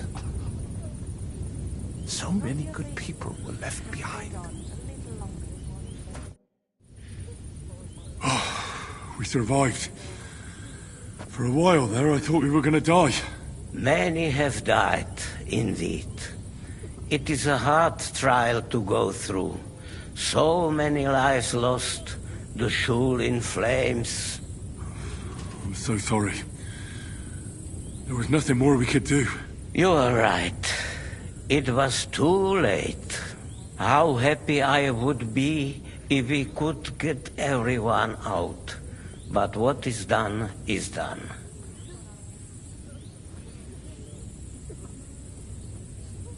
So the agreement with the lords in Rabors no longer stands, eh? What makes you think that? Do you not trust us? I do, but you've lost everything.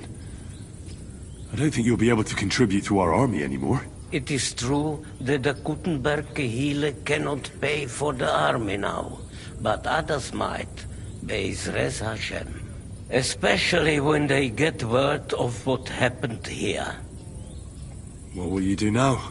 Now we must find help in some other community of believers. We will try our luck in Colin. Many of us have relatives there.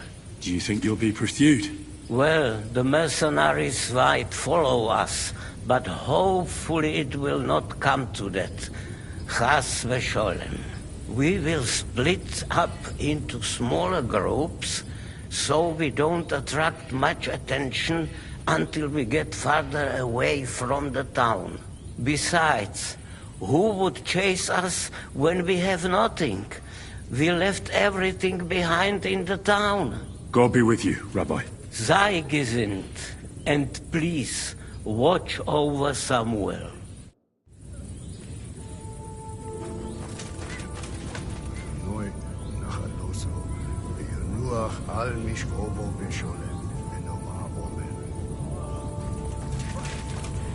Rabbi, we cannot just leave them. Return, O Lord. How long shalt thou be wrathful? Have compassion for thy servants. Fill us with thy mercy every morning, that we may rejoice and be glad all our days. So, are you sober yet? More than I would like. You know, Henry, I've been through a lot of battles, but this one was real shitty. Like defending a village that's under attack by other villages. Well, I'd say one side was a bit more innocent than the other. I suppose so, but still. Yesterday, this bunch of idiots would never dream of attacking anyone. And today, putting such bloody-mindedness into people's heads. Oh, it is all too easy.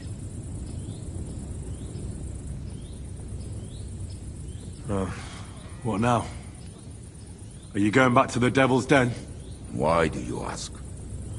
Do you want to come with me? Not yet. I've still got work to do here. Go on. I will wait here.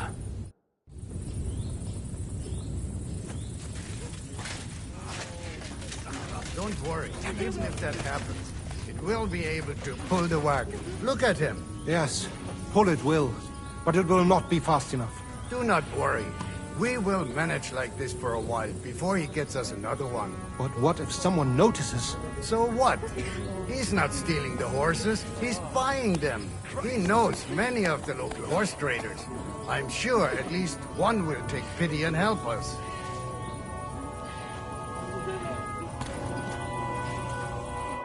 Are you alright? I'm fine, lad. I thank you for everything.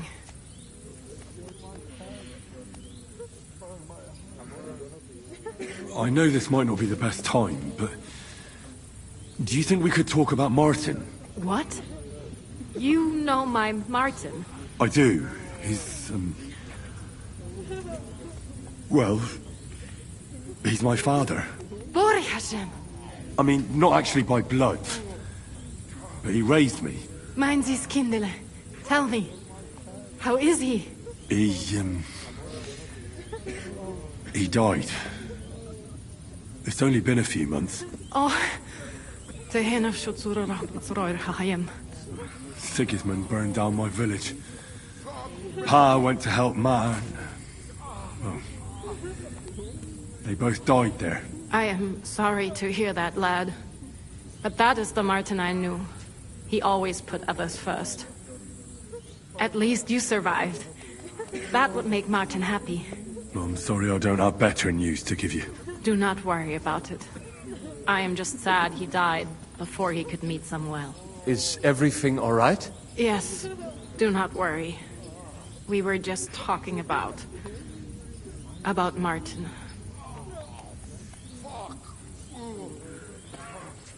How did you meet Martin, if I may ask?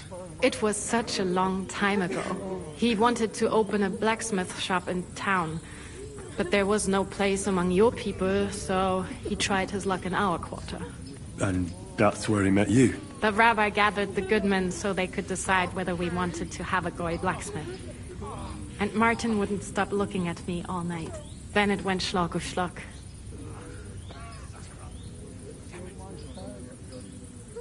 And what about you? Did you find another man? No. Never. Not for lack of suitors, though. But we saw them all off pretty quickly. Isn't that right, mein Sohn? So what happened that made Martin leave you? My Martin would never leave me. My father found out we were seeing each other and did his best to drive him away. To marry a Goy is Isur de Oreisa. Forbidden. But Martin would not give in, and we kept seeing each other. Until one day, I was ubore. That means pregnant. Yes. My father knew that if word got out, he would not be able to avoid the shame. So he did not miss a beat and took me out of town in secret. I did not even have time to tell Martin the news. I was gone for almost 4 years. In the meantime, my father told everyone that he had married me off. But my husband died. And he only let me come back when he was sure people had accepted it. Did Martin not go looking for you when you suddenly disappeared? People said he did go looking for me, even as far as Kolin. But he did not find out anything at all. If only he had gone all the way to Prague. Even if he went to the very edge of the world, it would not have been enough. Father would have hidden me somewhere else. Then did you ever go looking for Martin? I asked around, but no one remembered anything. Or they chose not to. That was probably my father's doing too. And I could not just leave and go looking for him around the world. I had to take care of someone. That was the most important thing. All right. That's about it. Before you go, tell me, what was Martin like as a father? Well, he was strict with me, but not too much. Especially in the forge, he worked me hard. I dream about him quite often. About that last day and what he said to me while we were forging a sword together. He said a life of adventure can be over before it begins. And that blacksmithing might be a dull job, but I keep my head on my neck. He was absolutely right. Well, look at me now. You saved all our lives. Martin would be proud of you. He raised you well. I'm sorry to keep you this long, but... well, I never thought I'd have a brother, even if not related by blood. Well, I did not expect that either. And thank you, my almost brother.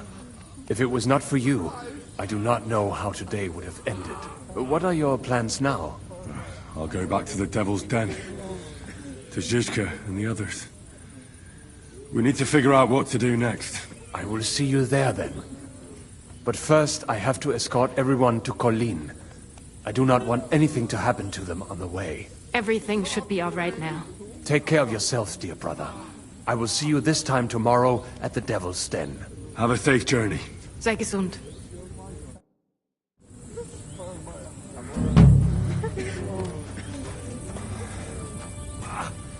I still hear it. Damn it. The screaming.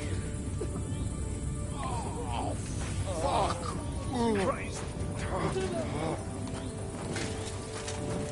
What will happen to us now?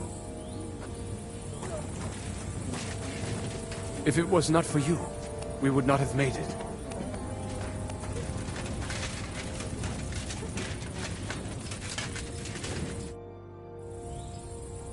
All right, we can go to the Devil's Den. Fantastic! The more people riding together, the merrier. That applies not only to roads, but also to wenches. Well, let's just stick to the roads for now.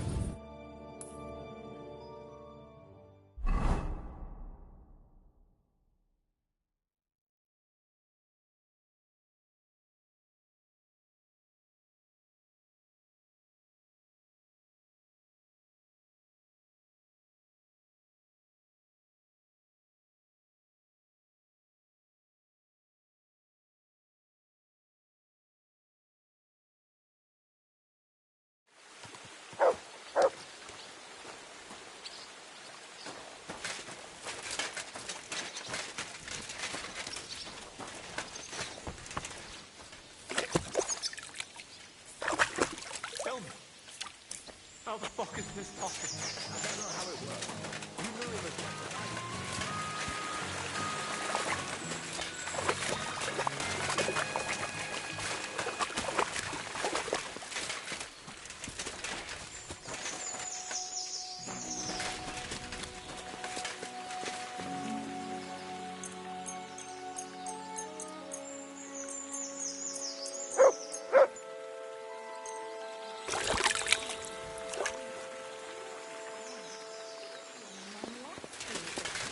And then they'll start taking women as well. You'll see. Why don't we just go and enlist right away? I bet they can't wait for us to join up. Have you ever even held a sword? Not a sword, but I'm pretty handy with a flail. I reckon bashing some dolt isn't so different from threshing wheat.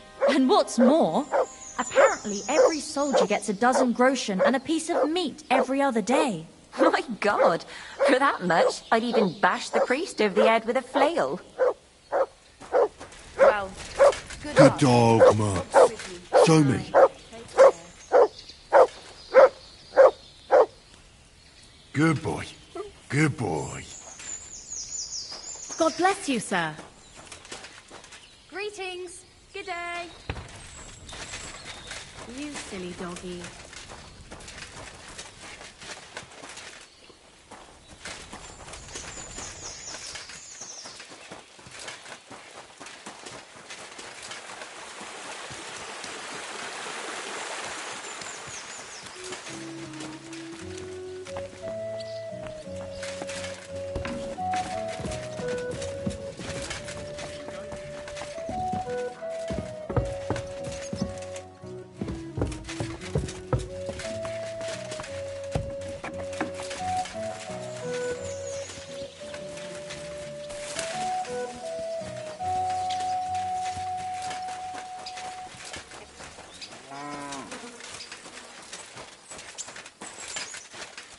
Where are you off to so early, Henry?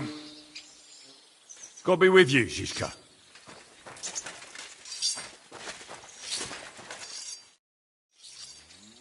I bring bad news from Kuttenberg. Eric's soldiers and the town rabble have torched the Jewish quarter. Fortunately, we saved most of the people. But I doubt they can form an alliance with us now. Fuck. Where are they now? Samuel and the rabbi took those who survived to Colleen. Shit. We have to find Dry Devil and Capon and decide what to do next. Well, Samuel said he wants to be around for that, and we should wait for him. I see. But if he's gone to Colin, he won't be back till tomorrow. Oh well, at least we'll have time to get everything ready. All right. I'll come tomorrow then.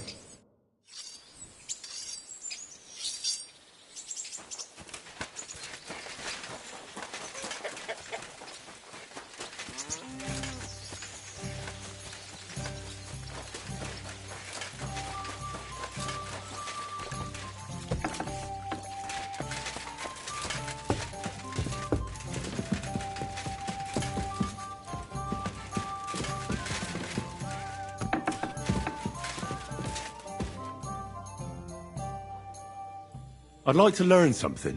It will take some time, and a few groschen, mon ami. Acquiring my art came at great cost, so I cannot pass it on for free. Especially now, when I have been injustly stripped of my possessions, and I must rely only on my sharp wits. Ainsi va le destin. So, what would you like to know?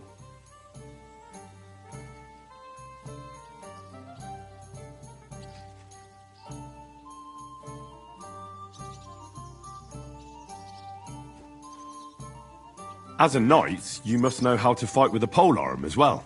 Certainement, but not with a halberd or some other farm implement. Such things are good only for, les Anglais. I would only ever use a proper poleaxe. 6 feet long, with a blade top with a spike, for piercing heavy armor. Only such a polearm is worthy of a knight, and I shall demonstrate why. Allons-y, mon ami. Let us not waste any time.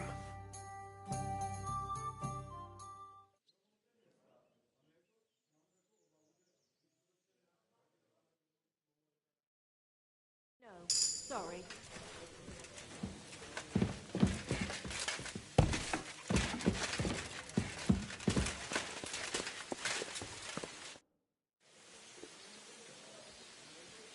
I heard you fought in the Battle of Kosovo. Is that true?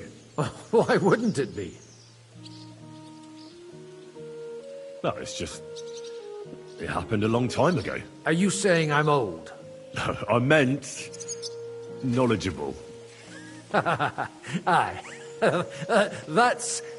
That's me. I was at the Battle of Kosovo many years ago. 14, if I'm not mistaken. So how did it happen? Tell me. I don't think I can quite imagine such a massive battle. How many soldiers were there? Countless, lad. I'd never seen so many take the field. At least 10,000 men on our side. And Sultan Murad must have had at least twice as many with him.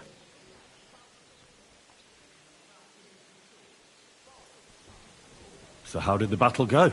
Lord forgive me, but it went to shit.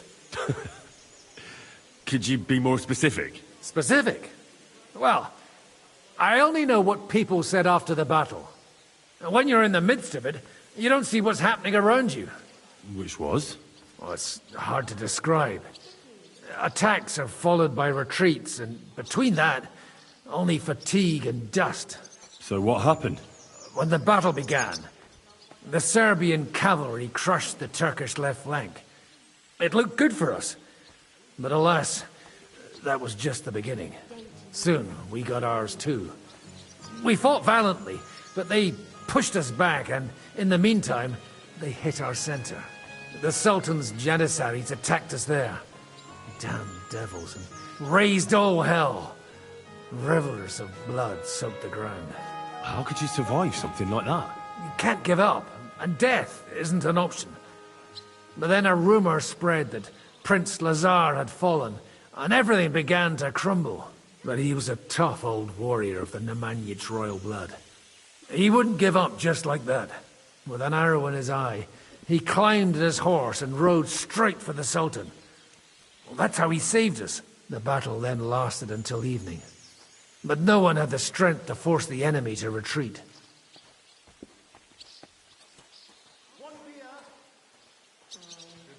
Greetings to you too.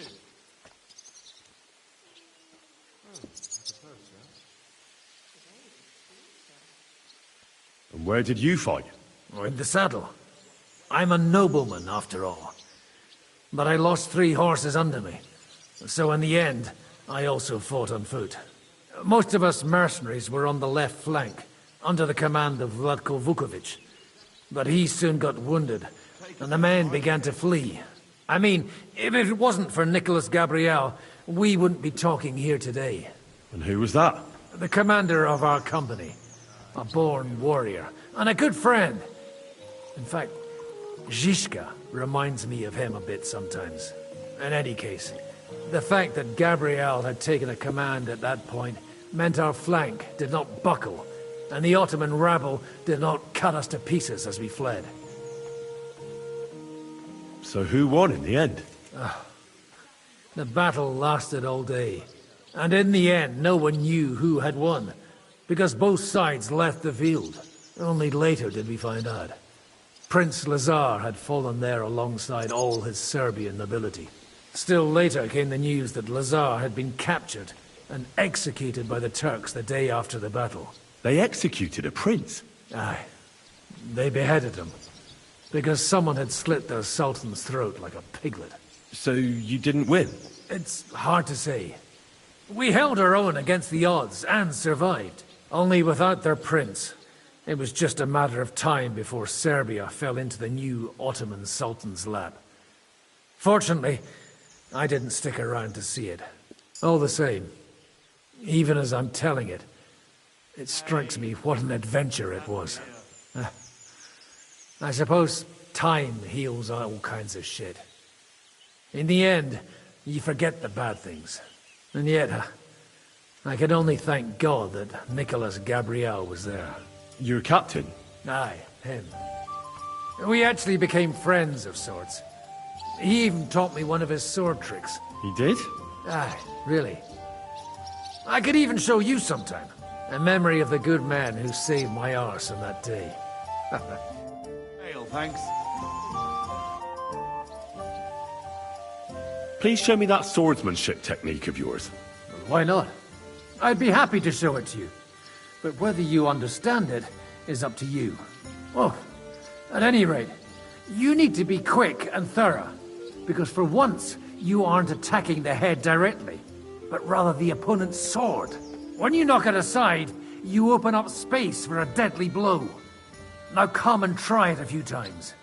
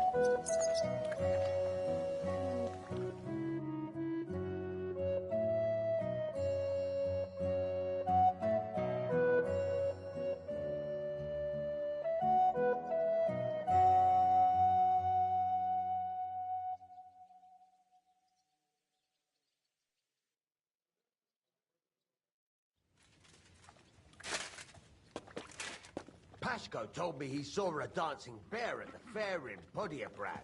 Pashko? He's a Pole, isn't he? No, he's Celestial. Aye, those Silesians seem to see dancing bears wherever they go. Good day to you.